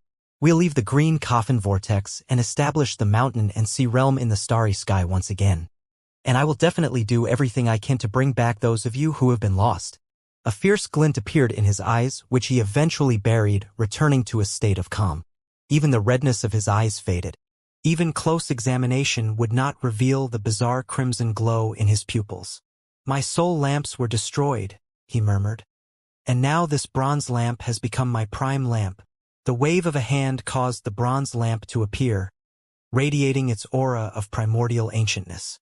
Because of all the precious materials provided by the vast expanse school, it was able to remold my fleshly body into a form suitable for it. He looked thoughtfully at the bronze lamp. "The lamp is burning, and I can sense that if I extinguish it, my cultivation base and everything else about me will experience explosive growth. From what I can tell, once that explosion occurs, based on the foundation I've built with my cultivation base, it will increase by double, triple, or maybe even tenfold." These were the conclusions he had reached after further study of the bronze lamp. After another moment of silence, 8 magical symbols appeared on his forehead. His cultivation base rumbled with power as a shocking energy erupted out. He reached his right hand out and placed it onto the lamp in an attempt to extinguish the flame. The flame flickered, but no matter how much cultivation base power he threw at it, would not be extinguished. "Still not quite there yet. I need the essences of all 8 hexing magics to be complete." After looking thoughtfully at the dancing flame within the bronze lamp, he gradually retracted his cultivation base power. "Of the essences of the 8 hexes, I've only gained full enlightenment of the Tao of the 8th. The other 7 hexes are incomplete. However, the overall process won't be difficult. Once I finish absorbing Shui Donglio's legacy and spend some time in secluded meditation, I can definitely complete all of the hexes. But what is most important, and what will give me the power to extinguish this lamp, is the missing 9th hex. Of the 9 hexes of the League of Demon Sealers, I have already acquired the first 8. As for the 9th hex, I'll need to create that one." Meng Hao looked out into the night, his eyes glittering. "From what I can tell, my future path is clear. I must complete the essences of the 8 hexes. I must gain enlightenment of the 9th hex. I must then combine all the hexes and use that power to extinguish the bronze lamp. Then I will use the power of the bronze lamp to break through the paragon level and step into the Tao source. Transcend." Brilliant light shone within Meng Hao's eyes, making him look like a blazing sun. "If I transcend, toppling the immortal god and devil realms will be as easy as flipping over my hand. If I transcend, resurrecting my dead friends from the mountains and seas will be no challenge. If I transcend, I can reunite with the parrot and the meat jelly. Time can be reversed, and the mountain and sea realm can be reverted from a state of destruction to its former glory. Transcendence. Entering the Tao source. At that point I will become essence. I will be a supreme and paramount Tao of heaven and earth." Meng Hao was panting, and his mind spun. Tao source. Tao source. From ancient times until now, only a few people have ever transcended into the Tao source realm. The immortal god continent is powerful because countless years ago, one of their people transcended. It's the same with the devil realm. I Meng Hao can also do the same. The bronze lamp is my hope for transcendence. It is like the key to open a great door. Acquiring the essences of the full group of 8 hexing magics will not be difficult. The true difficulty lies in the 9th hex. I must gain enlightenment to create that 9th hex. Meng Hao's eyes shone brightly. He had already come to a vague conclusion regarding that 9th hex. The Seal the Heavens incantation will be my 9th hex.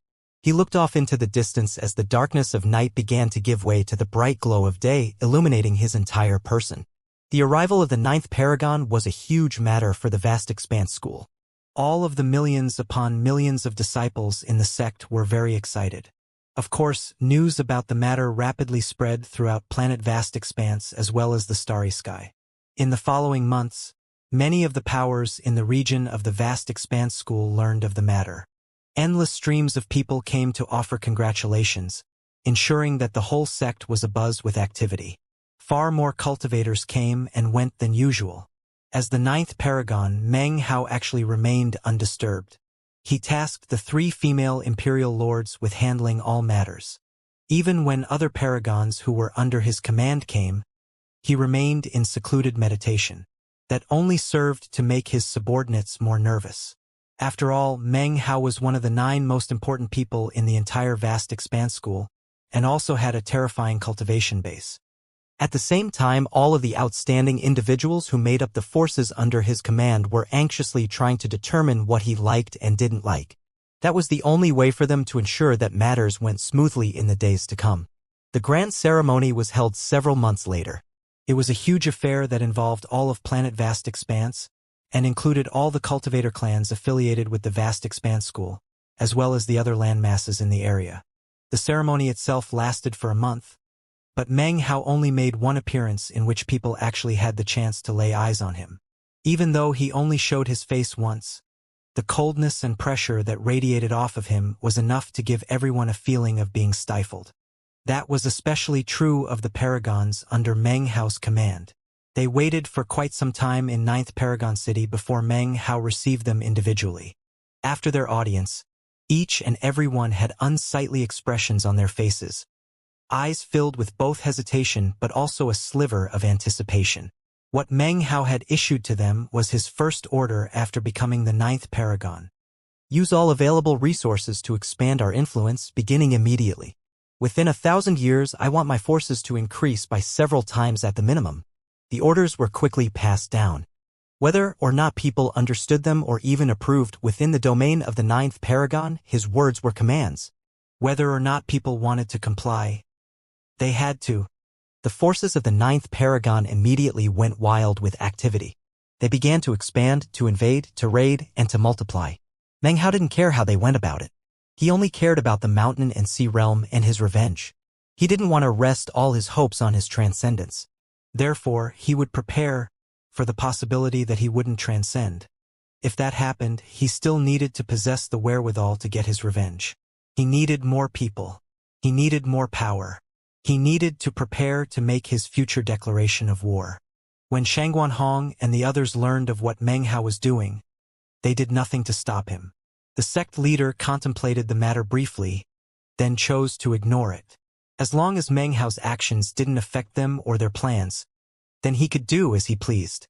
As long as he didn't do something to endanger the entire vast expanse school, then they didn't care what he did. Furthermore, Meng Hao was careful in his actions.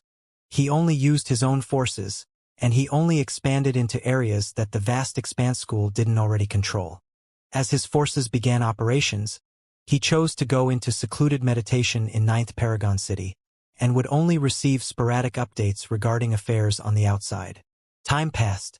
In the blink of an eye, 10 years had gone by. During that time, Meng Hao left 9th Paragon City on only one occasion. The rest of the time, he remained in secluded meditation while his forces focused on expanding via war and other methods. Soon, the 9th Paragon's fame grew in the vast expanse as a whole. Eventually, open recruitment began, and vast amounts of new disciples swelled the ranks. During the 10 years that passed, the paragons under Meng Hao's command were like sharp blades that cut down anyone in their path. As for the 100,000 cultivators who made up his main force, any time they fought in battle, they would overwhelm the opposing force. Although there were no paragons among the 100,000 cultivators, they were all elite experts and could also form together into a huge spell formation. As for the 3 female imperial lords and 7 Dao sovereigns, the 10 years passed for them in relative comfort. Originally, they had been under the impression that being selected as guards for the 9th paragon meant that they were fated to become vessels to be drained in his cultivation practice. The truth was that throughout the 10 years, the number of times they actually saw Meng Hao could be counted on a single hand. A few other important events occurred during that time. On one occasion, something like a sandstorm sprang up around Meng Hao's location of secluded meditation. A figure appeared within that sandstorm who spoke in an ancient, raspy voice. "You're not the 9th paragon." Even as the words echoed out, a burst of Peak 9 Essence's power could be detected. Meng Hao opened his eyes, his expression calm as he faced the power of the Peak 9 Essence's level.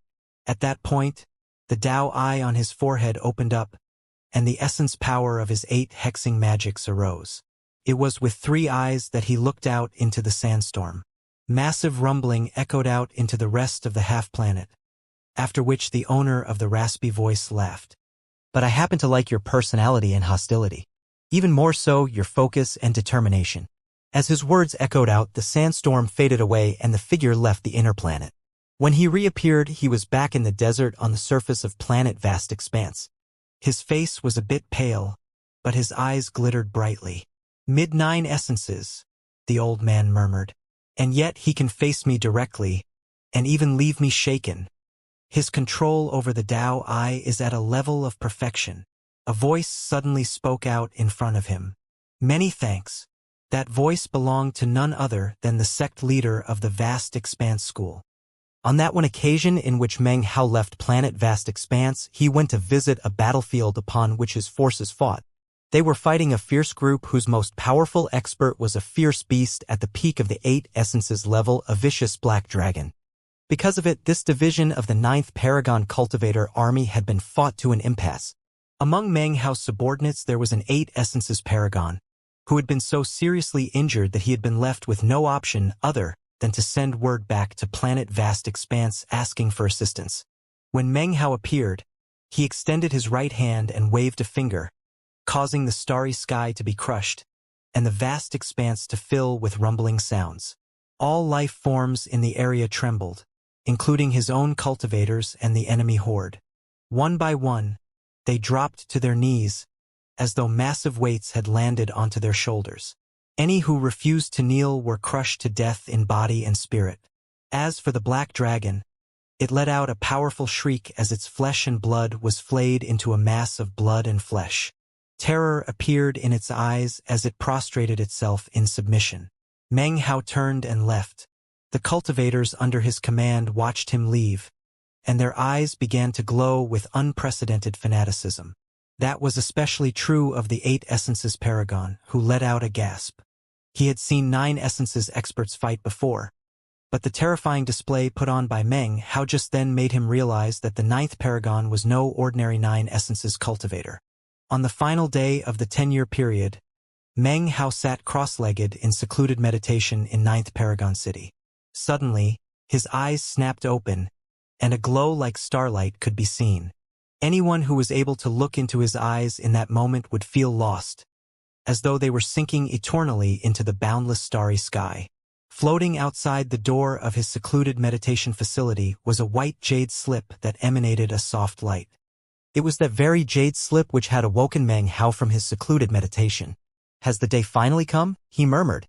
He reached out with his right hand and made a grasping gesture. Outside of the building, the white jade slip vanished. In the moment that it reappeared in his palm, his mind filled with the archaic voice of the sect leader's Peak 9 Essence's voice. "Old Ninth, the time has come. We must head to the necropolis." Meng Hao's fingers closed around the jade slip. His expression was the same as ever, but a glint of light passed through his eyes.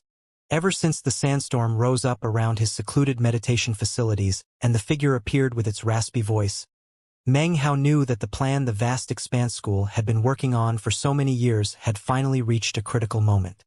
As for Patriarch Vast Expanse's necropolis, Meng Hao very much anticipated exploring it. He was curious about this supposed method left behind by the Patriarch to transcend from the 9 essences level. By now, he had been the 9th paragon for 10 years. Perhaps the sect leader had intentionally waited 10 years so as to be able to observe him. Although Meng Hao wasn't sure of the conclusion the sect leader had come to after such observation, it appeared as if Meng Hao had gained approval. Let's go see what this Patriarch Vast Expanse's necropolis is like. He founded the Vast Expanse School and was himself a transcendent cultivator, one of only a few within this starry sky. Based on the ancient records of the Vast Expanse School, it seems that Patriarch Vast Expanse was the first person to ever transcend, even before the Immortal God continent and the Devil Realm continent existed. A profound gleam appeared in Meng Hao's eyes as he thought back to many years ago, when the mountain and sea butterfly was speeding through the vast expanse and he had encountered that old fisherman. He was the beginning and I am the end. Was the beginning he referred to Patriarch Vast Expanse? And was that entity within the green coffin vortex also connected to Patriarch Vast Expanse somehow? During the past 10 years, I have studied the histories available within the Vast Expanse School, and apparently Patriarch Vast Expanse existed countless years ago. It seems that he could very well be from the same era as that old fisherman. Regardless of all that, there's still the mysterious origin of this bronze lamp. It wasn't until after I entered the Vast Expanse School that it began to change. That indicates there's some sort of relationship between them. Patriarch Vast Expanse. After some more thought, Meng Hao unhesitatingly stepped forward and then vanished. When he reappeared, he was in midair above 9th Paragon City. This was only his second time emerging, and even as he began to head toward the location of the main temple, he looked down at the city below and said, "Summon Su-E and Xinu from 9th Paragon City." Immediately, as his voice echoed out, the people below trembled and kowtowed respectfully. The 3 female imperial lords hurried out and offered respectful greetings. These 3 women all had different personalities, and that hadn't changed in the 10 short years which had passed. The cold woman was still cold. The scornful woman still failed to hide her scorn, and the warm woman was still just as warm. No different emotions could be seen on their faces. As for Su-E and Xinu, they were the 2 8 essences paragons under Meng Hao's command, the 2 most powerful cultivators among his forces, and he planned to take them with him on this trip to the necropolis. Ignoring the 3 imperial lords, Meng Hao proceeded forward, and soon arrived in the location with 9 altars. For people had arrived ahead of him. One was Shangguan Hong with his violet gold robe. Upon catching sight of Meng Hao, he smiled slightly and nodded. The other 3 opened their eyes, and when they saw Meng Hao, they smiled. From the expressions on their faces, nothing seemed out of the ordinary at all. Beneath those 4 altars could be seen various 8 essences paragon subordinates, sitting there cross-legged. When they saw Meng Hao, they immediately rose to their feet and offered greetings. Meng Hao smiled, clasped hands, and then sat down cross-legged on the 9th altar to wait. Before long, the other 9 essences paragons arrived, along with the powerful experts who were their subordinates. After all the formal greetings were extended, everyone sat down. Then, rumbling sounds could be heard as a powerful divine sense spread out, and a rift opened above the first altar. An old man strolled out from within the rift. He was tall and had long, flowing white hair. His appearance instantly caused incredible pressure to weigh down. This was none other than the sect leader of the Vast Expanse School, who was at the peak of 9 essences. What had walked out just now was no divine sense clone, but rather his true self. Shangguan Hong and everyone else, including Meng Hao, quickly rose to their feet and clasped hands. "Greetings, sect leader." The 8 essences paragons were the most hasty of all to offer greetings. The sect leader nodded slightly and clasped his hands to return the greeting. Then he waved his sleeve and slowly began to speak. "The hour has arrived, ladies and gentlemen. There is no need for me to emphasize the importance of what we are about to do. We have scouted the perimeter of the Patriarch's necropolis on numerous occasions, and know of the path that leads to the inner regions. Our goal is to reach the absolute center of the necropolis. Hopefully, we will be able to reach that goal. If we don't, then we will at least do our best to explore and map more regions inside. The eyes of all present began to shine brightly. The sect leader took a deep breath and then waved his sleeve, looking very serious. Instantly, the 9 altars began to vibrate as a teleportation process was initiated. It was at this point that 2 beams of light shot toward the altars. It was none other than Meng Hao's subordinates, the 2 8 essences paragons. However, the teleportation process had already begun, making it impossible for them to approach. Anxious expressions could be seen on their faces as they looked toward Meng Hao on the 9th altar. Before Meng Hao could say a word, the 6th paragon on the 6th altar spoke up. He was a middle-aged man with a long, hooked nose. Voice cool, he said. "Whose people are you? You're late. Leave." As soon as the 6th paragon spoke, coldness spread out in all directions. It wasn't frost, but rather was something that cut off the area from the outside. Beyond that barrier, Meng Hao's 2 subordinates, the 8 essences paragons, were shocked. Moments ago, they had been speeding forward, but now they were being pushed back. It was as if some powerful repelling force had grabbed them, and even as they attempted to push forward, was pulling them backward. The result was that they felt like they were being ripped into pieces. Their souls and their bodies seemed to be on the verge of separating, and the void around them looked as if it were about to be torn apart. Rumbling sounds filled the air, and blood sprayed out of their mouths. Xianxia's eyes glittered coldly, and as for Sui, her expression was one of anger, and she let out a roar as she attempted to force her way forward. These 2 were proud women, and to be disgraced in front of the 9th paragon was unacceptable. If Meng Hao himself did this to them, maybe they could accept it, but from anyone other than the 9th paragon, it was treatment they could never put up with. "You think a bit too much of yourselves?" the 6th paragon said with a cold snort, raising his right hand. However, in that very moment, an aura filled with infinitely colder killing intent exploded out from Meng Hao on the 9th altar. "Those are my people," he said as he began to stride forward. Each step caused thunderous booms to ring out.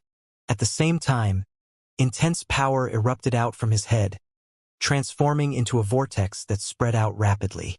Colors flashed and the wind screamed, and in that same moment, he appeared in front of the 6th paragon and unleashed a fist strike. He didn't need any divine abilities to deal with the 6th paragon. He used his most direct method, punching. Everything shook as Meng Hao's fist rocketed out, seemingly a black hole that caused the starry sky inside of the half-planet to tremble, and the lands around them to quake. It was as if this fist strike were backed by the power of the starry sky itself. The 6th paragon's eyes widened and he extended his right hand to meet the fist strike. Boom!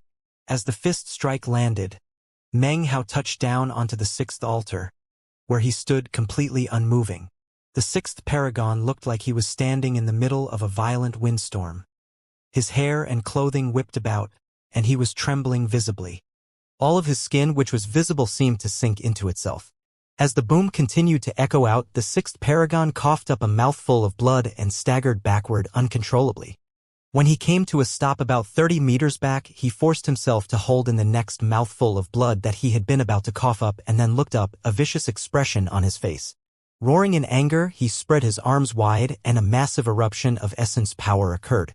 An enormous, amorphous blade formed which seemed capable of slashing through anything and everything. "Old Ninth," he yelled, "are you looking to die?" The other paragons were simply watching the events unfold, strange gleams flickering in their eyes. Meng Hao's fist strike just now had been shocking to behold, and yet none of them had done anything to interfere. As for the sect leader, he frowned and then looked over at the 6th paragon with an expression of displeasure. Almost as soon as the 6th paragon spoke again, Meng Hao waved his right hand, causing a powerful force to explode out.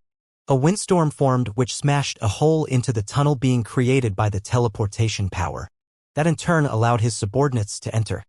His 2 subordinates looked very shaken, although Sui took everything in a bit easier. This was actually her second time seeing Meng Hao fight, as she had been observing when he dealt with the Black Dragon earlier. As for Xianxia, this was her first time seeing Meng Hao in action, and it caused waves of shock to pound at her heart. His shocking fist strike seemed capable of destroying an entire world, and left her panting. As for the hole he had opened to let them in, it seemed to have been made in an almost casual fashion. Both of the women could only gasp in response. Without any hesitation, they flew into the area with the altars to appear standing next to Meng Hao. "Greetings, Paragon, we arrived late," they said, clasped hands and bowing. "I decide whether you're late or not," he said coolly. Then he strode forward to once again stand directly in front of the sixth Paragon. "It has absolutely nothing to do with you, sixth Paragon. Do you think I need you punishing my subordinates? Do I look like I need your help? Who the hell do you think you are? I think I need to leave my mark on you to help you remember what happened here today."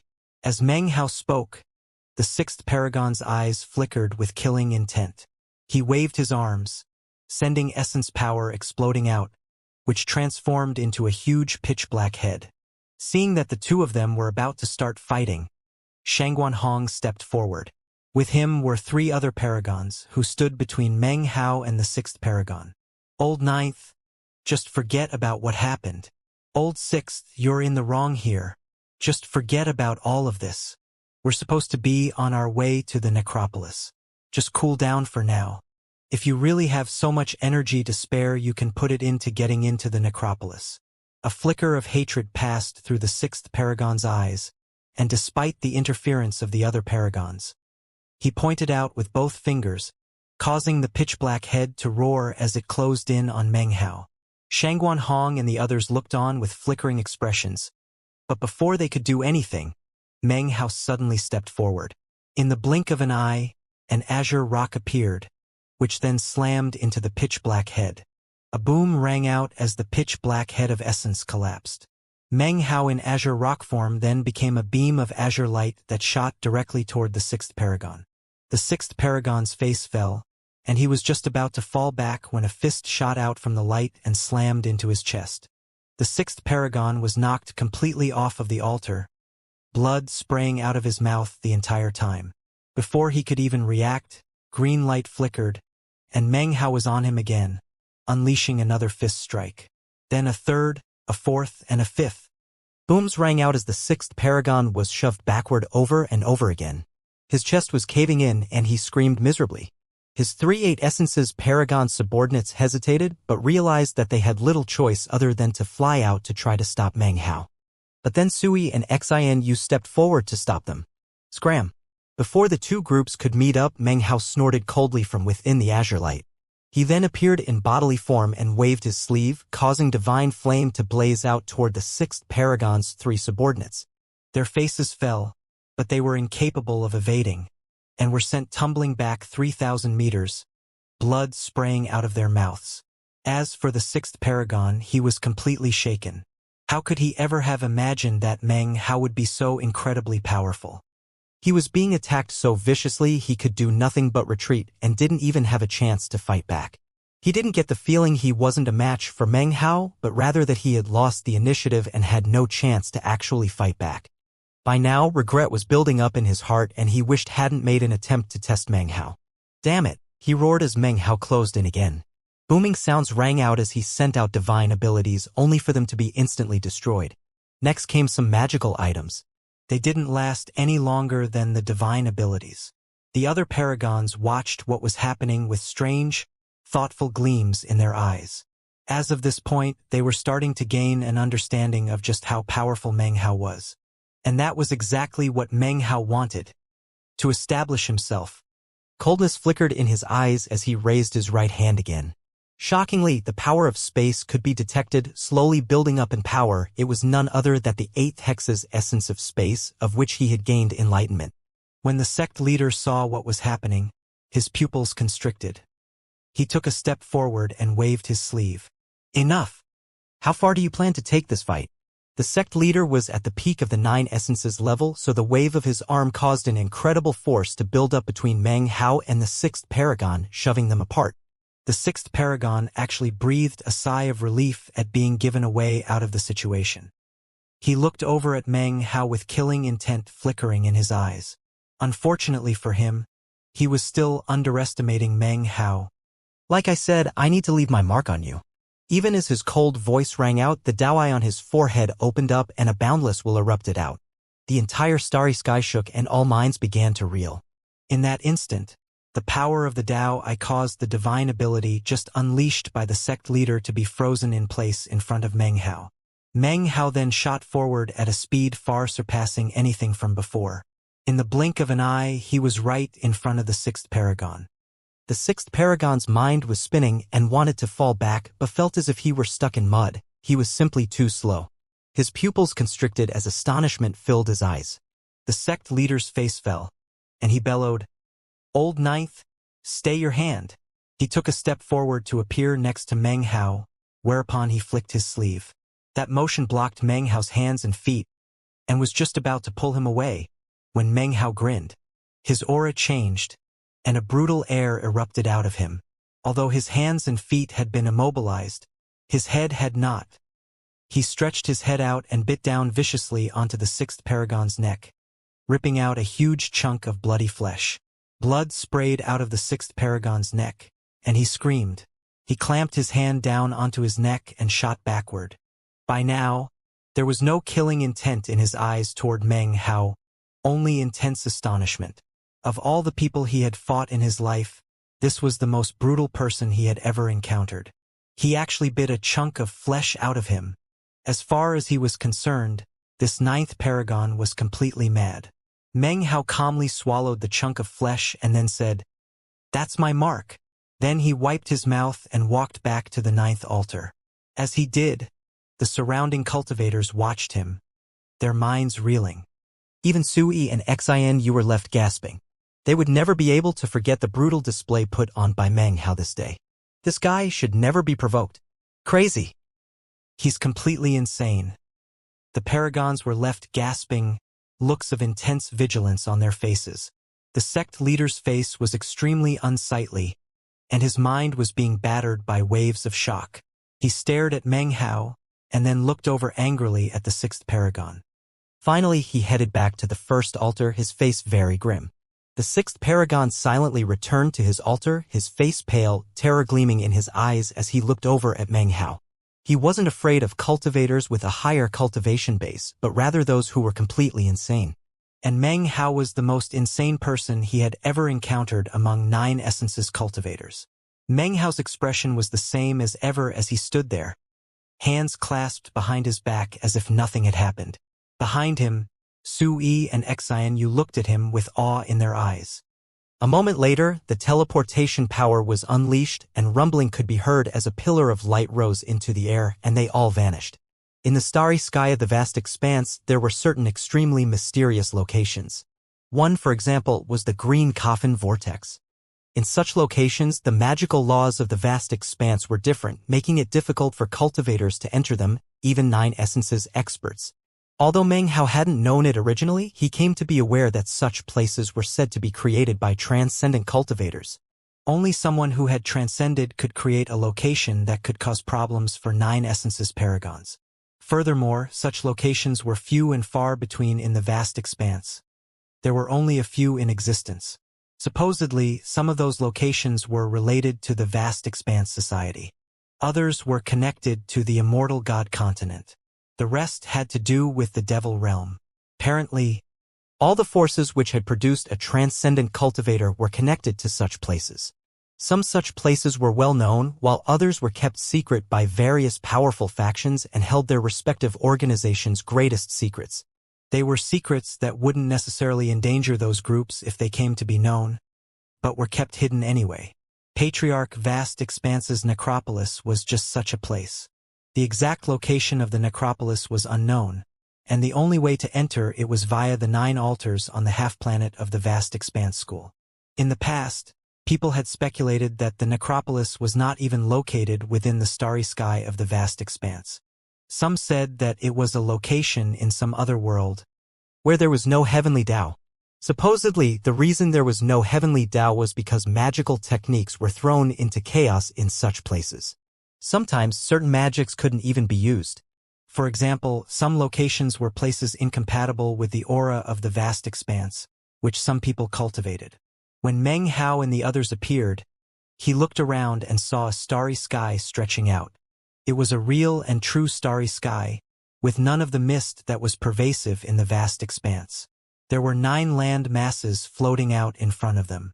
Upon closer examination, it was possible to see that they were connected by bridges, although the bridges were not stable. They were constantly swaying and swinging back and forth. Surrounding the 9 land masses was a seemingly infinite field of drifting asteroids.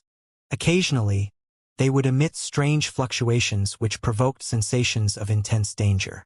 There were no paths visible. "Now that we're here, we don't have much time," said the sect leader. "Only 1 month. Follow me and be careful not to lose your way.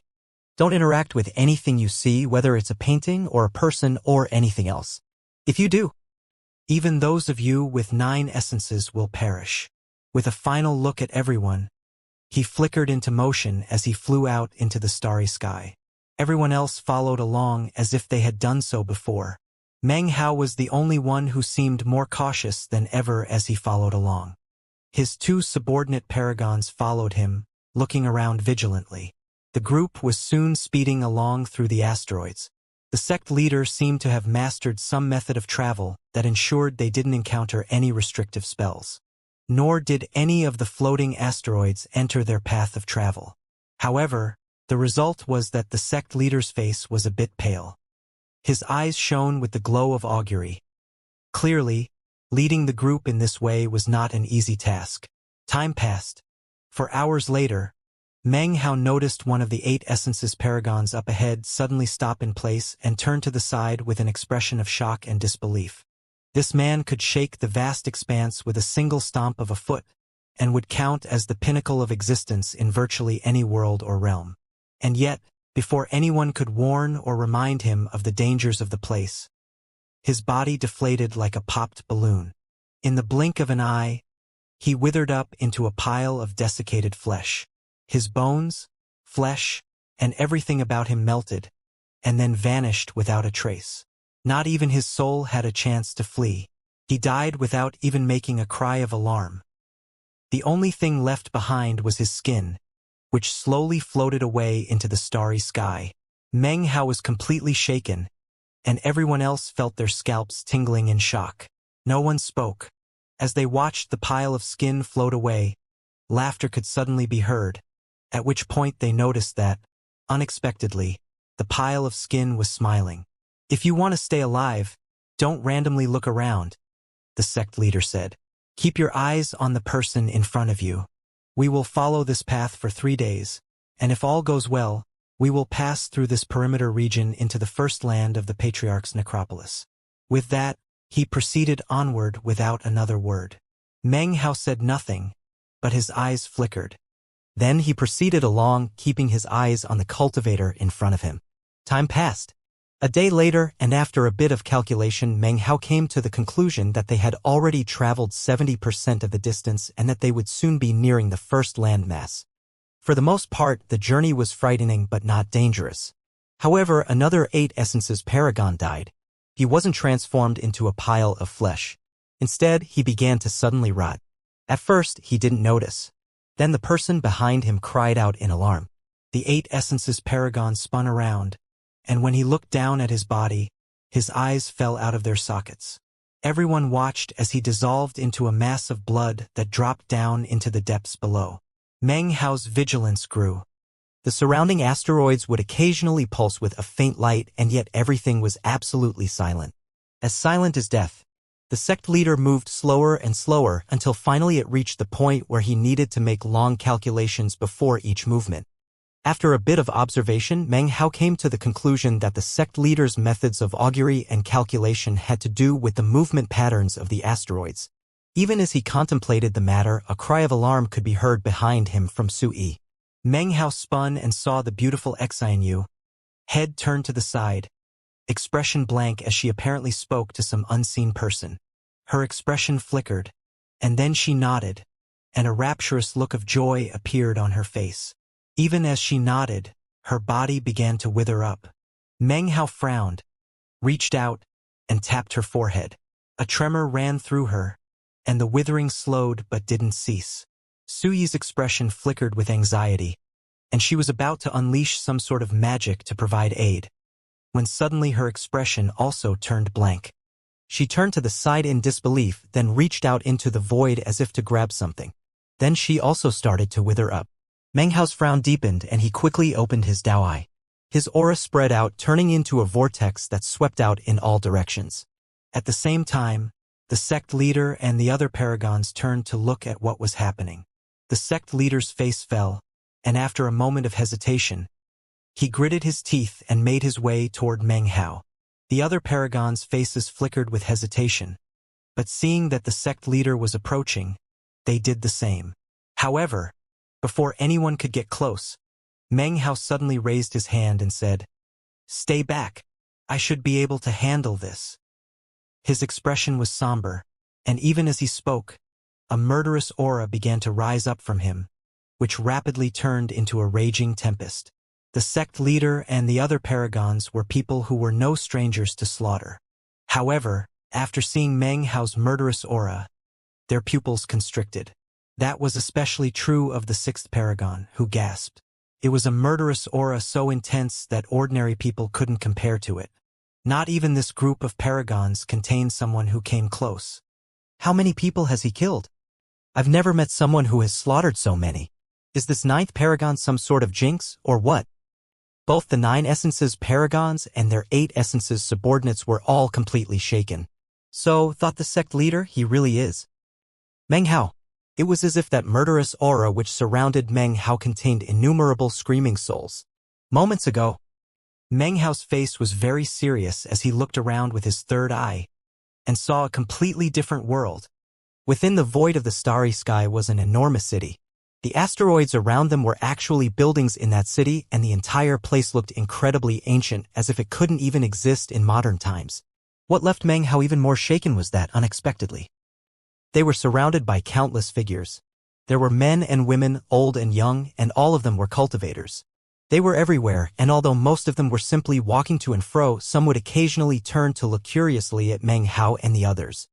The figures were blurry, their faces pale, their bodies devoid of life force. In fact, what filled the entire area was a boundless aura of death. Several women were standing next to Xianxia, smiling as they tugged at her garments.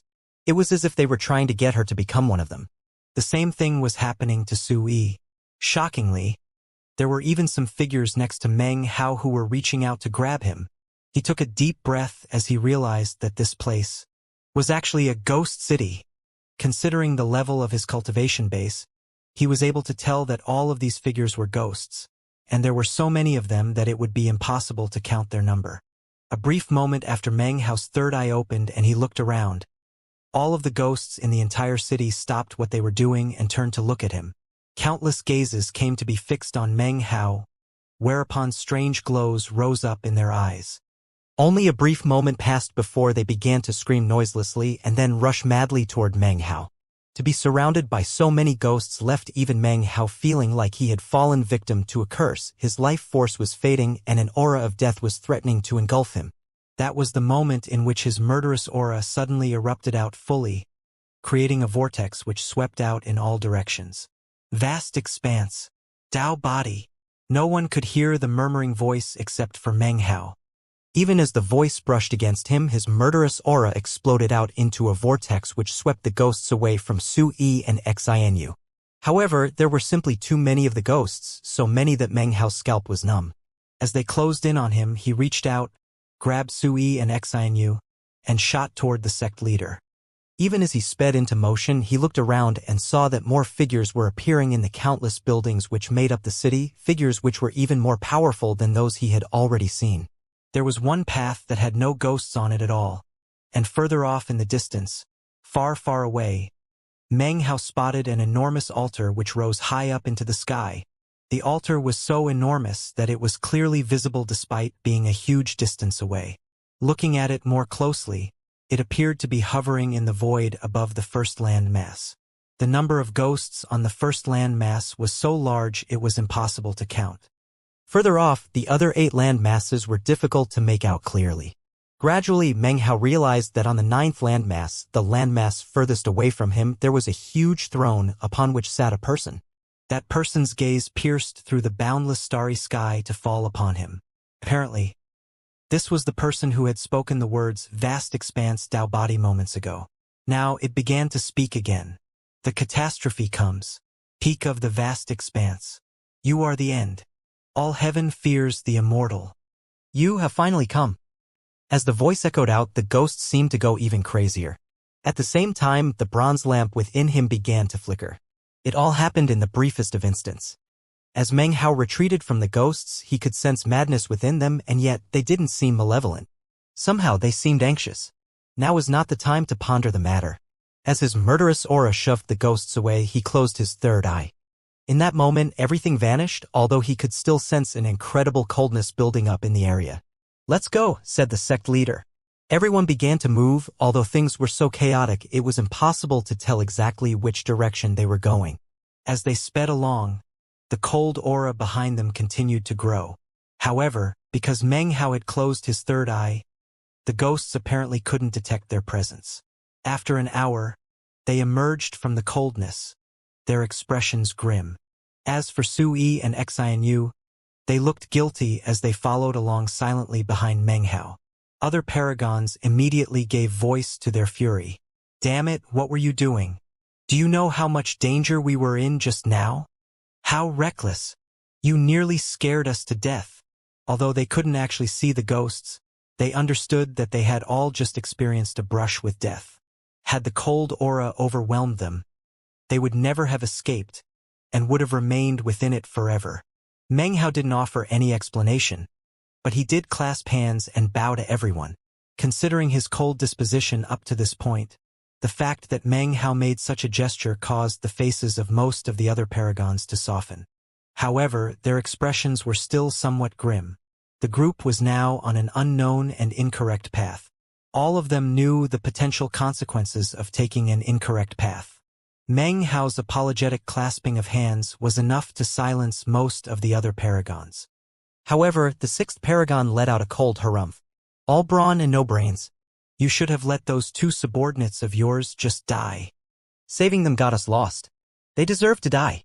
Normally speaking, he would never have spoken in such a way after the battle he had just experienced with Meng Hao. But now that Meng Hao had earned the ire of the entire group, it was like throwing fuel onto the fire.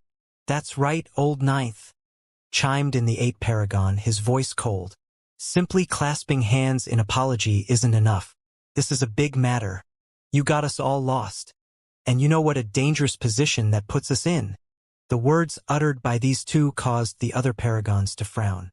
The sect leader looked over at Meng Hao with furrowed brow. Meng Hao looked back at him and said, "Many thanks for your assistance back there, sect leader." Actually, the sect leader hadn't provided him with much assistance at all, but Meng Hao could tell his attitude in the matter. The fact that he had turned back at all spoke volumes. Furthermore, the other paragons, with the exception of the sixth, had all been moving to help him. He wouldn't forget that, and it served to increase his goodwill toward the vast expanse school in general. "What did you see just now?" the sect leader asked. "A ghost city," Meng Hao replied. "This entire place is a city, with the asteroids being buildings. We were surrounded by endless hordes of ghosts. This place is a ghost city that is invisible to the eyes of the living." Having heard this, the sect leader suddenly reached out and made a grasping motion. A rift opened up, and a profoundly ancient jade slip appeared, which he handed over to Meng Hao. "Take a look. Is that the city you saw?" Meng Hao took the jade slip and scanned it. An image appeared in his mind, the vague image of a city that he instantly recognized as the ghost city he had seen. None other. When the sect leader heard that, a strange expression could be seen on his face. Looking somewhat excited, he asked, "Did you happen to notice a path?" Meng Hao thought back to everything he had seen and recalled that one particular path which was devoid of ghosts. He nodded. The sect leader looked around quietly for a moment at the asteroids, mixed emotions on his face. Finally, he spoke to the group as a whole, his voice little more than a murmur. "The legends say that long, long ago, this place was a city so huge that the 9 land masses were only the central part of the city itself. Back then, it was known as the City of Saints. One day, the city disappeared overnight. Virtually everyone died. Countless lives, countless cultivators, countless beings, all dead. Their deaths were very bizarre and mysterious, and happened in complete silence. Only Patriarch Vast Expanse and a few other people survived. They left together, after which the Vast Expanse Society came to exist outside of the Vast Expanse. Years later, Patriarch Vast Expanse returned and chose to turn this place into his necropolis. According to most legends, he eventually perished here. Of course, other rumors state that he didn't die, but rather stayed behind alive to accompany the bones of his companions from the past. Supposedly, countless years passed, after which he departed, leaving behind the method for transcendence. In all the legends, the starry sky looked different back then. Supposedly, when the grieving Patriarch Vast Expanse buried his companions, he transformed the starry sky into the Vast Expanse, for the purpose of accompanying his friends in death. The city you saw was the former city of saints. Old Ninth, please lead us along the path you saw. That is the way to get to the necropolis. He sighed after recounting the story to the group. Most of the people present had heard the stories before, but this was Meng Hao's first time. After a moment of silence, he thought of the world of the ghost city and of the figure he had seen on the 9th landmass. Finally, he nodded and turned to look off into the distance. Then he led the way with everyone following as he headed off into the void. At first, he had to choose his way carefully and with much thought. But about 2 hours later, he began to pick up speed. No more strange incidents or deaths occurred, making it seem certain that no ghosts were on the path they traveled. The 6th and 8th paragons didn't look very happy, but as for all of the other paragons, their eyes glowed with excitement. Soon, they were getting very close to the first land mass. However, it was at this point that, all of a sudden, a cold aura suddenly appeared. Everyone could sense it, and before anyone could even react, it increased in intensity by 100-fold, then 1,000-fold, then 10,000-fold, and even more. As boundless, icy coldness surrounded them, several aura streams appeared that struck fear into the heart of even Meng Hao, and caused the sect leader's face to fall. Meng Hao stopped in place, as did everyone behind him. "Nice job, Meng Hao," yelled the 6th paragon. Not bothering with matters of face, he directly spoke Meng Hao's name. The 8th paragon frowned and glared at Meng Hao, eyes flickering with killing intent. "Damn it, you're not leading the way, you're sending us to our deaths." The other paragons' faces were grim and icy, and they began to rotate their cultivation bases. "Enough," the sect leader roared. Inwardly, he was sighing. The mission was a failure. Furthermore, even retreating would likely result in injury and loss, especially to the 8 essences paragons, who would survive only if they were lucky. The coldness which had risen up caused everyone's hearts to thump. The sect leader sighed bitterly. "The plan is cancelled. Let's fight our way out. We'll recover and rebuild resources to come back another time." With that, he prepared to leave. The 6th and 8th paragons glared spitefully at Meng Hao, and Shangguan Hong and the other paragons sighed. But then Meng Hao's eyes gleamed, and he suddenly said, "Hold on a moment." The 6th paragon spun in place, glared at Meng Hao, and smiled coldly. "What are you going to do? Don't tell me you want to stop us from leaving. What, you want us to stick around here to be killed? Meng Hao, your heart is twisted and evil. Do you really think we weren't aware that you consumed the 9th paragon? Shut your mouth," the sect leader barked. "Old 9th, forget about the matter. I should have explained things in more detail ahead of time. We can come back again another time." Although the sect leader was irritated at this turn of events, he still tried to keep things civil. Meng Hao ignored the 6th paragon. "No, listen, I have the feeling that these ghosts harbor no ill will toward me." Even as he spoke, his third eyes opened. At the same time, the 6th paragon howled. "I can't believe you still dare to open your Dao. Wait. What?" Before he could even get through half of his sentence, the rest of his words stuck in his throat. His eyes went wide as he looked around. He could sense that, as of this moment, the coldness was actually emanating a sensation of subservience. The powerful entities therein that filled him with such fear were actually acknowledging allegiance. He wasn't the only one who realized this. All of the paragons could pick up on the clues. Expressions of disbelief appeared on their faces. As for Meng Hao, when he looked around at the world, he saw innumerable ghosts, all of them dropping to their knees to kowtow, and they were kowtowing to him. It was like watching a wave run across the surface of the sea as countless ghosts dropped down onto their knees. What a shocking turn of events! Their previous madness had contained no killing intent, and their rush toward Meng Hao had not been because they wished him harm. Instead, they could sense on him the aura of their grand leader. Although the sixth paragon couldn't actually see what was happening, considering the level of his cultivation base, he had a keen ability to detect and sense auras. As of this moment, all of the cultivators near Meng Hao could sense that the freezing aura was acknowledging allegiance. The sixth paragon's eyes went wide. Despite his strength and willpower, he was still shaken and gasped. The eighth paragon had the same reaction and stared around in complete disbelief at what was happening. The other paragons all had similar reactions. Strange glows could be seen in their eyes as they looked over at Meng Hao. What was happening now left them more shaken than when Meng Hao had fought with the sixth paragon. The sect leader sucked in a deep breath, glanced at the surroundings, and then looked back at Meng Hao. Suddenly, he had the feeling that all of the decisions he had made about Meng Hao, both earlier and just now, had been correct. Not even the real ninth paragon would have been able to do this, he thought. This is something that exceeds the powers of the Tao I. As of this moment, the sect leader had absolutely no question at all about Meng Hao's true identity. At the same time, he completely approved of him. The sixth paragon began to speak without even thinking about it.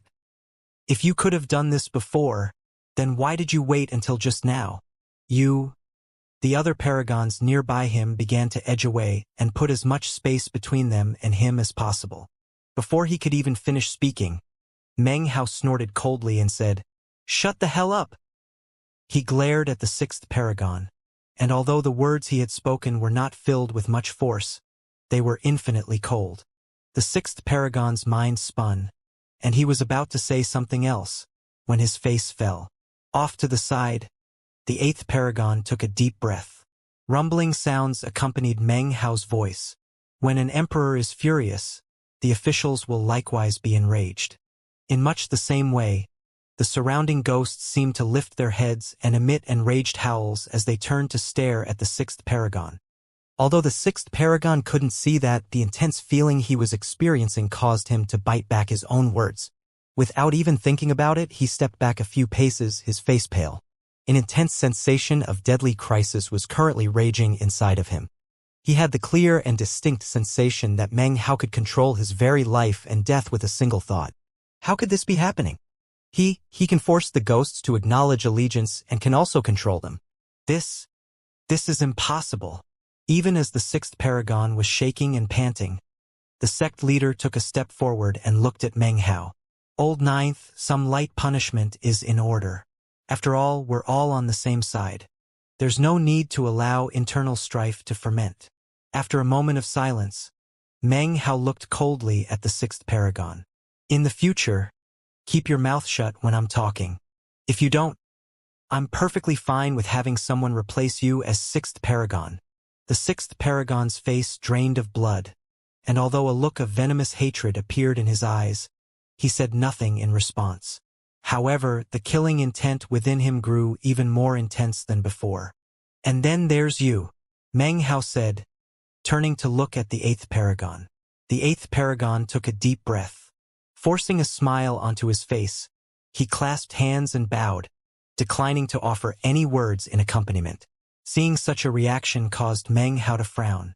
The meaning behind the words he had just spoken had been clear, and the fact that the previously aggressive sixth paragon suddenly acted in this way was very telling. To be chided by me like that, he thought, and refrain from saying anything in response indicates there is someone backing them who exceeds their power level. But who? Meng Hao thought back to everything that had happened so far, and also recalled that the vast Expanse School had a total of 4 experts at the peak of the 9 essences level. The sect leader was one, but there were 3 others in addition to him. One of them was the man with the raspy voice who had spoken to him when he was in secluded meditation. As for the other 2, Meng Hao had never met them. His eyes flickered and then his expression returned to normal. He looked around at the ghosts and waved his hands, experimentally sending out a stream of will. Instantly, the ghosts up ahead parted ways to reveal a path. Meng Hao could tell that this path was the same path he had seen earlier, which had been devoid of ghosts. Without any further delay, he led the group onward. The sect leader went along right behind him, and the other paragons followed along. They proceeded for about half a day, during which time they made more progress than the sect leader could have made in 2 days, and those would have been 2 days fraught with danger. Eventually, they reached the end of the path. A huge, shocking land mass spread out in front of them, deathly quiet and filled with ruins. There were no living beings. Everything was as silent a graveyard. The ghosts had also been following Meng Hao, but having reached this location, they stopped and looked off into the distance. Apparently, none of them were willing to enter the landmass. Meng Hao turned back and looked at them. Although his Dao eye was now shut, he could still sense their presence. For some reason, he had the strange sensation that the bronze lamp, which was part of him now, was experiencing a feeling of sorrow. They must have been kowtowing to the previous owner of the bronze lamp. Now that I think about it, perhaps this bronze lamp once belonged to Patriarch Vast Expanse. After a moment, Meng Hao clasped hands and bowed deeply to the ghosts. The other paragons watched what was happening, and various thoughts ran through their minds. Between the end of the path and the land mass itself was a bridge, swaying there in the starry sky. One end was attached to the land mass, and the other connected to an enormous asteroid, which was fixed unmoving within the starry sky. There was a cold wind blowing that smelled of rot and decay. It was impossible to tell where it came from or where it was going. It was as if it existed eternally, and was the reason the bridge was swaying back and forth. It was very strange. Meng Hao stood there in front of the bridge for a moment, and then turned to the sect leader. Further behind were Su Yi and Xianxia, who were completely on guard. Even they could sense that the bridge contained a strange and bizarre aura, which left them unsettled. "So we've made it back to the bridge again," the sect leader said. "We saw this same bridge twice before. This is the third time. The last 2 times we took a different path, a more dangerous path, to get here." The sect leader looked at the bridge with both excitement and determination. "The previous 2 times we tried to cross it, we were blocked in the middle. The last time, we only made it about 70% of the way across. Many of our subordinates died, as did most of the clones we had created. Old Ninth, the entire reason we requested your presence was because of your Dao eye. Please use it to take a look at the bridge, and you'll understand." Meng Hao's eyes flashed with decisiveness as his third eye opened up on his forehead. In that instant, the world changed. The bridge was still a bridge, but on the other side, the land mass bustled with cultivators. There were countless buildings and innumerable cultivators. Now, the figure which Meng Hao had seen on the distant 9th landmass was much more clearly visible. It was a man sitting on a huge throne. He was looking directly at Meng Hao, and his voice was even clearer than before. "All heaven fears the immortal. Does not want the immortal to appear, wants the demon to arrive. The variations of the demon are like the variations of heaven. The appearance of the demon requires grief. If you die, everything will be over." Meng Hao was shaken mentally by this voice which only he could hear, and when he heard the word demon uttered, his mind reeled. After a moment, his eyes glittered and he looked away from the vague figure, allowing his gaze to come to rest on the bridge. Shockingly, he saw unending gore. Masses upon masses of it formed into the shape of a bridge that dripped with blood. It was a shocking sight. He saw countless arms stretching out, which occasionally performed incantation gestures, filling the bridge with the fluctuations of restrictive spells, some powerful, some weak. Surrounding the bridge was a blood-colored mist. Occasionally, eyes would appear briefly within the mist, and they stared greedily at Meng Hao and the rest of the party. Most shocking of all was that beneath the bridge was no void, but rather an abyss. Down within that abyss was a 3-headed giant, currently climbing up from the depths below. It occasionally bellowed in rage, the sound of which transformed into a tempest that caused the bridge to sway back and forth. Almost in the same moment that Meng Hao caught sight of the 3-headed giant, its 3 heads looked up, and 6 pairs of eyes came to rest on Meng Hao. Their gazes locked, and Meng Hao felt his mind reeling as an intimidating will swept through him. His eyes glittered with cold light, and he snorted, stamping his foot down and sending his divine sense crushing down.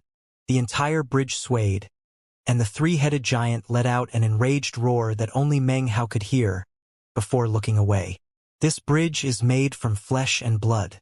It's surrounded by a mist, and below is a 3-headed giant. eyeing us the way a tiger eyes its prey.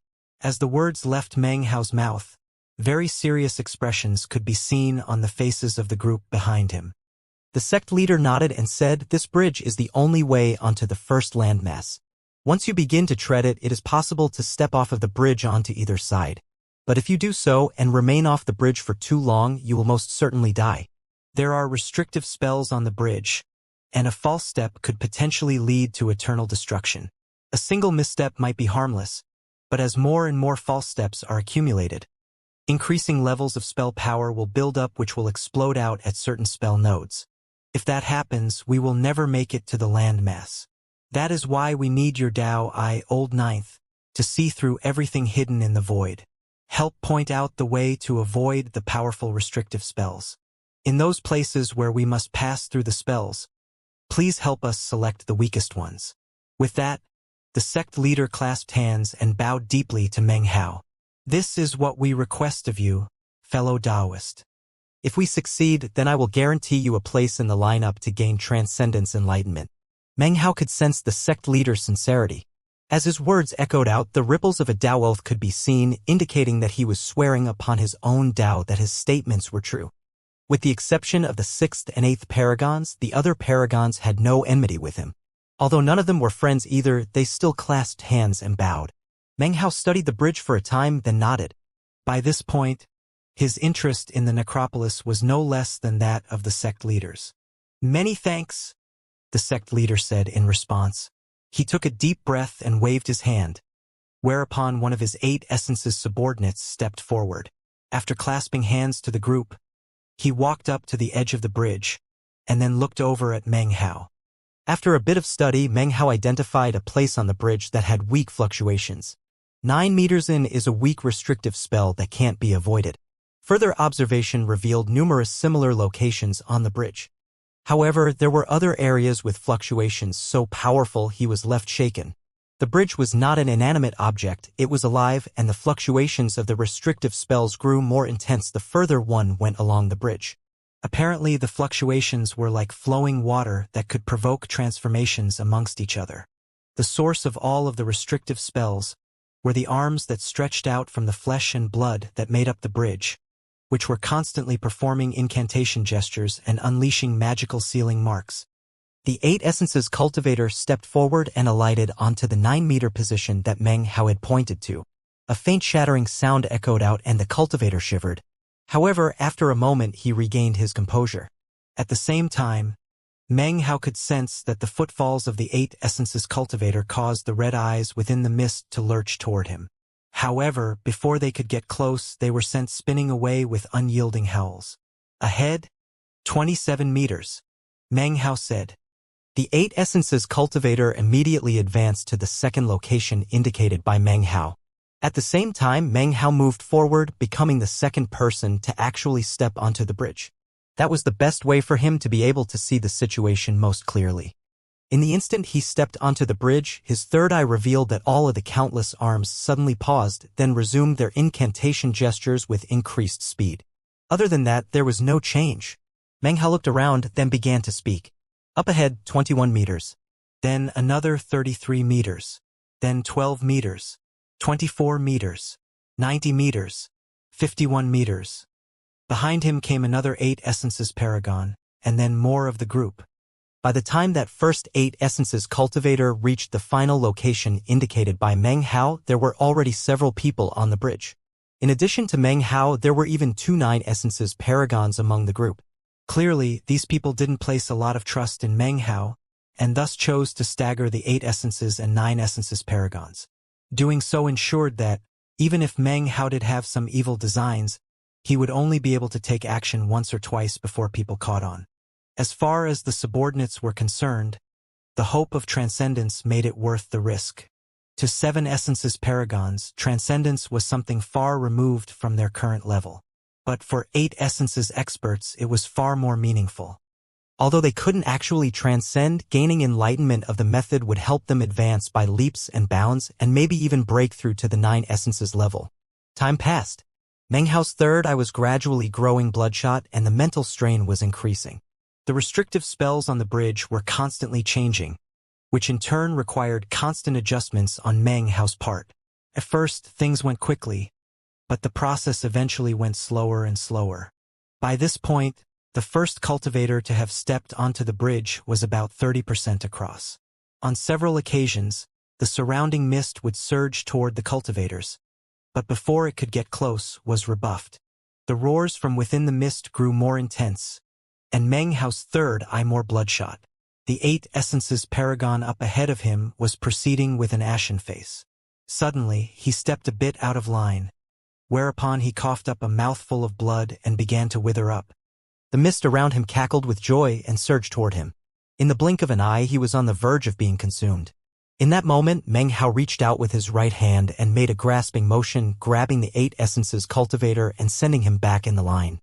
Another of the subordinate paragons gritted his teeth and flew forward to take the vanguard position. The 8 essences paragon who Meng Hao had just saved cast an appreciative glance in Meng Hao's direction. Meng Hao nodded and proceeded to make more observations. Then, the group continued on their way across the bridge. 30%, 40%, 50%, 60%. Several days later, they were 70% across the bridge. The vast expanse school had never gotten past this point in their previous efforts. By this point, 8 essences paragon after another had been sent to the vanguard position. Eventually, it reached the point where that position was occupied by the clones of the sect leader and the other most powerful experts. Those clones were even more powerful than the 8 essences paragons, enabling them to stay in the vanguard position for longer periods of time. Soon they crossed the 80% mark, and a few days after that had reached the 90% mark. The first landmass was no longer a distant sight, it now stretched out in front of them in all its grandeur. Excitement could be seen on the sect leader's face, and it was the same with everyone else. They yearned to cross the entire bridge and enter the necropolis of Patriarch Vast Expanse, there on the first landmass. More time passed. The howling within the mist grew more intense, and it often surged toward the cultivators. But because they had Meng Hao leading the way and were both bypassing the most powerful of the restrictive spells and suppressing the weak ones, the mist never had an opportunity to touch them. After passing the 99% point, the person in the lead position was less than 30,000 meters from the end of the bridge. To a mortal, it would be a vast distance, but to cultivators like this, it was a distance that could be spanned in a single step if not for the restrictive spells in the way. We're almost there. The necropolis of the first land mass is right up ahead. We've been waiting years for this day, and now it's upon us. Everyone was very excited. As for Meng Hao, his third eye was in significant pain. Using it for such an extended period of time was apparently a serious drain on his cultivation base, and he had even been taking opportunities to rest along the way. Now that there were only about 30,000 meters left, Meng Hao began to close his third eye for some rest and recovery, when all of a sudden, an intense sensation of imminent danger exploded up within him. The source of that danger was a shadowy figure within the depths of the abyss below. It was none other than the three-headed giant. Throughout the entire trip, Meng Hao had not been able to catch a single glimpse of the giant he had seen at the outset. He had looked for it but found no trace. But now here it was again. No one else could see it, but they could sense an unprecedentedly cold air rising up.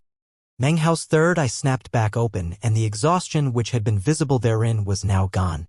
Meng Hao was profoundly observant and insightful and had long since come to the conclusion that the three-headed giant was simply waiting for the right moment to make a move.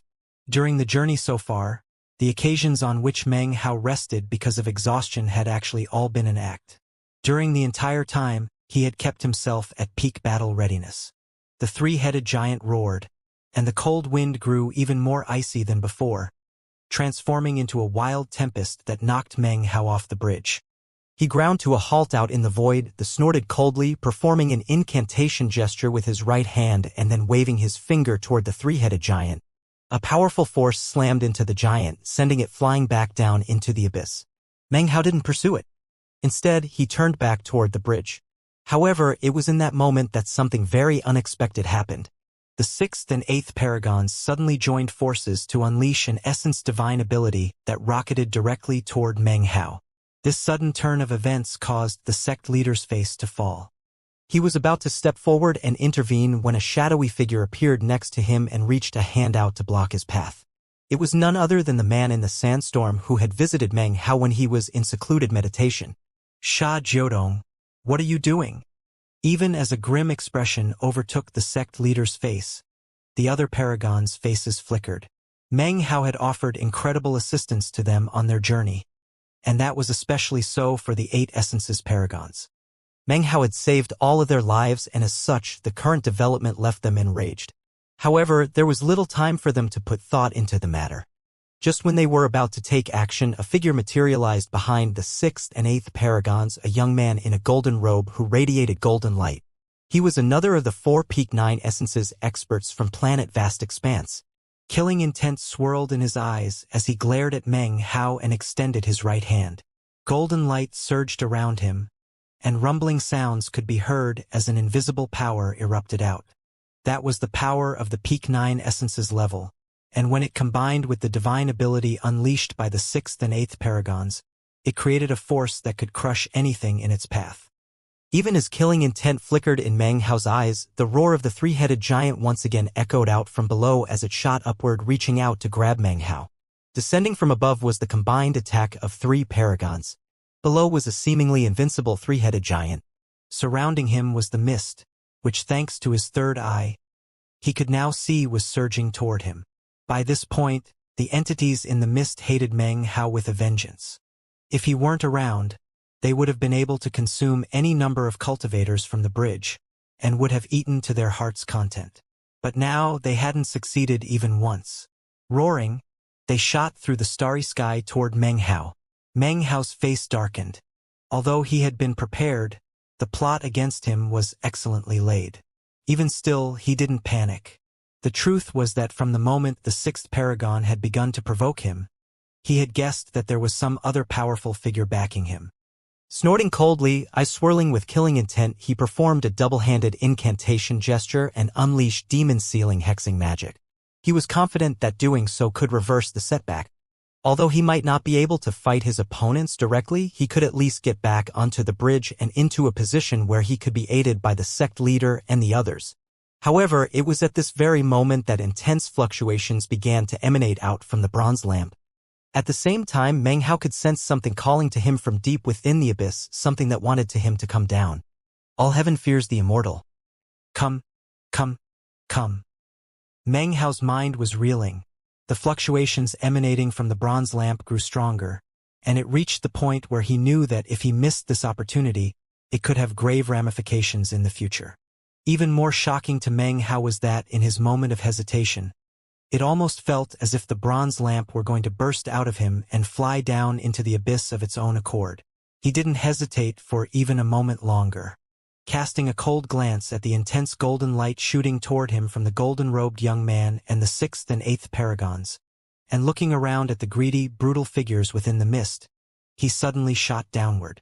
The light and the mist passed over the spot he had just occupied, and at the same time he slammed into the giant. A huge boom rang out and the 3-headed giant screamed miserably. Blood oozed out of Meng Hao's mouth as he shot downward into the abyss, ignoring the bridge completely. Of course, to all of the other cultivators on the bridge, it didn't look like Meng Hao was intentionally heading down into the dark void below. Instead, it seemed as if the golden-robed young man and the other paragons were forcing him to do so.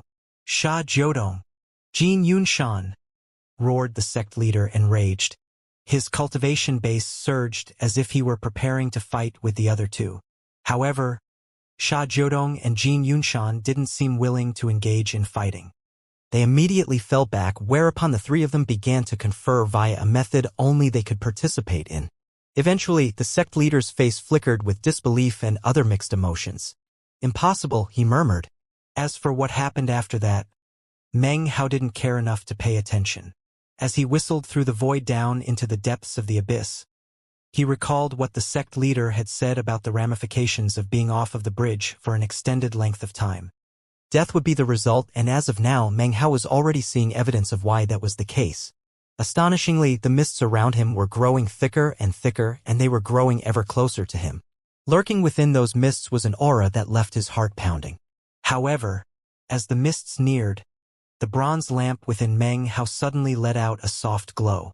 It passed outside of Meng Hao's body, surrounding him, and when the mists touched it, countless screaming voices could be heard, as if their owners were being melted away by the light. Meng Hao settled himself. Following the tug of the bronze lamp, he continued downward. Behind him, the three-headed giant roared, apparently not frightened of the lamp at all as it pursued him relentlessly. The further down he went, the more intense the fluctuations of the bronze lamp became. Before long, Meng Hao caught sight of land down below. Most accurately speaking, it was a strip of land jutting out from the larger first landmass. Visible, there was a statue which had apparently been standing, tucked away, for countless years. It was tens of thousands of meters tall, and at first glance it almost looked like a mountain. It depicted a young man clad in a long robe, who was gazing upward. A vicious expression twisted his face, and a brutal air radiated out from him. It almost seems as if he were roaring in rage, and there were even blue veins visible bulging out all over his face. Upon further examination, Meng Hao realized that he actually resembled the figure he had seen via his third eye, the person sitting on the throne on the ninth landmass. However, this statue had a stubborn, unyielding expression, as well as an intense focus in his eyes that seemed to be boundless resentment. Faint tendrils of mist seeped out from him, which was in fact the source of the shocking mist which filled the abyss. Visible on the statue's forehead was a rift, into which someone had stabbed a sword.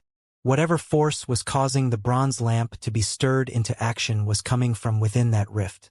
Next to the statue was a cliff, although closer examination revealed that it was no simple cliff. It was actually an enormous gravestone. Written on the gravestone was a single line of text. "My first clone, felled by all heaven." Beneath the line of text was the name of the person who had written it. Unexpectedly, it was Patriarch Vast Expanse. Meng Hao felt shaken as he looked at the statue. Although the statue seemed to have been carved out of rock, when he looked closer, it actually seemed to have been formed from flesh and blood. Before he could study the statue any further, the three-headed giant appeared. Roaring, it launched itself at Meng Hao, its eyes glowing with turbid red light. Meng Hao frowned and rotated his cultivation base. A vortex appeared around him, which rapidly transformed into a wild tempest. He stepped forward, punching out with the god-slaying fist. A boom rang out. Based on the current level of Meng Hao's battle prowess, that fist strike would cause an ordinary 9 essences expert to cough up blood. However, all it did to the three-headed giant was send it staggering backward by a few hundred meters. Roaring, it attacked again. "That's some thick skin," Meng Hao thought, frowning. Killing intent swirled in his eyes as he unleashed another attack. 1 punch, 2 punches, 3 punches. In the blink of an eye, he unleashed dozens of fist strikes. Intense booms rang out, until finally, the three-headed giant coughed up some blood. However, the brutal gleam in its eyes was even more evident than before. "Looking to die?" Meng Hao growled, waving his sleeve. Numerous mountains appeared out of nowhere, each one of which exuded shocking power as it crushed down onto the three-headed giant. Even as blood spurted out of various wounds, the giant's 3 heads let out piercing cries which became an indescribably powerful sound wave that battered against Meng Hao. A tremor ran through him, and his face paled. And yet, he took a step forward, then another. He took a total of 7 steps, each of which caused his energy to rise. Then, when the entire abyss seemed to be shaking violently, his finger slashed out like lightning. That finger swipe slammed into one of the giant's heads, causing it to instantly explode. The giant let out a blood-curdling scream, and the other 2 heads suddenly seemed to be struggling. For a moment, the giant's eyes became clear, but then a moment later, a turbid red glow took over. The giant stopped moving, looked at Meng Hao, then launched another attack. A boom rang out as massive power blasted toward Meng Hao. He fell back several paces, simultaneously performing an incantation gesture with his right hand. Then he waved his finger, unleashing the 8th demon sealing hex. Instantly, the essence of space descended. The now 2-headed giant trembled, and then began to struggle against the effects. But that was when Meng Hao closed in and waved his finger again. A huge boom rang out as another of the giant's heads exploded. There was only 1 head left, but now, the turbid glow in its eyes was gone. Instead, they glowed brightly, without a trace of red, and its pupils were now visible. "All heaven!" the giant suddenly said. All heaven. Then it howled, and a pained expression twisted its face. It grabbed its remaining head with its hand as if it were slipping into insanity. If you think you can control me, well, stop dreaming, the giant screamed. I'm the subordinate of vast expanse, the god Titan. As the giant roared, an air of brutality and infinite madness radiated out, accompanied by a feeling of profound ancientness. A moment later, his clear eyes once again stirred with a turbid glow. He looked down at Meng Hao almost as if for the first time, and an expression of disbelief appeared in his eyes. Master, is that you? He said. Trembling, he began to charge once again in attack. Kill me. I'm your god Titan, and I'd rather die than be controlled by all heaven. Kill me, master. Roaring, the giant headed directly toward Meng Hao, apparently making no defensive preparations whatsoever. Meng Hao was taken aback. As the giant closed in, its attack built in intensity until a windstorm raged around it. By now, the turbid redness had completely retaken its eyes. Meng Hao didn't hesitate at all. His finger shot out again, tapping the giant's forehead a third time. A boom rang out and a massive wound pierced through the giant's head. As it spread out, filling his body, he trembled. And yet, the turbid glow was now gone and his eyes were completely clear. He looked at Meng Hao, his expression one of pain and reminiscence.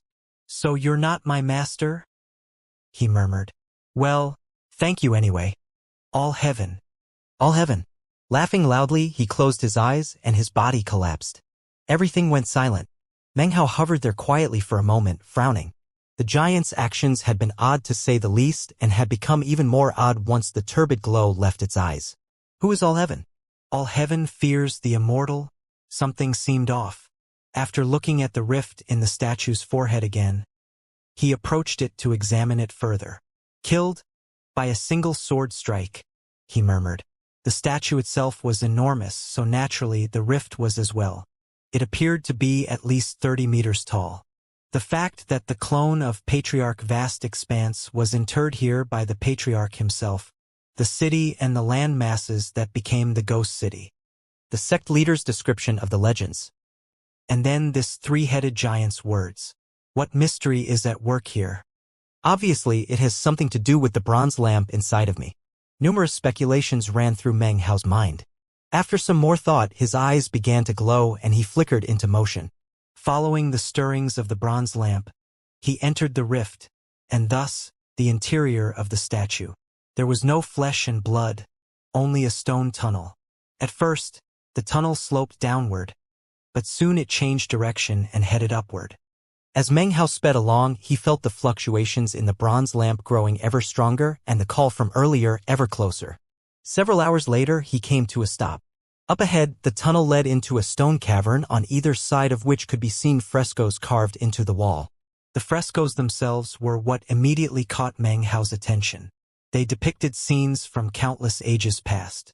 Innumerable living beings were depicted, and even wild beasts. All of them were prostrating themselves in worship toward the sky, toward a figure who was approaching, bathed in light. That figure looked down on all creation. His upraised right hand held within it a stretch of starry sky, within which could be seen countless heavenly bodies.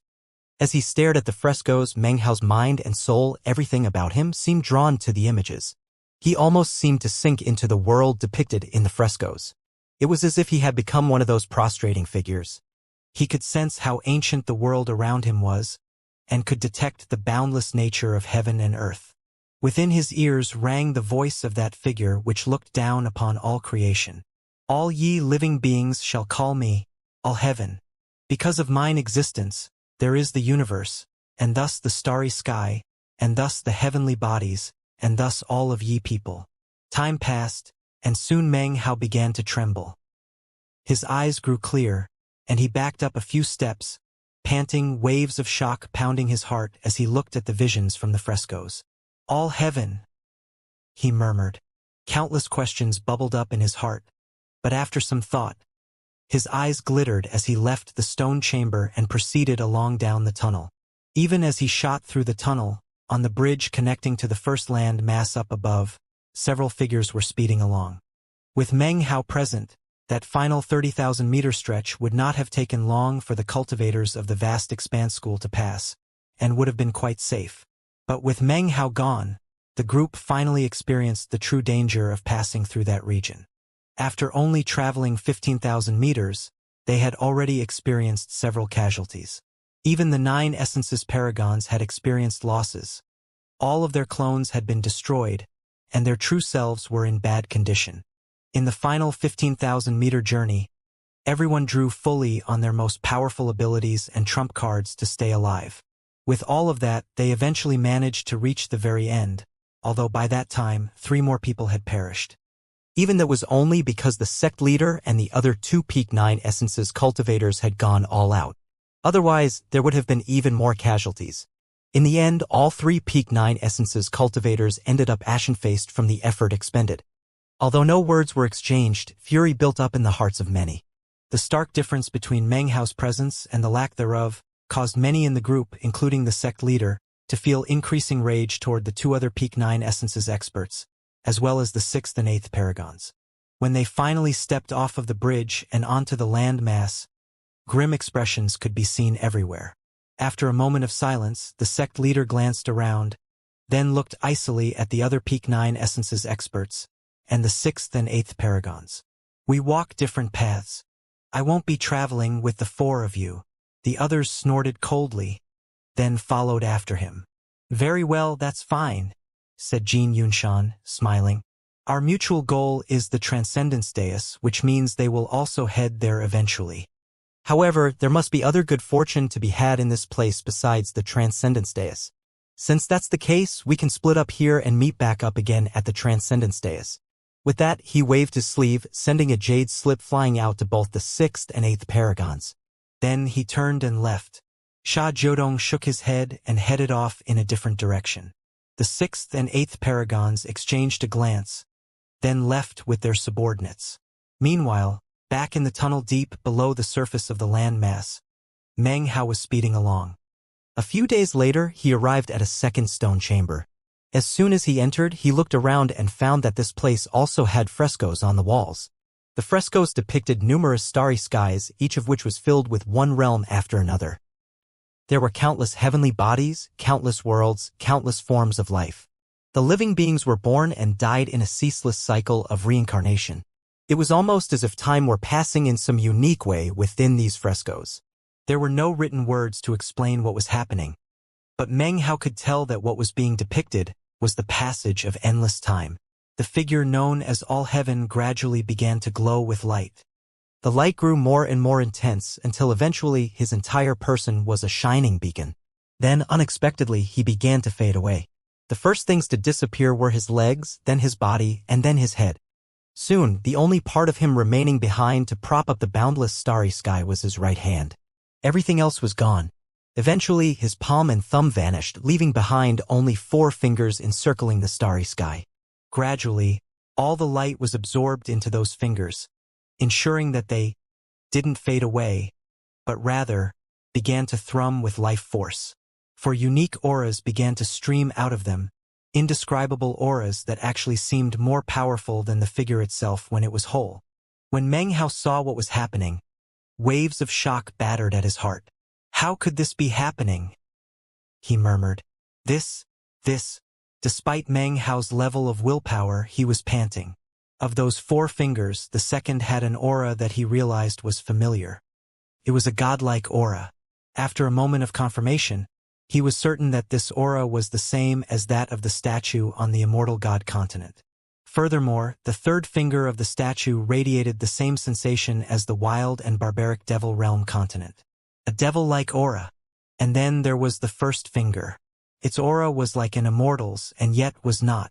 It was rife with death, with the same aura as that in the necropolis of Patriarch Vast Expanse. It contained the same fluctuations as those in the Ghost City. And the final finger had a demonic aura, which was exactly the same as Meng Hao's.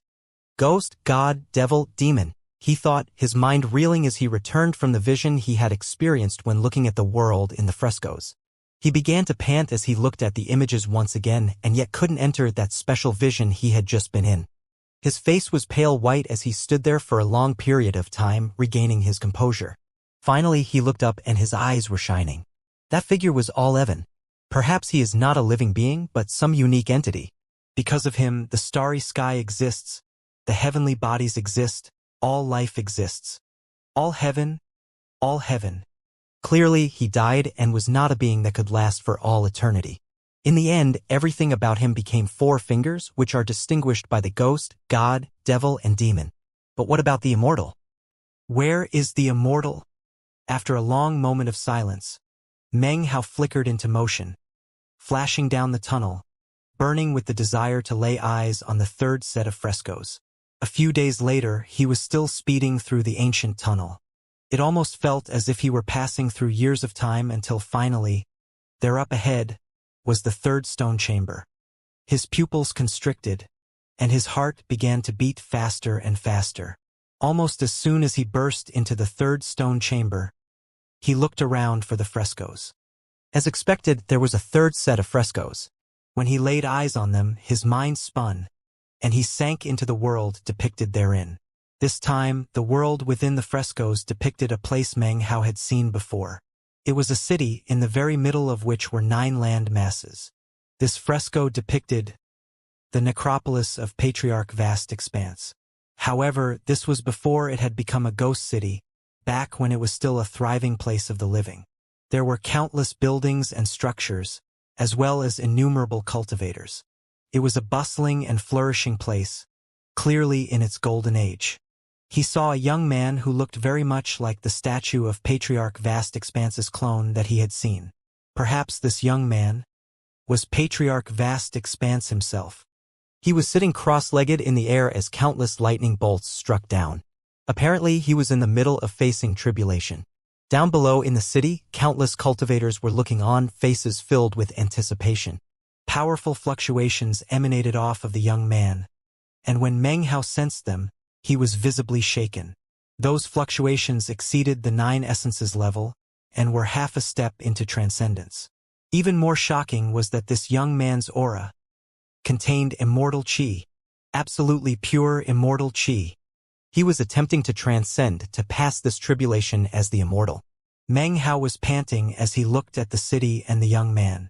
It was then that he realized that the starry sky of the vast expanse that was depicted in this fresco had no mist in it.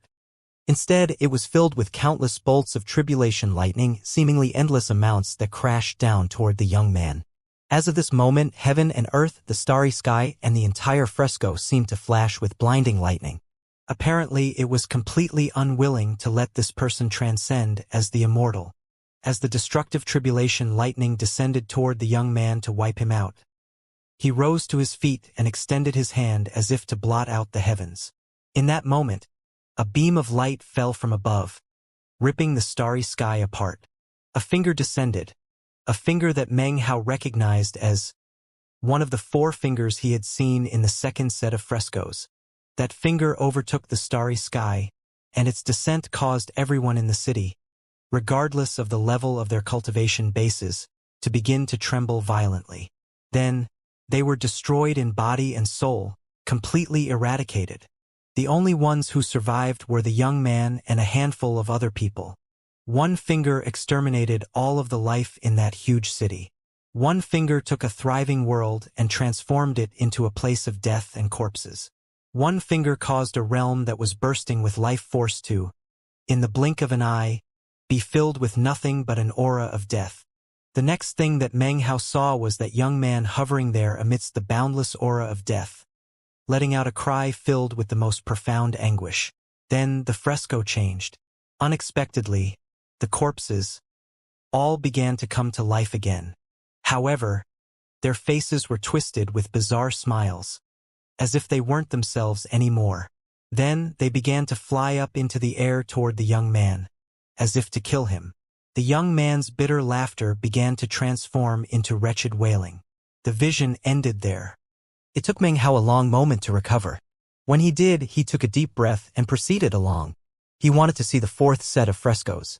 He had the intense premonition that whatever was depicted on them would be something profoundly shocking and mysterious. Whatever secret was locked therein might even have something to do with him.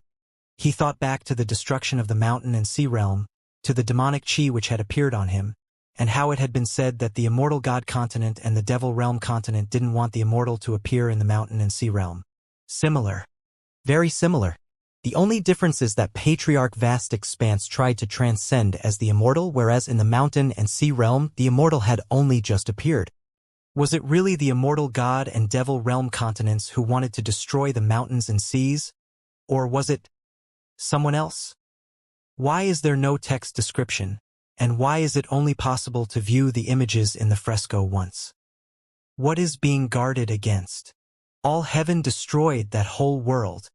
As Meng Hao flew along toward the fourth stone chamber, his mind spun with countless ideas and thoughts. At the same time, his face grew more and more grim. By now, he was getting the feeling that the destruction of the mountain and sea realm might not have been such a simple affair. Apparently, there was some profound secret at play, and Meng Hao was uncovering a bit of that secret from these wall frescoes. Meng Hao's face was grim as he shot through the tunnel at top speed. If there were someone capable of seeing everything beneath the surface of that first land mass, they would see that within the long tunnel, there were 4 stone chambers. Meng Hao was currently heading upward through the tunnel toward the surface of the lands, and at the same time he was rapidly approaching the 4th stone chamber, which was also the final chamber. His eyes were bloodshot and he moved at incredible speed. Countless thoughts and ideas ran through his head, and they grew increasingly disorderly. He was getting even more anxious. Some days later, the 4th stone chamber appeared up ahead of him. He slowed down, coming to a stop just outside the chamber. He stood there quietly for a long moment, taking the time to calm his mind and heart. Then he stepped into the chamber, eyes glittering. He absolutely had to see what the frescoes in this 4th chamber depicted. As soon as he stepped into the chamber and looked at the frescoes, his vision swam. When things became clear, he was looking at pitch blackness. Everything was completely and utterly black, without even a glimmer of light. It didn't feel like an infinite blackness that stretched out endlessly. Rather, it was like an obstacle, blocking the way ahead, almost like the end of the starry sky. Within that darkness, he saw 4 pillars that seemed to prop up the world. Emanating out from the pillars to spread out in all directions were shocking fluctuations. When he saw the pillars, he suddenly realized something and began to pant. He spun and was shocked to find that behind him was an enormous maelstrom.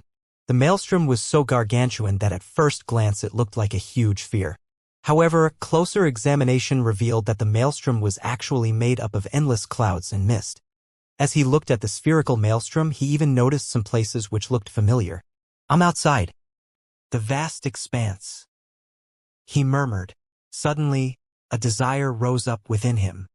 He focused on one particular area of the maelstrom, and his vision zoomed in, passing through layers upon layers of mist before coming to rest on an area within the vast expanse that was rife with an aura of death. A vortex could be seen there, spinning slowly. As Meng Hao looked at it, he saw an area that was tattered and torn, filled with corpses, ruin, wreckage, and ash. The mountain and sea realm, he thought, heart-stabbing with pain. It was the former location of the mountain and sea realm.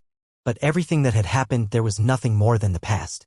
After a long moment passed, Meng Hao looked away. Following the tuggings of his heart, his gaze passed in another direction, to a location where a powerful sealing magic was located. A monkey sat cross-legged outside of it, completely oblivious to Meng Hao's gaze. Beneath the monkey were numerous land masses, 33 in total. They were the 33 heavens, like 33 walls, beneath which was a vortex. Inside the vortex was a green coffin, upon which rested a butterfly, whose wings floated gently up and down. The instant he laid eyes on the butterfly, his heart thumped. He could just barely make out his father and mother there, nestled in each other's arms. His vision zoomed in again, and next he saw a world. There were many familiar faces in that world. His sister, Sun Hai, and Fatty. On one particular mountain, he saw a thin woman who was Su Qing. He wanted to see more, but inwardly, exhaustion was taking root. His vision swam, and then zoomed back out, as if he were being expelled from the starry sky of the vast expanse. In the last moments before his vision completely faded away, He suddenly looked over at the Vast Expanse School. There, outside of planet Vast Expanse, was an area where the starry sky was damaged and in ruins. There was no vast expanse mist there, only a rift. After looking into that rift, he saw 9 land masses that formed into a necropolis. He was unable to see himself in the stone chamber in the first land mass, but he was able to see a scattered group of people. There was the sect leader, the golden-robed young man, the sand-wreathed figure, the 6th and 8th paragons, and all the others. He could see that in the very center of the first land mass, where the sect leader was currently located, was an altar which emanated a unique aura that resembled transcendence. Meng Hao was left reeling as his consciousness and sight returned to their original location. He took a deep breath as he looked at the spherical maelstrom again. Then, mind spinning, he turned once more to look at the 4 astonishing pillars. He knew exactly what those 4 pillars were. He had seen them in the vision from the second set of frescoes. They were the 4 fingers left behind by all heaven after his death. In the vision from the third set of frescoes, he had seen one of those fingers destroy a thriving world and kill all of the lives within it. So I am outside the vast expanse, and this spherical maelstrom is the vast expanse within which I exist. Panting, Meng Hao suddenly thought about something he knew which apparently conflicted with what he was seeing. The Vast Expanse School is a branch of the Vast Expanse Society which exists on the outside. The 9th paragon even came from there. But if I am outside the Vast Expanse right now, then where is the Vast Expanse Society? Perhaps I'm in a different time. But then why would I be able to see the mountain and sea butterfly and everything else in the Vast Expanse? Meng Hao frowned.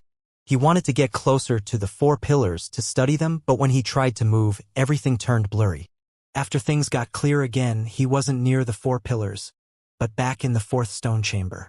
In that moment, the bronze lamp inside of him quieted down. The sense of being called faded away, as if what had been reaching out to the bronze lamp was none other than this 4th set of frescoes.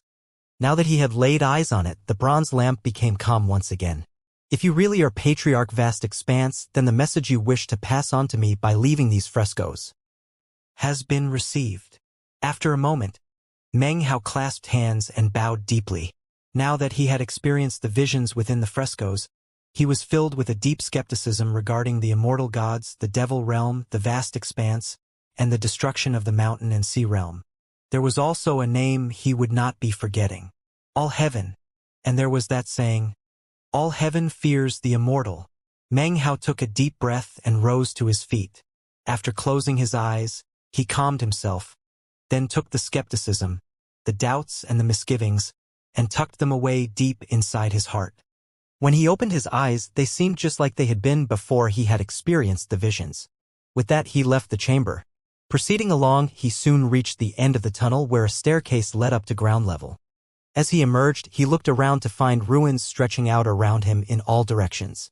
He was on the outer edge of the first landmass, an area filled with broken buildings and ruined structures. Everything was quiet, except for a whispering breeze which occasionally picked up the dust and carried it off into the distance. Before experiencing the visions, Meng Hao's third eye had enabled him to see the ghost city as it was in the present.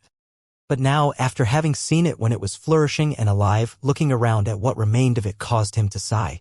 Subconsciously, he looked up into the sky. That finger descended from above. One finger wiped out all life here. As Meng Hao stood there quietly, he realized how insignificant he was, and at the same time, was as focused and determined as ever. After another moment passed, Meng Hao turned, transforming into a beam of light that shot at high speed across the surface of the land mass. This location was no longer unfamiliar to him. After seeing this world in his vision, he had come to know it well as where the others were located within it. In fact, after looking at the ruins and the mountains around him, he quickly determined his exact location. The sect leader and the others are at the altar in the center of the landmass. Apparently, that is their target destination, the aura of transcendence. As he flew along, his eyes glittered coldly, and he turned to look toward the east. I remember that the 6th paragon was in that area. He shouldn't be very far off. Snorting coldly, he changed directions to head toward the location of the 6th paragon. Meng Hao was not the type of person who enjoyed living for hatred and revenge. However, the sixth paragon had provoked him 3 times, and the last time had been with killing intent. Therefore, Meng Hao would kill him along with the 8th paragon and the golden-robed young man. It was a decision he made without the slightest hesitation or misgiving.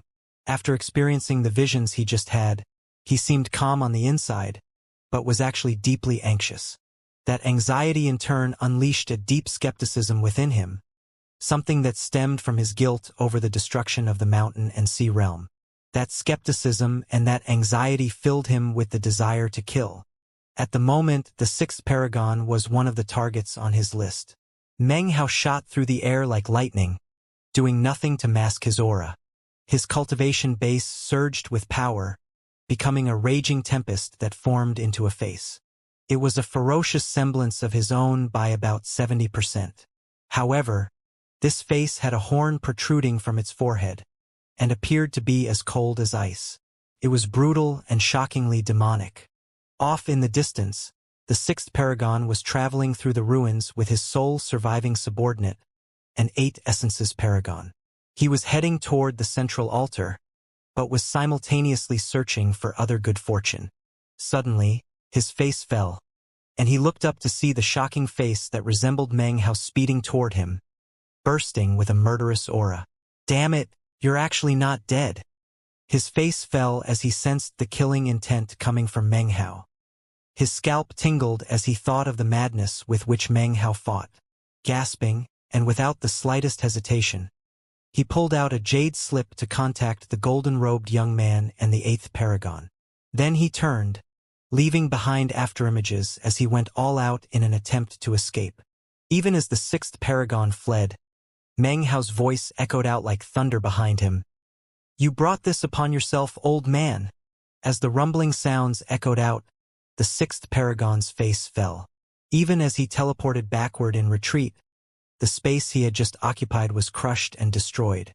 The ground quaked and crumbled as a huge crater opened up.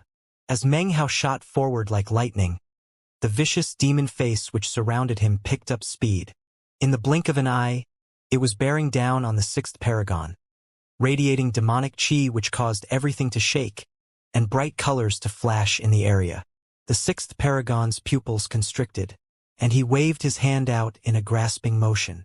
A long banner appeared in his hand, upon which were depicted the images of numerous roaring, wild beasts. Among the countless types of creatures, there were even dragons. "All-consuming beast swarm," he screamed, waving the banner through the air. Instantly, the countless creatures inside the banner surged out roaring. It was a sea of beasts which swept out toward the fierce demon face. In the blink of an eye, the two forces slammed into each other, resulting in a massive explosion which shattered the surrounding ruins and crushed the air. It was almost like 2 enormous mountains had collided, causing the ground to quake and a huge cloud of dust to rise up. Boom! Meng Hao was shaking visibly, but at the same time, the 6th paragon coughed up a huge mouthful of blood, and his banner was shredded to pieces. It was a critical moment in the fight. The 6th paragon took advantage of it to speed off, coughing up blood the entire time. Then, popping sounds could be heard as numerous ghost images appeared. Tens of thousands of shadows resembling the 6th paragon all began to scatter in different directions, making it almost impossible to determine which was his true self. The 6th paragon had tangled with Meng Hao in the past, and had long since come to fear him. Therefore, he had no intention of fighting a protracted battle, and immediately attempted to flee. Meng Hao let out a cold harumph, and opened his third eye. The world changed into that of the ghost city, wherein countless figures could be seen. At the same time, Meng Hao was instantly able to determine which among the tens of thousands of shadows was the 6th paragon's true self. "You can't get away," he said coldly. As his voice echoed out, he flickered into motion, reappearing directly in front of one of the shadows. Then he unleashed a fist strike. It was the god-slaying fist. A boom rang out as the shadow shattered, and the 6th paragon emerged from within, face ashen. He immediately fell back at top speed, a vicious expression gleaming in his eyes. However, before he could escape, Meng Hao waved his finger, unleashing the 8th demon sealing hex. Because of Meng Hao's current battle prowess, The 8th hex was now strong enough to affect even 9 essences paragons. The 6th paragon's face fell as he suddenly lurched to a halt. Although he recovered almost immediately, a brief moment of immobility like that could be an eternity in a fight like this. A boom rang out as Meng Hao launched another punch toward the 6th paragon. However, in that instant, the 6th paragon's skin turned bright red, and a glow like that of blood emanated out, transforming into a shield which blocked the punch. Meng Hao's fist slammed into the blood-colored shield, causing the shield to distort, and the 6th paragon to stagger backward. However, even as he did, Meng Hao launched another fist strike, then another. Booms echoed out as the blood-colored shield struggled to hold. When the 3rd successive fist strike hit it, the shield shattered, and the fist landed onto the 6th paragon's chest. Blood sprayed out of his mouth, and a sensation of numbness swept over him like flood waters. Even his cultivation base teetered unstably, and his soul trembled. Damn it, Jin Yunshan is obviously aware that I need help, but isn't responding. Old 8th is the only one on the way. He's not too far away, but still needs time to get here. This Meng character is not only a lunatic, he also excels at seizing the initiative in battle. I can't even use a full 80% of my power, because he never gives me a chance to do anything. As Meng Hao closed in again, the 6th paragon let out an enraged roar. By this point, he knew that it wasn't very likely he would be able to extricate himself from the fighting. Clearly, Meng Hao was completely focused on exterminating him. In that case, it would be better to die fighting than to run away. In fact, his only hope lay in drawing out the fighting long enough for the 8th patriarch to arrive. Then the two of them could either fight or flee together. Either way, they could change the situation.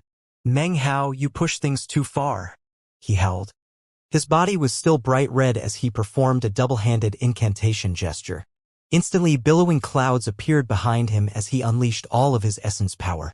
It transformed into a huge black head which lunged toward Meng Hao as if to swallow him whole.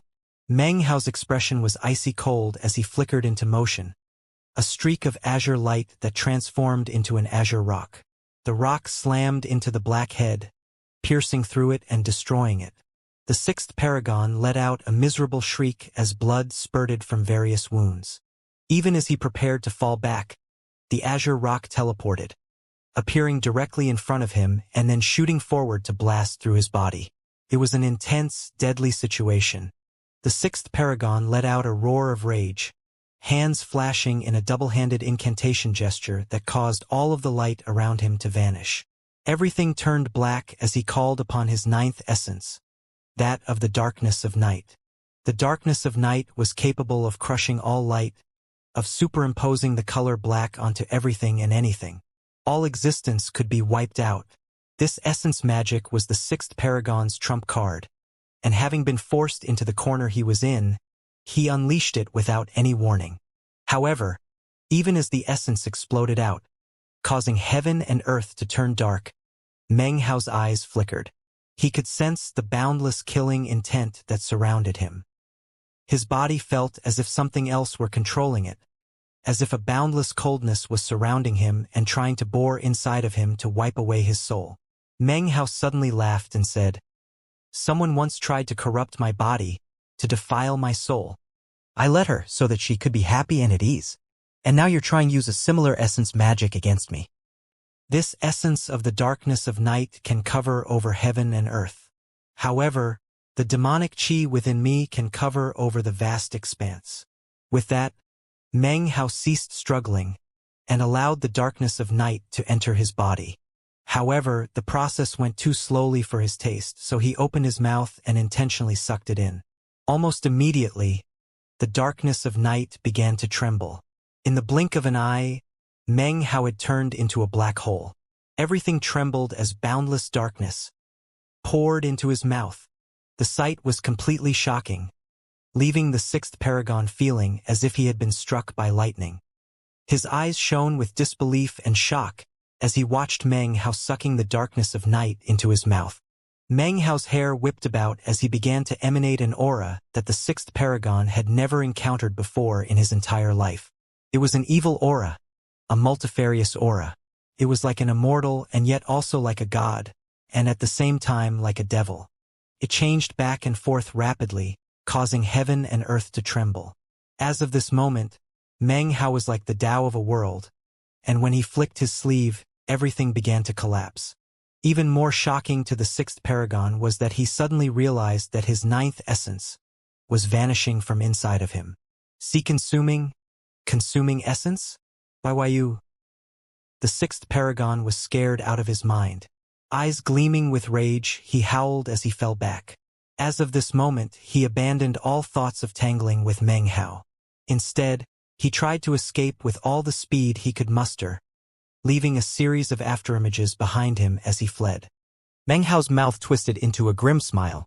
Even as the sixth paragon began to flee, Meng Hao took 3 steps forward, each one of which caused everything to shake violently. After 3 steps, his energy had risen to a level that seemed to supersede the entire world. Suddenly, a sensation of indescribable deadly crisis filled the sixth paragon. He's going to kill me, he thought. He slapped his hand down onto his head. A droning sound filled his mind as he unleashed an unknown secret magic. Green smoke rose up from his red skin, increasing his speed dramatically. In the briefest of instants, he was 500 kilometers away. Killing intent flickered in Meng Hao's eyes as he took 4 more steps. With each step, heaven and earth trembled. The 4th step took him 500 kilometers forward. Then he took the 5th and 6th steps, which were as equally grand and dramatic. The 6th paragon's face was ashen, and the sensation of deadly crisis grew more intense. He had completely lost any fighting spirit, and could sense the trump card that was his 9th essence fading away, which caused his scalp to tingle. Then he sensed Meng Hao's energy rising, and his mind began to reel as he realized that it almost felt as if he were fighting a peak 9 essences cultivator like the sect leader or Jin Yunshan. "Damn it!" he shrieked. That's the 7 god steps of the devil realm. He knew that the most powerful explosion of energy from the 7 god steps came from the 7th step. That raised one's mind, life force, cultivation base, and everything else to a higher level. In the blink of an eye, it would lead to an explosive, exponential increase in battle prowess. As Meng Hao took that 7th step, the 6th paragon's vision turned red. However, in that moment of deadly crisis, a beam of light appeared off in the distance, shooting toward them at high speed. The 8th paragon had arrived. "Old Ninth, what are you doing? How dare you attempt to harm fellow sect members? Stand down immediately." The 8th paragon's voice echoed like thunder, and rumbling sounds caused even the clouds to vibrate as he shot forward.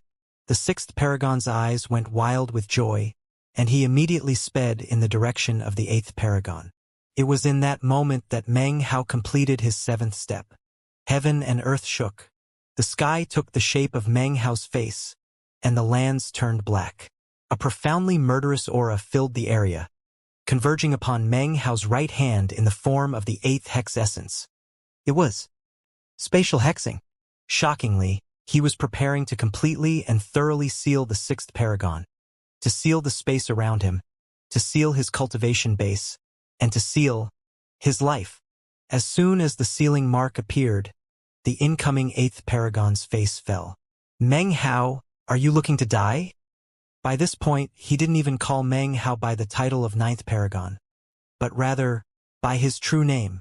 The 6th paragon's mind was spinning, and he was completely overwhelmed by the sensation of crisis. It was as if Meng Hao had superseded the entire world, and as his right hand descended, the 6th paragon screamed, "You'll never seal me, Meng Hao." Apparently throwing caution to the wind, he chose to do the only thing he was capable of doing at this juncture, detonating one of his essences. The heavens roiled as boundless clouds and mist converged, forming an enormous hand that blotted out the sky. It was as if this hand had replaced the heavens, radiating an enormous, destructive sealing power. Apparently, when this hand descended, it could seal one's cultivation base, life force, soul, everything. The heaven-shaking, earth-shattering sight caused the 6th paragon's mind to reel. An unprecedented feeling of danger rose up in his heart. He was very well aware that unless he came up with some powerful countermeasure, he would definitely die. 9 essences paragons were essentially invincible, with the exception being things within places like this necropolis, or perhaps the old eccentrics who were peak 9 essences paragons. And yet, as of this moment, the shadow of death loomed large within the heart of the 6th paragon. He let out a miserable howl. At this critical point in the fighting, it was without hesitation that he chose to detonate one of his essences. The cost would be enormous. Over the course of the next 10,000 years, he would slowly revert in power from 9 essences to 8 essences. He was detonating an essence in exchange for a chance to survive. If he could just avoid this deadly sealing mark, then he could join forces with the 8th Paragon. At the very least, his cultivation-based drop would result in being able to live. Meng Hao! The 6th Paragon howled, his voice tinged with venomous rage. Even as his voice echoed out, he spread his hands wide, causing a black and white windstorm to kick up. As it spun, it turned gray, and terrifying pulses of essence aura appeared. They were so powerful that they could cause any 8 essences paragon to tremble. That was how far the 6th Paragon was willing to go in his madness to defend against Meng Hao. It was a shocking sight to see the windstorm whipping through the air toward the enormous heavenly hand. When they slammed into each other, it was like the land below smashing into the sky above. Above the heavenly hand was Meng Hao, clothes whipping about, murderous aura radiating out, and expression icy. Down below was the earthly windstorm, beneath which was the maddened 6th Paragon, his hair and clothing in disarray. Boom! All of this takes some time to describe, but actually happened in the space of a few breaths. In the blink of an eye, the enormous hand and the wild windstorm slammed into each other. The resulting explosion seemed loud enough to destroy heaven and earth. It was as if everything in existence were being ripped to shreds. The 6th Paragon screamed miserably as he detonated that single essence. Although it was only one, to him, detonating that one essence was like detonating all 9. Rumbling sounds rose up as the windstorm roared like a dragon, attempting to consume the hand. No matter how madly that windstorm screamed, though, the heavenly hand which contained Meng Hao's sealing mark continued to shove downward. The windstorm shattered, and the power of the 6th Paragon's exploding essence transformed into a shockwave that blasted out in all directions.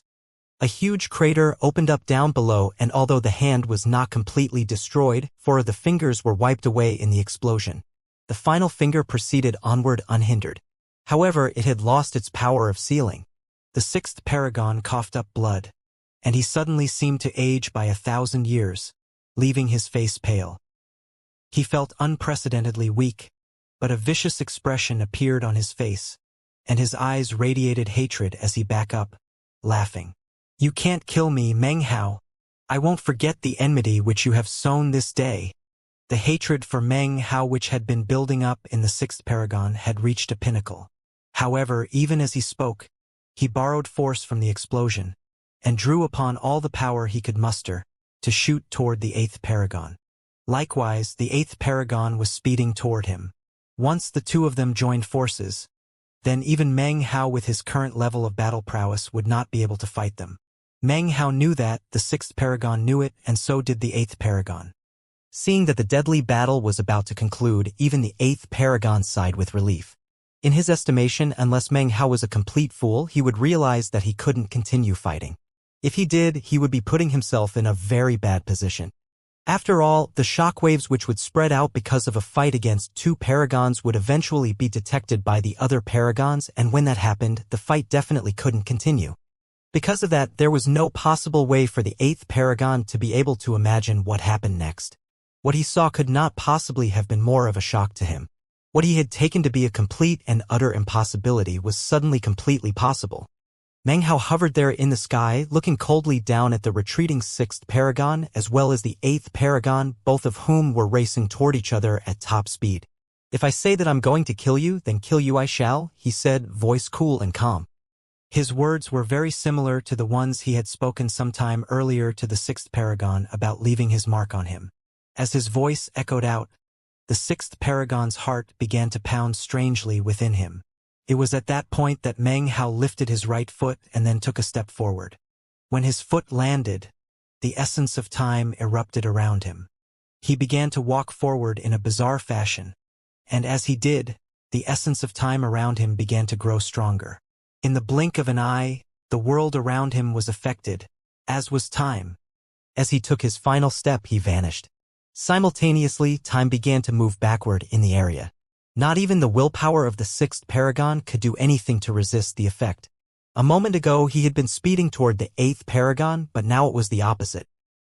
He still had the same look of joy on his face, and his heart was still thumping as he suddenly began to move backward. From the perspective of the eighth paragon, it looked like he was retreating. In the blink of an eye, the sixth paragon was pulled far away from the eighth paragon. Next, the explosion caused by the collision of the essence detonation and the heavenly hand was suddenly sucked back in. It was as if everything within the stream of time were being affected. It was at this point that Meng Hao suddenly appeared in front of the sixth paragon. It was as if Meng Hao could simply walk through time to any point of his choosing. The sight caused the eighth paragon to suddenly stop in place, scalp tingling in shock, crashes like thunder echoing in his mind. Time. The essence of time. No, the essence of time doesn't have an aura like that. That's the eighth paragon sucked in a deep breath. His mind spun as he watched Meng Hao appear in front of the sixth paragon, then reach out and touch the man's forehead. Then his hand moved, tracing a box in the air around the sixth paragon. A boom rang out as the sixth paragon trembled. From start to finish, he was completely incapable of resisting what was happening. It was almost as if he didn't even see Meng Hao right there in front of him. He didn't fight back at all as light from Meng Hao's hand covered him. His body was sealed, his cultivation base was sealed, and his soul was sealed. Everything about him was sealed. Rumbling could be heard as the sixth paragon transformed into a painting which floated down onto Meng Hao's palm. As Meng Hao took hold of the painting, his cheeks were a bit flushed, but his eyes were icy cold as he turned and looked at the eighth paragon. The eighth paragon's mind was spinning, and he began to tremble. A look of utter incredulity covered his face, and terror exploded up inside of him. That's a bit of Daosor's aura in the form of the essence of time. The eighth paragon shook as icy coldness spread up his spine and filled his body. Then he screamed and fled. Actually, this man was well aware of how powerful Meng Hao was. Even before entering the necropolis, his fight with the sixth paragon had utterly proven how terrifying he was. As such, the eighth paragon had no desire to offend him. However, because of the orders of the golden-robed young man, Jin Yunshan, he had had no choice but to attack and try to kill Meng Hao on the bridge. He, as well as everyone else, had assumed Meng Hao to be dead. After all, nobody could fall into that abyss and survive. How could he ever have imagined that Meng Hao would still be alive? After receiving the message from the sixth paragon requesting help, he had come over as quickly as possible. Upon arriving, he had witnessed a battle that was completely and utterly shocking. Then he saw Meng Hao take the impossible and make it completely possible. And he also saw something that he was sure exceeded essence. A bit of Dao source mixed with the essence of time to create a terrifying sealing mark. Planning to run? Meng Hao asked coolly. As soon as the words left his mouth, the eighth paragon's right hand shot up and he struck the top of his head. Rumbling sounds could be heard as his body withered up, massive amounts of life force exploded out, and he even sacrificed some of his longevity in exchange for a blinding burst of speed. In the blink of an eye, he was a huge distance away. He was afraid, terrified even. All Meng Hao had to do was say one thing, and the eighth paragon went all out to flee. After all, he had witnessed the fate of the sixth paragon. Meng Hao stared in shock. The sixth paragon's method of fleeing couldn't even compare to the eighth paragon's. He was gone without a trace, and obviously it wouldn't be possible to catch up in a short period of time. Meng Hao frowned. Obviously, he terrified the eighth paragon so much he had simply fled. Well, there's no rush. I'll settle accounts slow and steady. He can run, but I know where everyone is heading anyway. After a moment, Meng Hao snorted coldly and then took a step forward, heading to the location he had seen when outside of the vast expanse. The central region where the golden-robed young man and everyone else was waiting. After experiencing the destruction of the mountain and sea realm, Meng Hao had become more hateful and vindictive. His heart festered with rancor, and the thirst for revenge burned in his blood. Much of that was because he had been defiled, transformed from immortal into demon, and had become somewhat extreme and even paranoid. The current Meng Hao was a completely different person than the young scholar who had stood atop Mount Daqing in the state of Zhao. His bashfulness was nowhere to be seen now. There was only viciousness. He smiled less frequently, and was filled with icy coldness. His was a world that had long since been overtaken by a murderous aura. That was not his wish, nor his fundamental nature. But fate had taken hold, and the things he had experienced were like a merciless blade that slashed away at him, completely transforming him. Sealing the sixth paragon was only the beginning. He planned to put an end to all of those who had shown hostility to him. As such, he would not let the eighth paragon off the hook. Even though the man had only attacked him once, to Meng Hao once was enough. He would not give him a second opportunity to do so. Another person on Meng Hao's list of people to kill was the golden-robed young man, Jin Yunshan. Although Meng Hao wasn't completely certain that he qualified to attack someone of such a level right now, that didn't matter. He wasn't of a mind to investigate why things had happened the way they did. To him, only one thing was important: if you don't mess with me, I won't mess with you. But if you do mess with me, then I will wipe you out of existence. Meng Hao's face was grim as he sped through the air in a beam of bright light. He moved so fast that the only sound heard was something like the crack of thunder. He was actually not visible within the beam, which resembled an arrow as it shot forward. He split the sky, moving faster and faster, the sound of his passage echoing back and forth. Invisible shockwaves spread out, causing the land to shake and the air to distort. It was a grand and amazing sight. As he chased down the eighth paragon, he was able to determine that the man was most definitely heading in the same direction Meng Hao wished to head, toward the center of this first landmass of the necropolis. As time went on, Meng Hao moved faster and faster, and the evidence of his passage was detectable far and wide. The eighth paragon was up ahead, shaking in his boots. He was completely terrified, and was using all the power at his disposal to flee at top speed.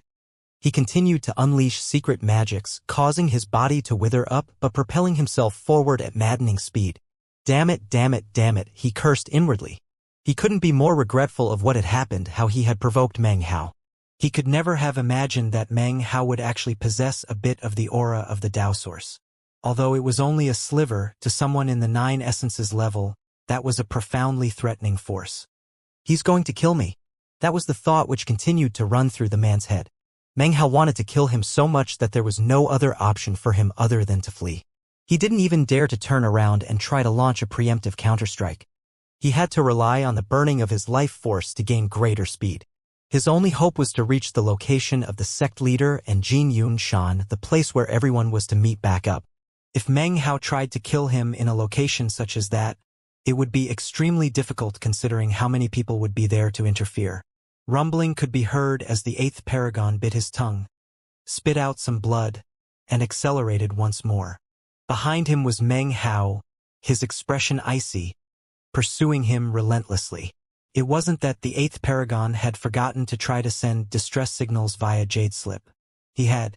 However, he quickly realized that sending such messages was like throwing a stone statue of a bull into the sea. Not a single reply ever came back. His heart was filled with bitterness and also dread. A moment later, lightning crashed down around him.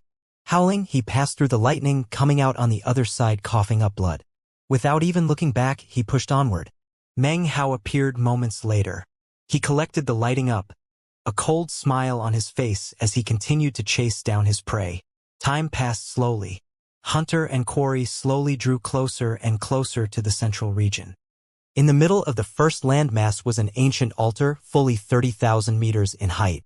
The 4 corners were decorated with fierce dragon carvings, and it almost looked like a pagoda stretching high up into the sky. It was pitch black in color and emanated a sensation of an ancient era.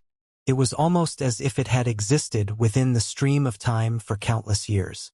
Ripples pulsed out from the altar, merging into heaven and earth, making it seem as if it were part of the entire land mass upon which it stood, and yet somehow in sync with the necropolis itself. The people from the vast expanse school were located in various locations surrounding the black altar, looking at it excitedly. There on the altar itself, 3 people sat cross-legged. One of those people was the young man in the golden robe, Jin Yunshan. Another was gaunt and sallow, surrounded by a layer of swirling sand which made it difficult to see him clearly. It was none other than Sha Jiodong. The last person was the sect leader himself. The 3 of them sat at the highest point on the altar, various expressions flashing across their faces. Occasionally they appeared to be wild with joy, while at other times they looked confused. Sometimes they would even tremble. Gradually, all of them were beginning to form tiny bits of Tao Source aura. The other cultivators from the vast expanse school were discussing the goings-on. According to the ancient records, the necropolis has 9 land masses, each one of which has a transcendence dais. Any cultivator who seeks enlightenment on that altar can begin to grasp the path to transcendence. Those records were absolutely correct. The sect leader, along with fellow Taoists Xia and Jin, were the first to step onto the altar. They've already been seeking enlightenment for far longer than 5 days. During that time, the Tao Source aura on them has gradually grown stronger. This place definitely contains the method for transcending. In the ancient records, it says that the altars in each of the 9 land masses of the necropolis can add 10% to one's chances of transcending. If you add the altars from all the different land masses together, then doesn't that mean that if you gained enlightenment in all 9, then you would have a 90% chance of transcending successfully and entering the Tao Source realm? Everyone from the vast expanse school stood outside the altar, eyes glittering with fervor. This was the entire reason they had come to this place. Transcendence. To be more accurate, the method for transcendence was by means of the 9 altars within the necropolis. It was at this point, when the sect leader and the other 2 Peak 9 Essences experts were in the process of seeking enlightenment, and their Tao Source aura was growing clearer and stronger, that a beam of light appeared off in the distance, closing in on the area with maddening speed. At the same time, a desperate voice echoed out, "Help me, fellow Taoists. Please help me." The voice sounded desperate and weak. Upon closer examination, the 8th paragon could clearly be seen, hair in disarray, body gaunt and withered. His eyes were bloodshot, and his aura unstable as he screamed for help. His voice completely shattered the mood in the area. The people from the vast expanse school all turned their heads, and when they saw that it was the 8th paragon heading in their direction, their faces flickered. What caused such a reaction was not just the desperate state the 8th paragon was in, but something else, something shocking that wasn't immediately noticeable. They had been studying the altar so intently that they didn't notice what else was happening in the area. Apparently, their divine sense had been sealed and their 5 senses interfered with, although that in itself was to detect. It wasn't a divine ability from Meng Hao, but rather some strange effect that came from standing near the altar. It was because they were near the altar that they hadn't received any of the messages from the 8th paragon. It's old 8th. He was in the same area as old 6th. What did he run into that left him in such bad condition? Everyone was shaken. The terrifying nature of the necropolis left a lingering fear within their hearts. And yet, it was in this moment that they caught sight of another beam of light off in the distance. There within that beam of light was Meng Hao, looking like a fiendish killer. It's the 9th paragon. He's not actually dead. Everyone was shocked, but there was little time for them to ponder why he hadn't perished after falling into the abyss. Here he was, chasing down the beleaguered 8th paragon, clearly intent on killing him. The 8th paragon let out a miserable shriek as the air around him distorted and a boom rang out, causing blood to spray out of his mouth. Afterward, he shot toward the group with even greater speed. "Help me. He killed old 6th. I saw him do it. He killed old 6th." His voice rang out, filled with unprecedented levels of anxiety and nervousness. A few of the other paragons had already stepped forward and were preparing to stop Meng Hao.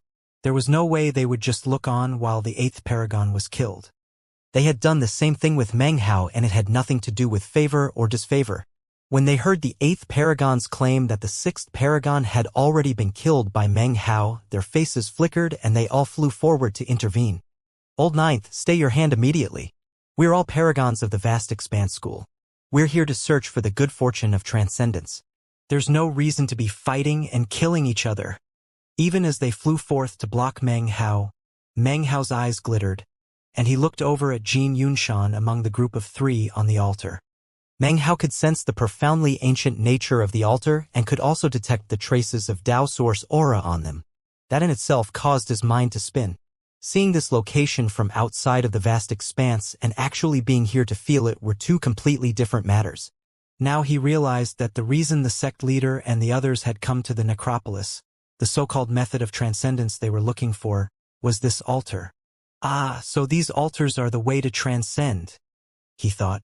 In the entire vast expanse, only a few people had ever reached that ultimate pinnacle transcendence. For there to be a location such as this which aided in the seeking of enlightenment of transcendence caused Meng Hao to come to the conclusion that the other land masses must also have similar altars. 9 land masses meant 9 altars. If that was the case, then how did the altars come to be created? Many questions popped up in Meng Hao's mind, causing his eyes to flicker. However, there was no time to ponder the matter. He quickly reached out with his right hand and pointed at the fleeing 8th paragon. That gesture caused demon-sealing hexing magic to appear. Rumbling sounds could be heard as the 8th paragon trembled, during which time Meng Hao flickered into motion. Azure light rose up from him, which suddenly turned black. He transformed into a black rock, shooting lightning-like through the air to appear right behind the 8th paragon. At that point, it didn't matter that the other paragons were trying to intervene. None of them could move as fast as Meng Hao just had. Without any hesitation, he slashed out at the fleeing, weakened 8th paragon. A boom rang out and the 8th paragon let out a blood-curdling scream. Blood spurted out of various wounds, but he continued to shoot toward the altar. Meng Hao was in hot pursuit, but the other paragons seemed to be on the verge of arriving and blocking his path. Meng Hao's eyes flickered coldly, and his cultivation base surged. Essence power erupted out, transforming into a vortex, a windstorm that swept out in all directions. At the same time, Meng Hao's cold voice could be heard. "Ladies and gentlemen, I have no enmity with you, but this 8th paragon tried to do me harm. It's a personal matter, so please don't meddle. I demand that this man die." His voice echoed out from within the windstorm with complete and utter determination. The other paragons, including Shangguan Hong, frowned and subconsciously stopped in place. In that moment, Meng Hao shot forward with a burst of speed, yet again closing the gap between himself and the 8th paragon. The 8th paragon stared in shock. Trembling, he looked to his last source of hope, the golden-robed young man on top of the altar. "Fellow Taoist Jin, save me." Rockform Meng Hao snorted coldly. As he closed in, he performed an incantation gesture with his right hand and unleashed numerous hexing magics. Blood sprayed out of the 8th paragon's mouth as the hexing magics landed on him. Gritting his teeth, he pushed onward toward the altar. Just when he was about to set foot onto the altar itself, Meng Hao's right hand flashed with another incantation gesture, and he waved his finger. That was when the hexing magic began to literally explode. 8 hexes were combined together, although it happened inside of the 8th paragon's body and was not visible. Furthermore, this was not something Meng Hao had done only in this moment. He had been preparing the hexing magic and sending it into the 8th paragon during the entire chase. He wanted to kill the 8th paragon, and he wanted to do it right in front of the golden-robed Jin Yunshan as a warning to all of the other people in the vast expanse school. It was a warning which said, "Don't provoke me." Now, the moment had come to accomplish that goal. The 8th paragon screamed as numerous flows of qi battered about within him. His body began to swell, and the shadow of death exploded out within him. His expression was one of terror and astonishment as he wailed, "Fellow Taoist Jin." As soon as the words left his mouth, Jin Yunshan's eyes opened. They glittered like freezing blades as he turned to stare at Meng Hao. "Do you dare?" "I've heard that a lot in my life, you know," Meng Hao said coolly. "When the critical moment arrives, people love to say, 'Do you dare?' Apparently, they think it actually stops people from doing something. I always answer in the same way."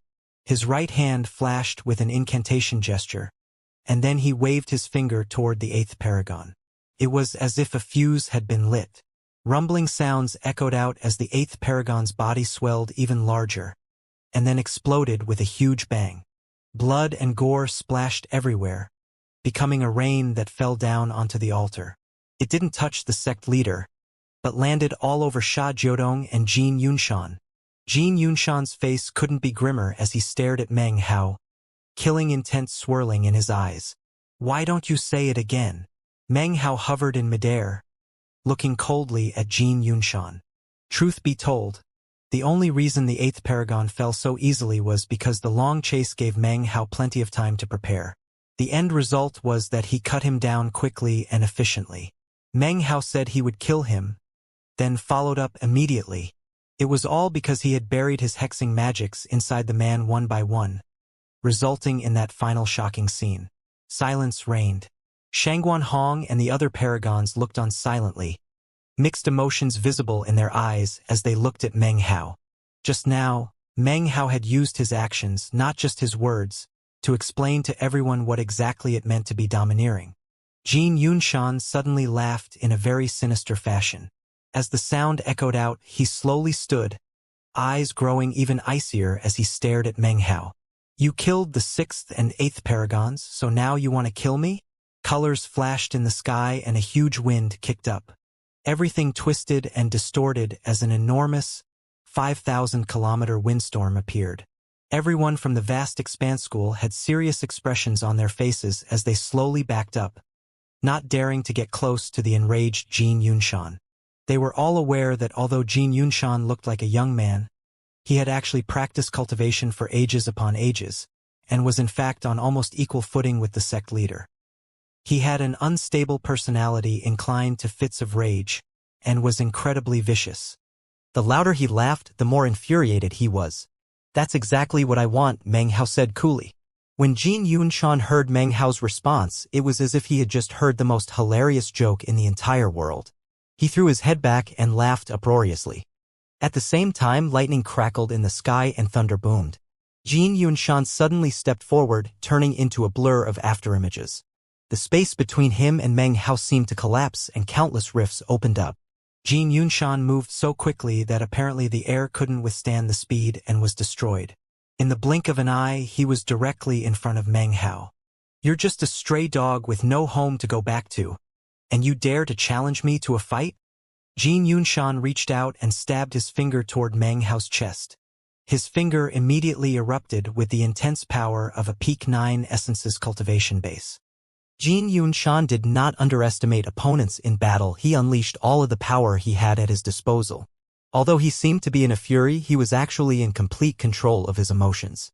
He realized that Meng Hao had killed the 8th paragon in an attempt to rile him mentally. To cultivators of this level, something like that could prove to be fatal. In fact, the words he had spoken to Meng Hao just now had likewise been intended to sow chaos. Meng Hao remained completely calm in response to the unleashing of the finger attack.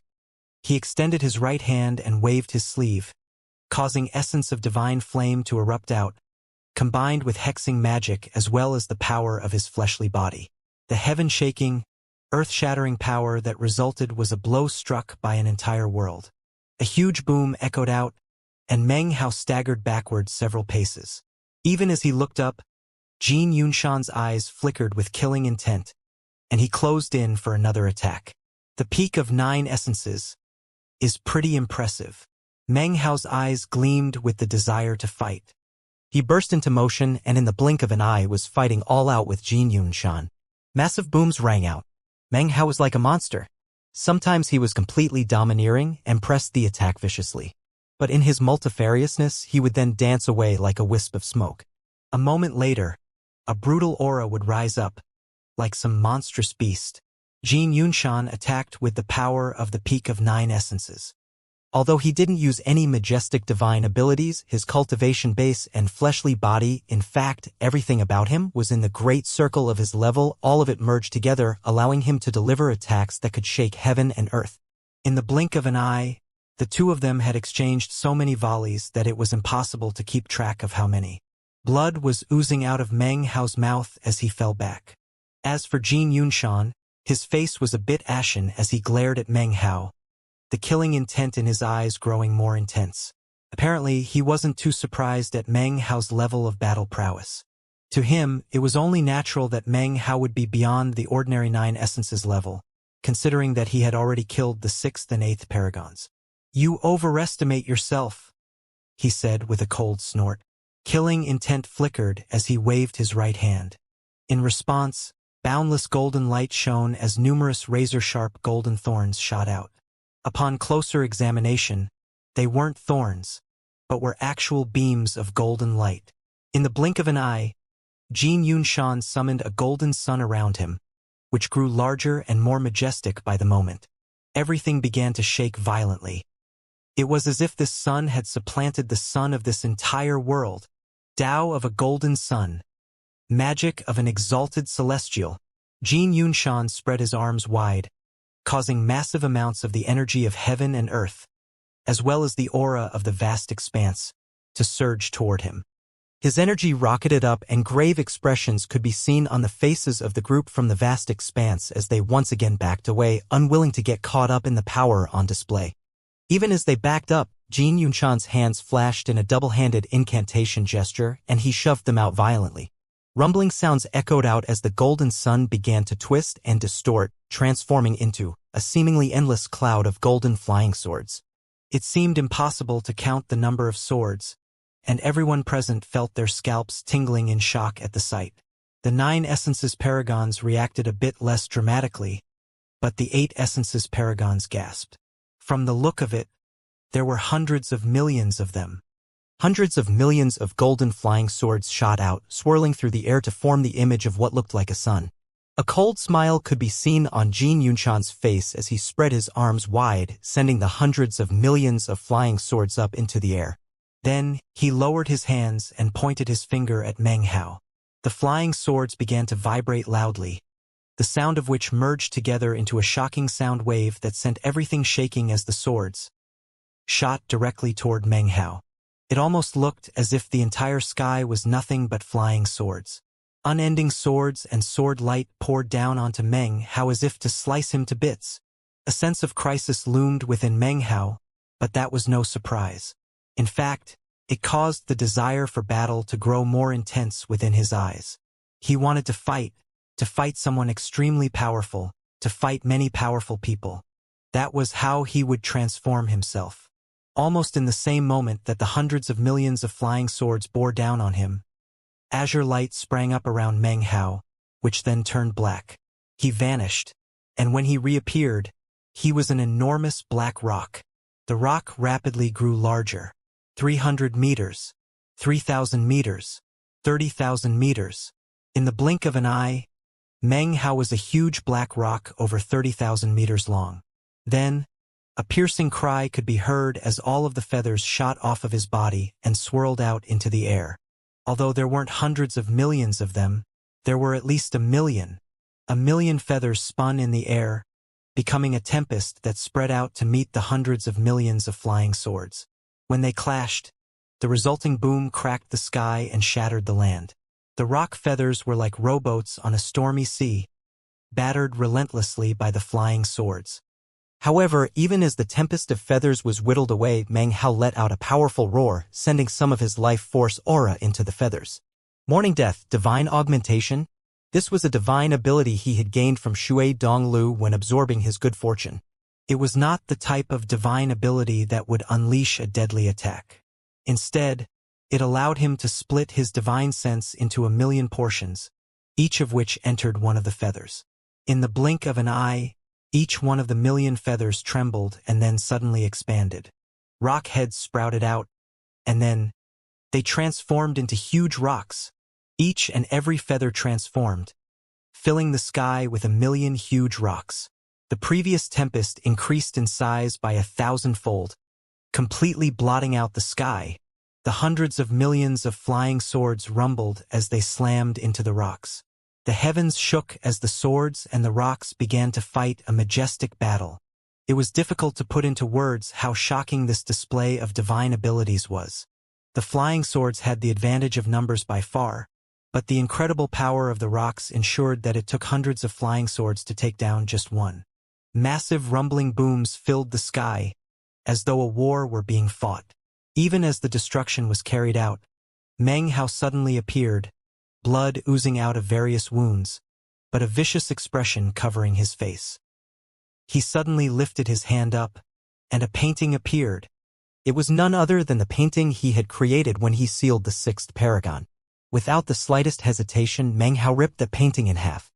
What appeared as a result was not the 6th paragon, but rather his life force, his cultivation base, his essences, and his soul. Everything that was the sixth paragon flew out and was absorbed by the numerous rocks. Unexpectedly, massive booms rang out and the world quaked. The group from the vast expanse school all gasped. This was the loudest noise which had echoed out since the fighting had begun. The rocks collapsed, and the hundreds of millions of flying swords all shattered. At the same time, a massive shockwave blasted out, sweeping across all creation. The shockwave shoved Meng Hao backward, coughing up blood, his face pale.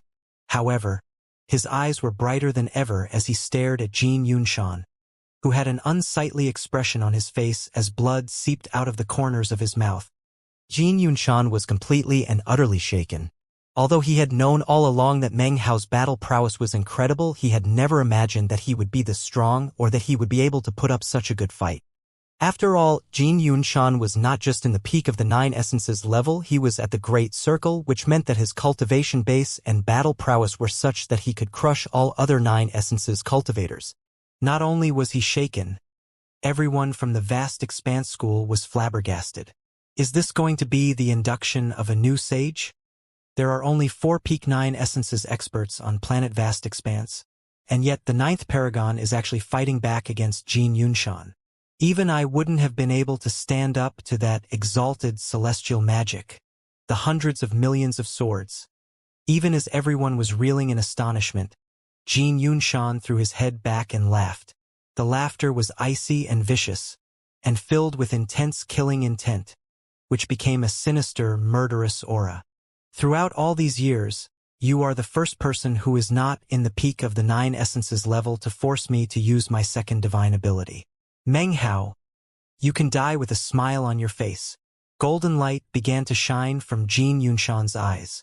He threw his hands into the air, causing a terrifying, indescribable power to radiate out of him.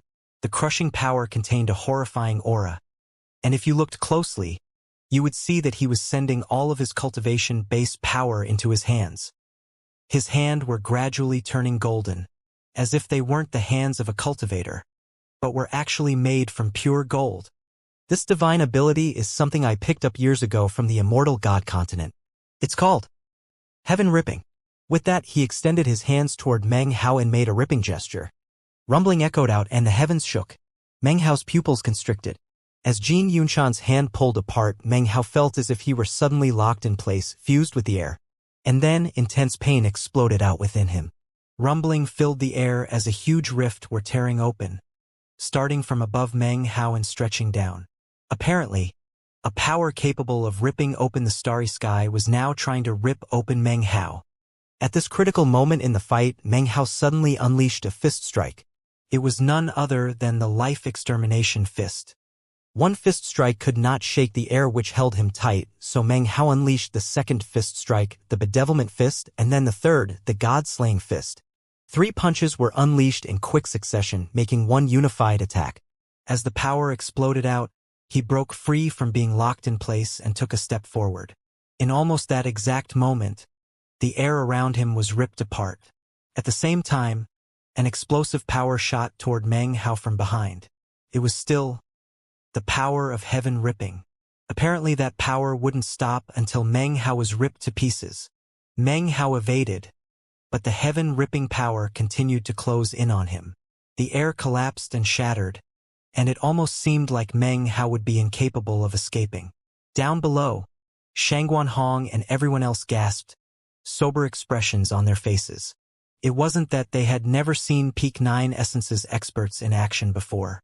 However, every time they did, they couldn't help but realize how weak they themselves were. Seeing that Meng Hao had escaped once again, Jin Yunshan called out in a voice that brimmed with murderous intentions, "Still not dead?" His hands emanated boundless golden light as he once again made a ripping gesture. Rumbling sounds surrounded Meng Hao, and a sensation of deadly crisis filled him. However, he felt no fear. In fact, that sensation of danger provoked something from within the legacy of Shui Donglu. The 3 god-slaying fists aren't enough.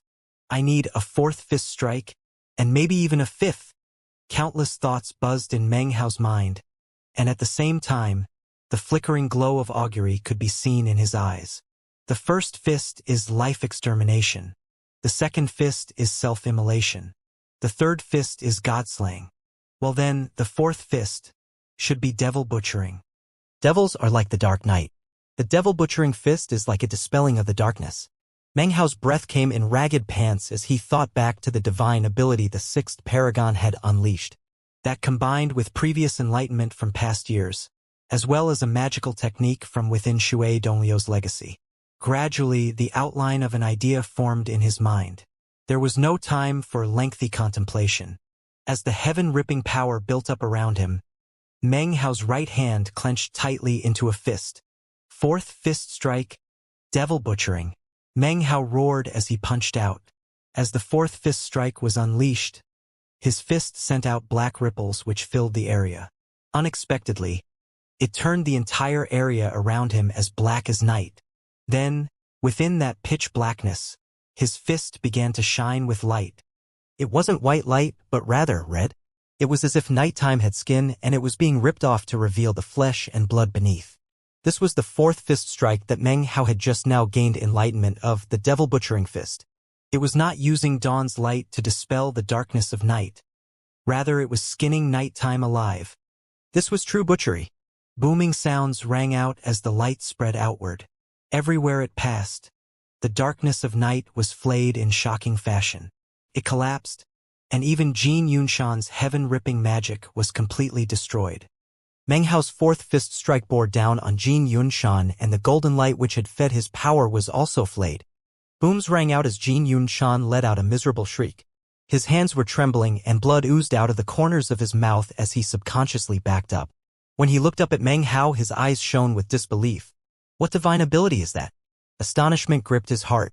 His heaven-ripping ability was one of his trump cards, something that people normally could never break.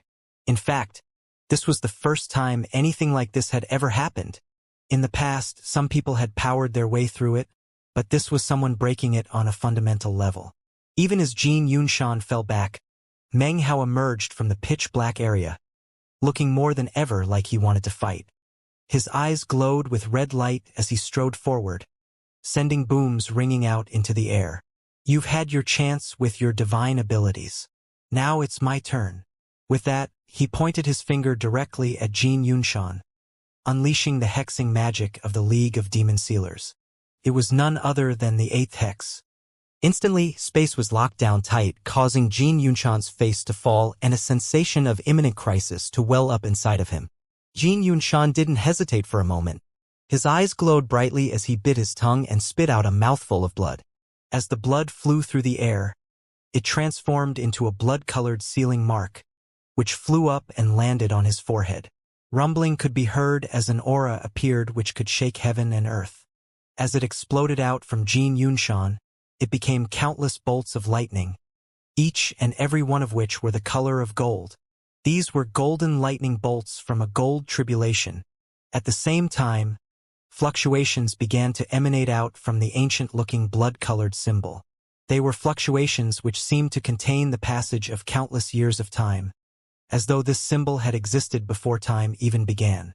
The fluctuations were so powerful that even the vast expanse outside of the necropolis began to tremble. At the same time, clouds began to descend. Outside of the necropolis, clouds were building up. Roiling, seething clouds that were simultaneously shrinking downward toward the necropolis. In the blink of an eye, those clouds burst through whatever invisible barriers kept the necropolis hidden. Then they appeared behind Jin Yunshan, where they began to converge into even more golden lightning bolts. My ninth essence is vast expanse tribulation lightning. I spent years gaining enlightenment of tribulation lightning, and even consumed the mist of the vast expanse to complete it. If I transcend into the Tao Source realm, I can become the incarnation of the vast expanse's tribulation lightning. Then all beings within the vast expanse will fear my tribulation lightning. Jin Yunshan threw his arms out wide as more and more tribulation lightning built up around him. At the same time, the aura of his ninth essence roiled about. Meng Hao's pupils constricted. He could sense how powerful this ninth essence was, and could even tell that the lightning bolts had some vague will of their own. He wasn't sure why, but an image popped up in his mind, something he had seen on the frescoes in the tunnel. He thought of all heaven destroying a world with his finger. At this moment, Meng Hao realized that the aura of the lightning, although not completely identical to the aura of All Heaven's finger, was very similar. Tribulation lightning strikes. 9 essences fatality. Jin Yunshan threw his head back and roared, throwing both hands up to point at Meng Hao. Instantly, the lightning formed from the vast expanse. His 9th essence roared forth. Countless lightning bolts converged, transforming into an enormous golden finger that could shake heaven and earth. Mist swirled around it as it shot toward Meng Hao. Everything shook, and the sky went dark. Lighting was a relatively simplistic essence. Many Dao realm experts would gain enlightenment of it as their first essence. One of the reasons for this was that it was relatively easy to understand. Because of that, essence of lightning was not uncommon in the starry sky of the vast expanse. Even in the mountain and sea realm or other worlds, Dao realm experts with the essence of lightning were nothing rare. However, people who transformed the essence of lightning the way Jin Yunshan had done for his 9th essence were as rare as phoenix feathers or Qilin horns. From this, it could be seen how grand Jin Yunshan's aspirations were. As he said, his 9th essence was not merely the ordinary essence of lightning. No, his was tribulation lightning of the vast expanse. If he did manage to transcend into the Dao source realm and become a Dao, then if his suppositions were correct, he could represent the vast expanse as the Lord of Tribulation Lightning. At that time, his level of power would be unimaginable. Although it was currently just speculation on his part, he was confident that he could do exactly that. At that moment in the fight, he could sense how strangely powerful Meng Hao's demon-sealing hexing magics were. Therefore, Jin Yunshan didn't hesitate for even a moment to call upon his 9th essence. Endless tribulation lightning merged together into the shape of a huge finger that seemed capable of destroying everything.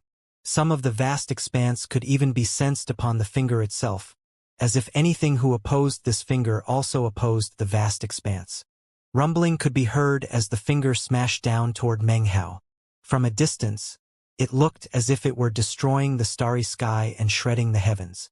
Even as the vicious lightning bore down on Meng Hao, his hands flashed in a double-handed incantation gesture, unleashing hexing magic. 7th Hex. The 7th Hex exploded out, combining with the power of the 8th Hex which had just been utilized to lock down onto the finger.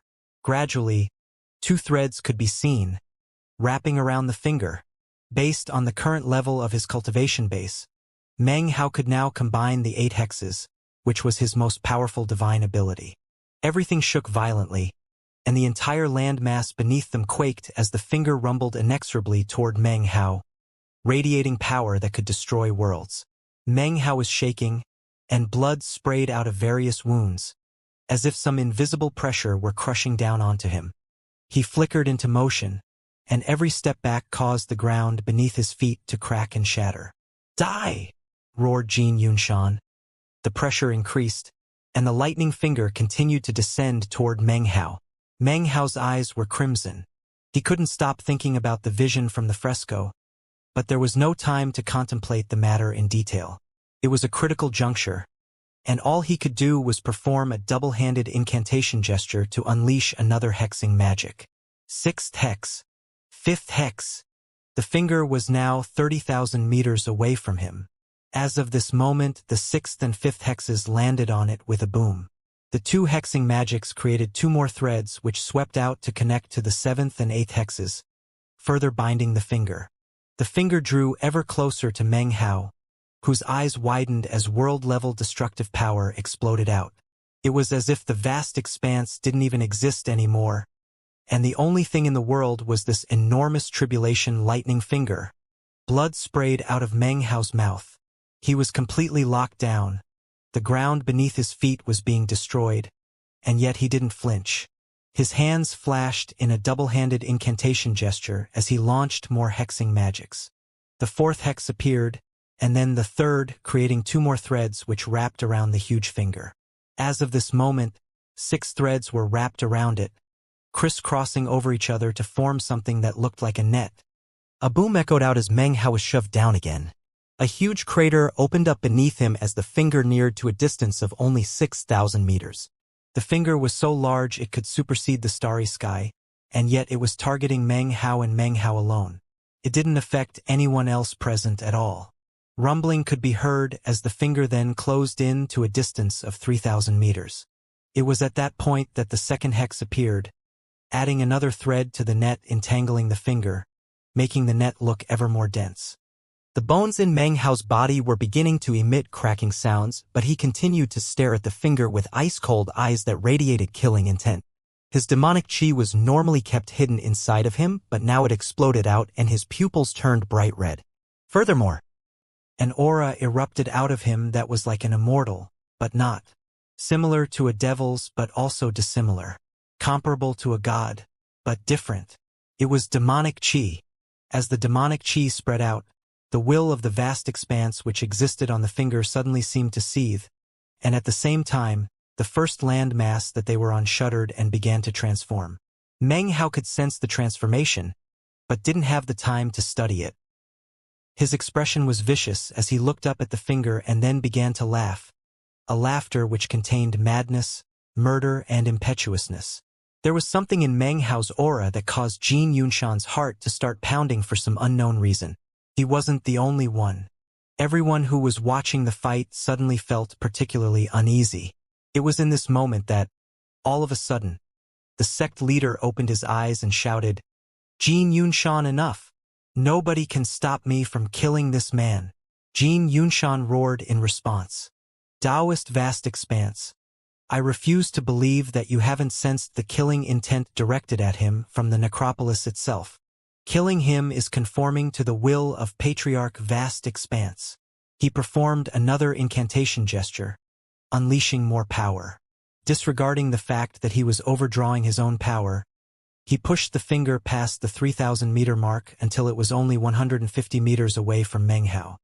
Blood poured down Meng Hao's body from the wounds which had been inflicted. He trembled as he stood there, red with madness. By this point, the finger seemed on the verge of touching him. "First hex," he growled, waving his finger.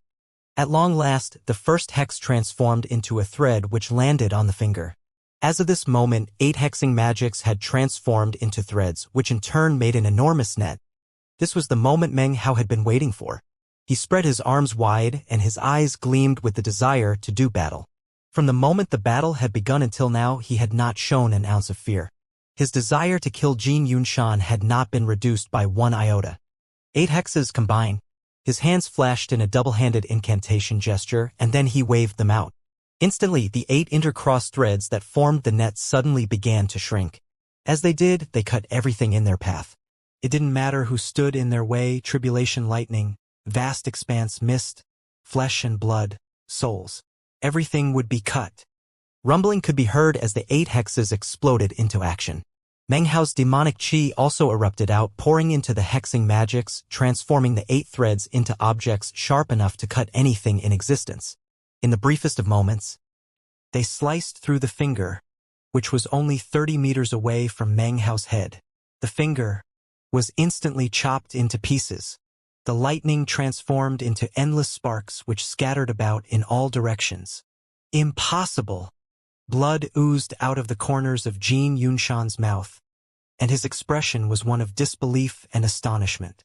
"You don't qualify to kill me," Meng Hao said, flicking his sleeve. As the lightning dissipated, all the fetters holding him back vanished. Instantly, he flew forward in shocking fashion. As of this moment, it wasn't just Jin Yunshan who was in a state of shock. The sect leader, who was still there on the altar, was astonished at the sight of Meng Hao's 8 hexes combined. He was well aware of how terrifying Jin Yunshan's 9th essence was. In fact, if he were in Meng Hao's place, he would have been forced to rely on his own 9th essence to negate it. And yet Meng Hao unexpectedly didn't even use a 9th essence at all. Instead, he had used what appeared to be 8 restrictive spells. The shocked sect leader couldn't help but wonder what other secrets Meng Hao must be harboring. Those 8 restrictive spells must be his first 8 essences.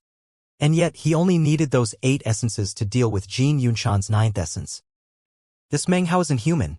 The sect leader took a deep breath. Never could he possibly have imagined what the truth was. It wasn't that Meng Hao didn't want to use a 9th essence, he hadn't even gained enlightenment of a 9th essence. Jin Yunshan was just as shocked at Meng Hao's 8 hexes as the sect leader. Despite not having unleashed a ninth essence, he left them completely and utterly flabbergasted. He's still hiding his true strength. The other cultivators of the vast expanse school couldn't help but gasp. The fight which was playing out in front of their eyes left them even more intensely aware of how powerful Meng Hao was. In fact, he was so terrifying that he could probably alter the face of planet vast expanse, giving it not 4 supreme powers but 5. I refuse to believe that you can fight me and not have to use your ninth essence. Jin Yunshan's face was twisted in an unsightly expression. By now, he held no scorn whatsoever for Meng Hao's battle prowess. Although Meng Hao was a bit weaker than him overall, the difference between them was negligible. He knew that if Meng Hao had unleashed a ninth essence, he would already be in a very difficult situation. However, even being put in a tight spot like that was preferable to what was happening now, which was that he had already gone all out with everything he had, and yet Meng Hao was still able to hold back some of his power. The thought of that caused Jin Yunshan's murderous aura to grow even more intense. He flickered into motion, transforming into a beam of golden light that shot toward Meng Hao, who also shot forward. In the blink of an eye, the two of them slammed into each other with a boom and started fighting. Meng Hao transformed into a huge rock that flickered with black and azure light. Jin Yunshan waved his hand, causing a sun to spread out, which shot countless golden beams of light out in attack. In the space of a few breaths, the two of them exchanged hundreds of volleys. Meng Hao performed an incantation gesture and pointed out, causing numerous mountains to crush down onto Jin Yunshan. Jin Yunshan let out a cold harumph and waved his hand. The sun detonated, sending out destructive power that shredded the mountains to pieces. In response, Meng Hao performed an incantation gesture, sending boundless essence of divine flame out in a powerful attack, destroying the air between the two of them. The battle was so intense that the entire world was affected, even the starry sky. Meng Hao and Jin Yunshan fought back and forth in midair, and the explosions caused everything to shake and distort. A closer look would reveal that Meng Hao was bleeding out of his mouth, and yet, Jin Yunshan's face was pale white. He was a bit stronger than Meng Hao, but not strong enough to overwhelm and kill him. Damn it! A boom echoed out and Jin Yunshan shot backward, glaring at Meng Hao. Then he started laughing, a cold laughter filled with incisive killing intent. Meng Hao, I demand to see exactly what your ninth essence is. Eyes glowing brightly, he performed a double-handed incantation gesture, and then pushed both of his hands down. Next, I will unveil the most powerful magic I have. It even exceeds the Tao of my ninth essence. Let's see if you can handle it, Meng Hao. He raised his right hand and pointed his finger up into the sky. In the moment that he raised his finger up, a stream of essence shot out, transforming into a beam of light. It shot up and merged into the sky. Next, he pointed down and a second essence shot out from him and merged into the ground. As the two essences merged with the sky and the land, Jin Yunshan himself seemed as if he were doing the same thing. Although he still hovered there in midair, visible to the naked eye, if one scanned the area with divine sense, they would not be able to detect his existence. Meng Hao stopped in place, his eyes widening. The sense of crisis raging through him now far exceeded that when Jin Yunshan had unleashed his ninth essence. Back on the altar, the sect leader's pupils constricted. The void divinity. Next to him, Sha Jiodong looked on silently, eyes glowing from deep within. The other cultivators from the vast expanse school were all visibly shocked. It really is the void divinity.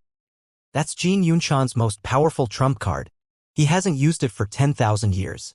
It was at this point that Jin Yunshan waved his sleeve, sending a third essence out, not into heaven or earth but into the wind. The wind in the world became a part of Jin Yunshan, and as it swept about, it became a tempest that connected the sky to the land. Void divinity! Cried Shangguan Hong. It's Jin Yunshan's Tao of the void divinity. Everyone else suddenly began to recall Jin Yunshan's legendary trump card, and their expressions flickered as they backed up even further. According to the stories which were told about the void divinity, it was a magical technique that was powerful to a terrifying degree. The sensation of deadly crisis in Meng Hao's heart was only growing more intense by the moment. His intuition was telling him that if he didn't interrupt the magic in this very instant, then its power would continue to grow explosively. His two eyes glittered as his third eye opened. In that instant, his view of the world changed. When he saw what was surrounding Jin Yunshan, his expression turned grim. He could see Jin Yunshan's body dispersing, merging into heaven and earth, becoming a part of the world. Meng Hao could tell that if he got close to him, he himself would also be sucked in by the power of heaven and earth and be dispersed. Even as Meng Hao studied Jin Yunshan with his third eye, Jin Yunshan's expression twisted viciously, and he let out a powerful roar. Suddenly, his fourth essence expanded out, merging into one of the 5 elements that existed within this world. Fire. Instantly, the temperature around him began to increase, as the fire elements in the world began to be taken over by Jin Yunshan. Things weren't over yet. His 5th essence began to merge with another of the 5 elements, metal. A killing will fill the entire world, and at the same time, a 6th essence spread out. All of the withered and dried up wood and vegetation within the world suddenly quivered, and then began to fill with life. Each and every plant and bit of grass was becoming a part of Jin Yunshan. Even more outrageous was that his 7th essence merged into all of the water in the world. Rivers raged, and the blood within the veins of everyone present began to tremble. 7 essences: metal, wood, water, fire, earth. And then there was the wind. It was as if everything in the entire world belonged to Jin Yunshan. Next was his 8th essence. As he waved his hands, it exploded it and merged into the light. Light was boundless, everywhere and all present. As of this moment, it seemed as if Jin Yunshan didn't even exist. Then, his 9th essence of lightning began to spread out, and his fleshly body began to turn transparent. 9 essences all merged into the world around him. As of this moment, Jin Yunshan, his body, his cultivation base, his blood, his soul, everything about him had become part of the world around him. He was one with sky and the land. He was the sky. He was the land. He was the wind. He was the 5 elements. He was lightning. He was the world. Rumble. Meng Hao. Jin Yunshan howled. Although the words came out of his mouth, they seemed to resonate everywhere. All locations, all rivers, every part of the world was filled with his desire to kill. Flame creatures, plants, mountains, lightning. It exploded out from everything. It was almost like the roar, not just of Jin Yunshan, but of the entire world. Meng Hao inhaled sharply, and as for everyone else present, they were shaking. Meng Hao, this is my void divinity conversion. Jin Yunshan lifted his right foot up and then stamped it down. As he did, heaven shook and earth trembled. The world shook, and a shocking force exploded out. Jin Yunshan was the lord of the entire world. Its spirit. The world was his body, and with a thought, he could set everything into motion. The stamp of his foot was like the world stamping its foot, causing everything to shake violently. The world shuddered, and the lands quaked. Jin Yunshan's right hand clenched into a fist, and then he punched out. From Meng Hao's perspective, that punch was like all of the power in the entire world converging into one spot. Contained lightning, the 5 elements, the sky, the land, everything, and it was all striking toward Meng Hao. As the fist slammed into him, heaven and earth shattered. Blood sprayed out of Meng Hao's mouth, and he flew backward. Still not ready to unleash your 9th essence? Jin Yunshan's killing intent had reached the pinnacle. He took another step forward, and the world shook as he slapped his right hand toward Meng Hao. The world trembled as all of the power it contained formed together. A tempest sprung up, blasting against Meng Hao before he could even stabilize himself. Blood sprayed out of his mouth, and he fell back, cracking sounds emanating out of his body, his flesh mangled and torn. "You still don't qualify to see my 9th essence," he growled. As he looked up, his eyes glittered, and his third eye shone brightly. Intense light spilled out, like a torch on a moonless night. That light transformed into a calling. The call came, not from Meng Hao himself, but from the bronze lamp inside of him. At the same time, he opened his third eye, causing brilliant light to shine out, filling the world. Something else happened that was extremely telling. As the light and the call spread out, heaven and earth began to shake, and Jin Yunshan could do nothing to stop it. Jin Yunshan's face instantly fell. Meng Hao hovered in midair like a divine spirit, majestic light shining out from this third eye. Using that third eye to look at the world around him, he saw so many ghosts that they seemed infinite in number. Back when they were alive, they had lived in a thriving world that ended when it was destroyed by All Heaven's finger. As such, it could be said that the true masters of the necropolis were these ghosts. When Meng Hao opened his third eye, sending out divine will in the form of brilliant light, it coupled with the call from the bronze lamp to spread out silently through the entire landmass. In that moment, all of the ghosts which had previously prostrated themselves in worship to Meng Hao suddenly shivered and looked up, confused expressions in their eyes. Who is it that calls to us? That's the aura of the Emperor. The fluctuations of the Emperor. The Emperor is calling to us. Their voices could not be heard by the living, nor could the ghosts themselves even be seen. However, the living beings present could sense the fluctuations emanating out because of the ghosts. Only the ghosts themselves could hear their voices, which grew louder and louder until they were like a gigantic sound wave. Even the ghosts which were not on the land mass were shivering, and gleams of excitement could be seen in their eyes. Their howls filled every nook and cranny of the enormous continent. Along with an icy aura, the ghosts took to flight, sending out coldness that could freeze anything and everything. They were beginning to go mad because of the call they felt from their Emperor. The Emperor. That's the aura of the Emperor. He's calling to us. The seemingly infinite numbers of ghosts outside of the landmass caused cracking sounds to ring out as ice spread out to cover the ruins in the area. Innumerable hordes of ghosts surged forth like a shocking wave to sweep across the bridge that connected to the first land mass. Countless howling voices rose up. Anything which blocks our path to pay greetings to the Emperor shall be destroyed. A terrifying, piercing cry rang out from the mists that surrounded the bridge. Before the mists could disperse, the icy coldness and hosts of ghosts crushed them. Rumbling sounds echoed out as the bridge trembled. The arms of blood and gore that made up the bridge were frozen, and within the space of a few breaths of time, the bridge itself was nothing more than ice as the ghosts outside rushed onto the land mass. Even as that happened, more and more ghosts began to appear within the ruins on the surface of the land mass itself. At first, they looked confused, but when they felt the call coming from Meng Hao, their hearts stirred with excitement. Soon, all of the ghosts within all of the ruins and districts looked up and began to cry out. It's the Emperor, the aura of the Emperor. The Emperor isn't dead after all, he's come back. The Emperor is calling to us. Ryua Yuam Blel. All of the ghosts both on the land mass and outside of it were surging toward the central region, where Meng Hao was. Within the ruins of a certain temple, a shocking aura suddenly appeared, along with a vague, blurry figure. He looked different than the other ghosts, more ancient. As he looked off into the distance, a powerful energy surged off of him. The Emperor is back, he murmured. He made a grasping gesture with his right hand, causing a soul pike to appear in his hand. Then he transformed into a blast of cold air that shot off into the distance.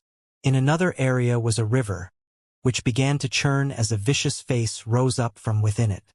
When its eyes opened, they looked around blankly for a moment before filling with excitement. The Emperor. It's the Emperor. Trembling, he flew out of the water.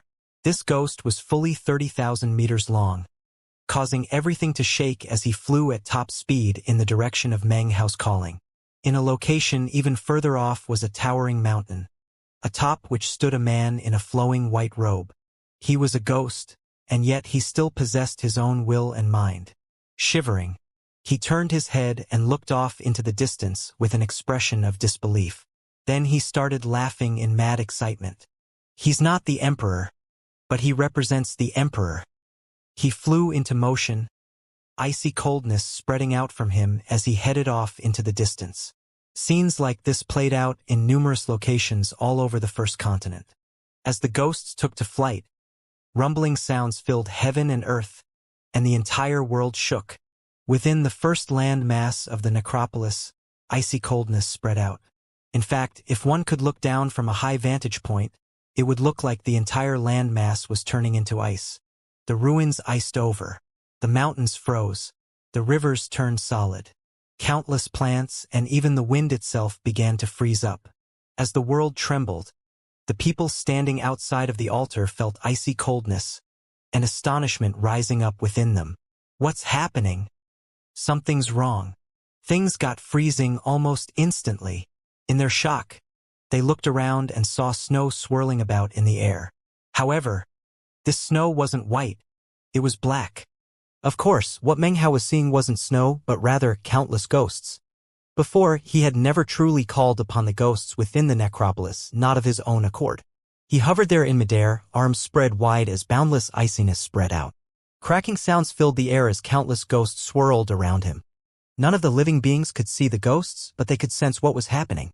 They could detect the countless shocking auras building up around Meng Hao and could tell that there were invisible figures surrounding him. However, Jin Yunshan was different. Because of the void divinity state he was in, he was fused with the world itself. He was the world, and the world was him. Therefore, he could see all of the countless ghosts flying around him and Meng Hao. Then, he watched in shock as the ghosts began to prostrate toward Meng Hao, eyes burning with passion and excitement. "Greetings, Emperor! Greetings, Emperor! Greetings, Emperor!" Countless voices rose up in a cacophony that shook the starry sky.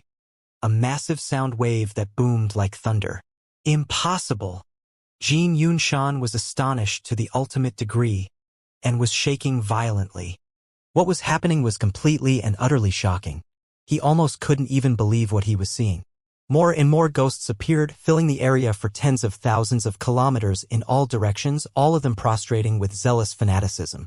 There were even some entities which were shocking to Jin Yunshan on an individual level, which likewise prostrated to Meng Hao. Jin Yunshan was so shaken that his forehead began to drip with sweat. Meng Hao was being worshipped by an innumerable group of ghosts, as if he were their emperor. His eyes were cold as he looked around, and the cultivators who met his gaze were completely shaken mentally. It was as if they were being struck by lightning or frozen into ice. Shaking in astonishment, the sect leader rose to his feet, and off to the side, Sha Jiudong gasped in shock. They were both in the peak of 9 essences, and although they were not in the midst of the void divinity conversion and could not see the ghosts, their divine sense could clearly detect the countless ghosts which Meng Hao had called from both within and without the landmass. The entire area was completely and utterly filled with ghostly spirits. And then there was the freezing temperature, which caused both of them to inhale sharply. If they had such a reaction, it was hardly necessary to detail how Shangguan Hong and the other 9 essences cultivators reacted, or the 8 essences paragons. All of them felt their minds spinning in astonishment. The battle between Meng Hao and Jin Yunshan had reached a complete and utter peak. Jin Yunshan's scalp tingled with numbness. He simply couldn't find a way to believe that even his void divinity conversion had not forced Meng Hao to use his 9th essence, but instead prompted him to summon an army of infinite ghosts. "Who are you?" he shrieked. As his voice echoed out, Meng Hao extended his right hand. He could clearly sense that, as of this moment, although he wasn't truly the emperor of this land, he was the commander of these legions of ghosts.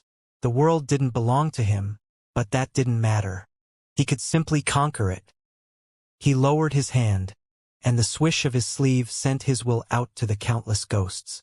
The ghosts then looked up at Jin Yunshan, screamed, and charged toward him. Jin Yunshan's mind trembled, and the sensation of deadly crisis which filled him grew even more intense. He had no time to think of what to do. He could only grit his teeth and unleash all of the power of the void divinity conversion, sending the power of the world to fight back against the ghosts. However, there was one thing he hadn't considered. Although he had already used the void divinity conversion to become the world itself, that world, both before the great catastrophe which had struck it and after, had always belonged to this group. In the past, they had been cultivators, but now they were vengeful ghosts. The shocking scene which was playing out in front of the cultivators of the Vast Expanse School was something that they would never be able to forget for the rest of their lives. It signified that a 5th potentate had appeared on planet Vast Expanse. Before this moment, the planet had 4 peak 9 essences cultivators, like 4 potentates who no one could possibly shake. Each one of them were at the pinnacle of existence. That group of 4 consisted of Sha Jiudong, Jin Yunshan, the sect leader, and Immortal by Mukin. They were the most powerful experts on planet Vast Expanse, and were all on the cusp of reaching transcendence. All other 9 essences cultivators had no choice but to bow their heads in deference to them. But after this battle between Meng Hao and Jin Yunshan, in which Meng Hao transformed into a black rock in which he unleashed the combined 8 hexes, everyone was completely shaken. Most shocking was what was playing out right at this moment. The world itself attacked and countless ghosts screamed. Up to now, Jin Yunshan had mostly maintained the upper hand, but at the moment, blood was spurting out of his wounds as he was battered by an unending stream of ghosts. He was tottering on the verge of collapse, and the essences which he had dispersed into the world were now experiencing an intense force of expulsion. The wind was expelling them, the 5 elements were expelling them, and it was the same with the land, the sky, and the lightning. The entire world burst with a force of expulsion. Rumbling could be heard as blood sprayed out of Jin Yunshan's mouth. He tumbled backward, countless ghosts battering at him in complete madness. The air around him twisted and distorted, and Jin Yunshan's face was completely ashen as he cried out miserably. There was literally nothing he could do to change what was happening. The sensation of deadly crisis within him had reached a fever pitch. There was nothing he could do to fight back, and in fact he couldn't even struggle. He might have become the world, but these ghosts were the collective master of that world. And the emperor of those ghosts was Meng Hao. Meng Hao's will represented the will of all the ghosts. Massive booms rang out. As the surroundings were physically shaken, Jin Yunshan was mentally shaken. The essence he had inserted into the wind was being ejected, and before he could do anything to solidify it, a boom echoed out in his mind, and blood sprayed out of his mouth as that essence was gone. In the blink of an eye, his control over the world was no longer harmonious, and the wind did not belong to him. "Who are you?" Jin Yunshan cried, looking at Meng Hao with complete disbelief. "Just who exactly are you?" As he fell back, the ghosts continued to attack him with complete insanity. It wasn't that he hadn't been aware of what happened in the void outside the land mass, when the masses of ghosts rushed forth to offer worship to Meng Hao. The main difference was that the sheer numbers involved couldn't be compared to each other any more than the light of a firefly could compare to that of the full moon. He simply couldn't fathom how Meng Hao was possibly capable of such a thing. Even more terrifying was that the number of ghosts only continued to increase, which caused Jin Yunshan's scalp to tingle in fear. It was then that the land began to quake, and Jin Yunshan felt the essence he had inserted into it being shaken in violent fashion.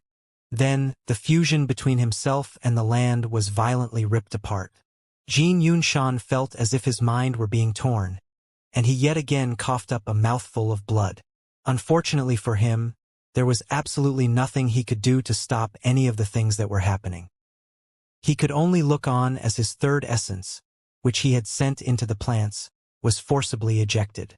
Then, his murderous 4th essence, which had merged into the world's fire, experienced the same thing. After that was the water in the world. After those essences were rejected, the tearing sensation that he felt grew more intense, until he felt completely disharmonious with the entire world. The ghosts were screaming as they swirled around.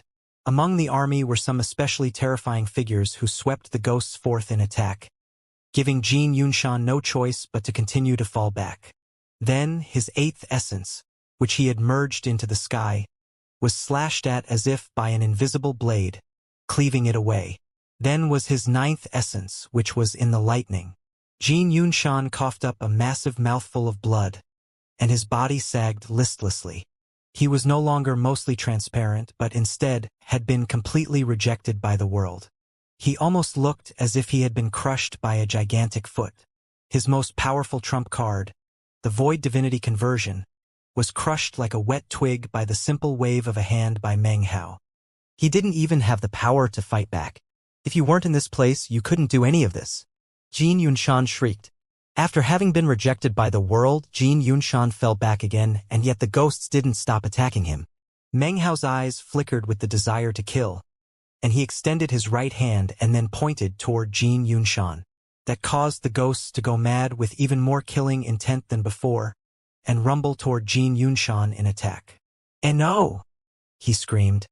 An extraordinary sensation of deadly crisis raged within him. His hands flashed in a double-handed incantation gesture, causing countless shield layers to spring up around him. The shields shattered one by one, and he was shoved backward, an unyielding and yet despairing look on his pale face. Actually, he had spoken correctly just now. Meng Hao would have had a very difficult time dealing with his magical technique were he not in this specific location. Furthermore, he would have been forced to pay a steep price to do so, not simply wave his hand casually as he had just done. Rumbling echoed out as the shields surrounding Jin Yunshan collapsed. It was at this point that the sect leader suddenly flew into motion to appear next to Jin Yunshan. He waved his sleeve, unleashing his Peak 9 Essence's cultivation-based power to protect him against the murderous ghosts. At the same time, Sha Jiodong leaped forward, appearing on the other side of Jin Yunshan. His expression was somber as he similarly waved his hand, unleashing cultivation-based power that caused a massive sandstorm to rise up to defend Jin Yunshan. But even the combined power of all three of these powerful experts was not enough to rattle the endless army of ghosts. They began to fall back under the battering of the ghosts, their chi and blood boiling, their cultivation bases trembling. "What are the rest of you doing?" barked the sect leader, his voice urgent. "Are you just waiting to see fellow Taoist Jin get killed?" "Old Ninth, stay your hand." Shanguan Hong didn't say anything, but bitterness filled his heart. He and the others present gritted their teeth and flew out to appear around Jin Yunshan. They poured their own power into the defense effort, unleashing their cultivation bases, creating an intense tempest of force to block the ghosts. That combined force managed to halt the ghosts momentarily. However, these ghosts represented the life force of the entire landmass, and also contained some entities which were extremely powerful. As they continued to attack the tempest of power, it began to flicker like a flame on the verge of being snuffed out. Meng Hao hovered there in the air, a bit unsettled at how things were proceeding as he watched everything that was happening. The ghosts of the necropolis were inherently powerful, which Meng Hao assumed had something to do with the cause of their deaths. "Old Ninth, we need fellow Taoist Jin," the sect leader said, looking up at Meng Hao. "His magical techniques and divine abilities will help us in the land masses beyond this one. If he perishes here, it will be far more difficult to reach the 9th land mass."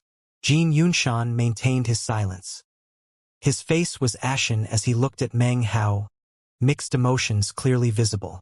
Although he didn't want to back down, he knew that if he didn't, it was highly likely that he would perish. Finally, he sighed. He was a decisive person, and although he could tell that Meng Hao seemed unwilling to rest until he was dead, he ignored that, clasped his hands and bowed to Meng Hao. He spoke no words, simply relying on his actions to explain his attitude. Meng Hao frowned.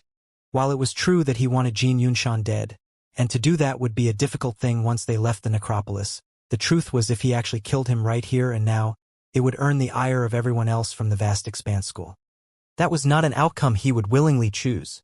Even as he considered the matter, the sect leader gritted his teeth and once again spoke out. "Old Ninth, I can understand that you have some misgivings. Therefore, I hereby swear a Taoist oath that if Jin Yunshan provokes you again, I will stand by your side to crush him." "As do I," Sha Jiodong said. As of this moment, he had no choice other than to adjust his appraisal of Meng Hao. This battle had proved that he truly qualified to stand on equal footing with the other four potentates. Jin Yunshan smiled bitterly and nodded his head. Seeing all that, Meng Hao still wanted to kill him, but after considering the matter, he quashed the idea. "Since that's the case, we'll let the matter drop," Meng Hao said coolly. "However, I can't let things go as simply as that. I almost got killed just now. Fellow Taoist Jin, I demand penance." Jin Yunshan sighed inwardly. He knew that Meng Hao had the upper hand now, and that there was nothing he could do to fight back against him. Gritting his teeth, he made a grasping motion, causing a bracelet to appear out of thin air. "Take this, fellow Taoist Meng. This should make up for what happened here." He waved his hand, sending the bracelet flying out of the tempest to hover in front of Meng Hao. Meng Hao scanned it with divine sense and found that it contained a holding pocket filled with countless immortal jades as well as numerous other precious materials. After looking it over, he nodded and put it away. With that, he waved his sleeve, causing the ghosts to retreat, bowing to him the entire time. Meng Hao hovered there like the emperor of the entire world. The group from the vast expanse school would never forget what had just occurred. This battle had propelled Meng Hao from being the 9th paragon into being one of 5 potentates of planet vast expanse. His position was now just as high as the sect leaders. In fact, his battle with Jin Yunshan ensured that none of the powerful experts of the vast expanse school would ever dare to offend him, at least not within the necropolis. Meng Hao was powerful outside the necropolis, but once inside, he had shown that he was the monarch. The army of ghosts made him invincible to anyone who had not transcended.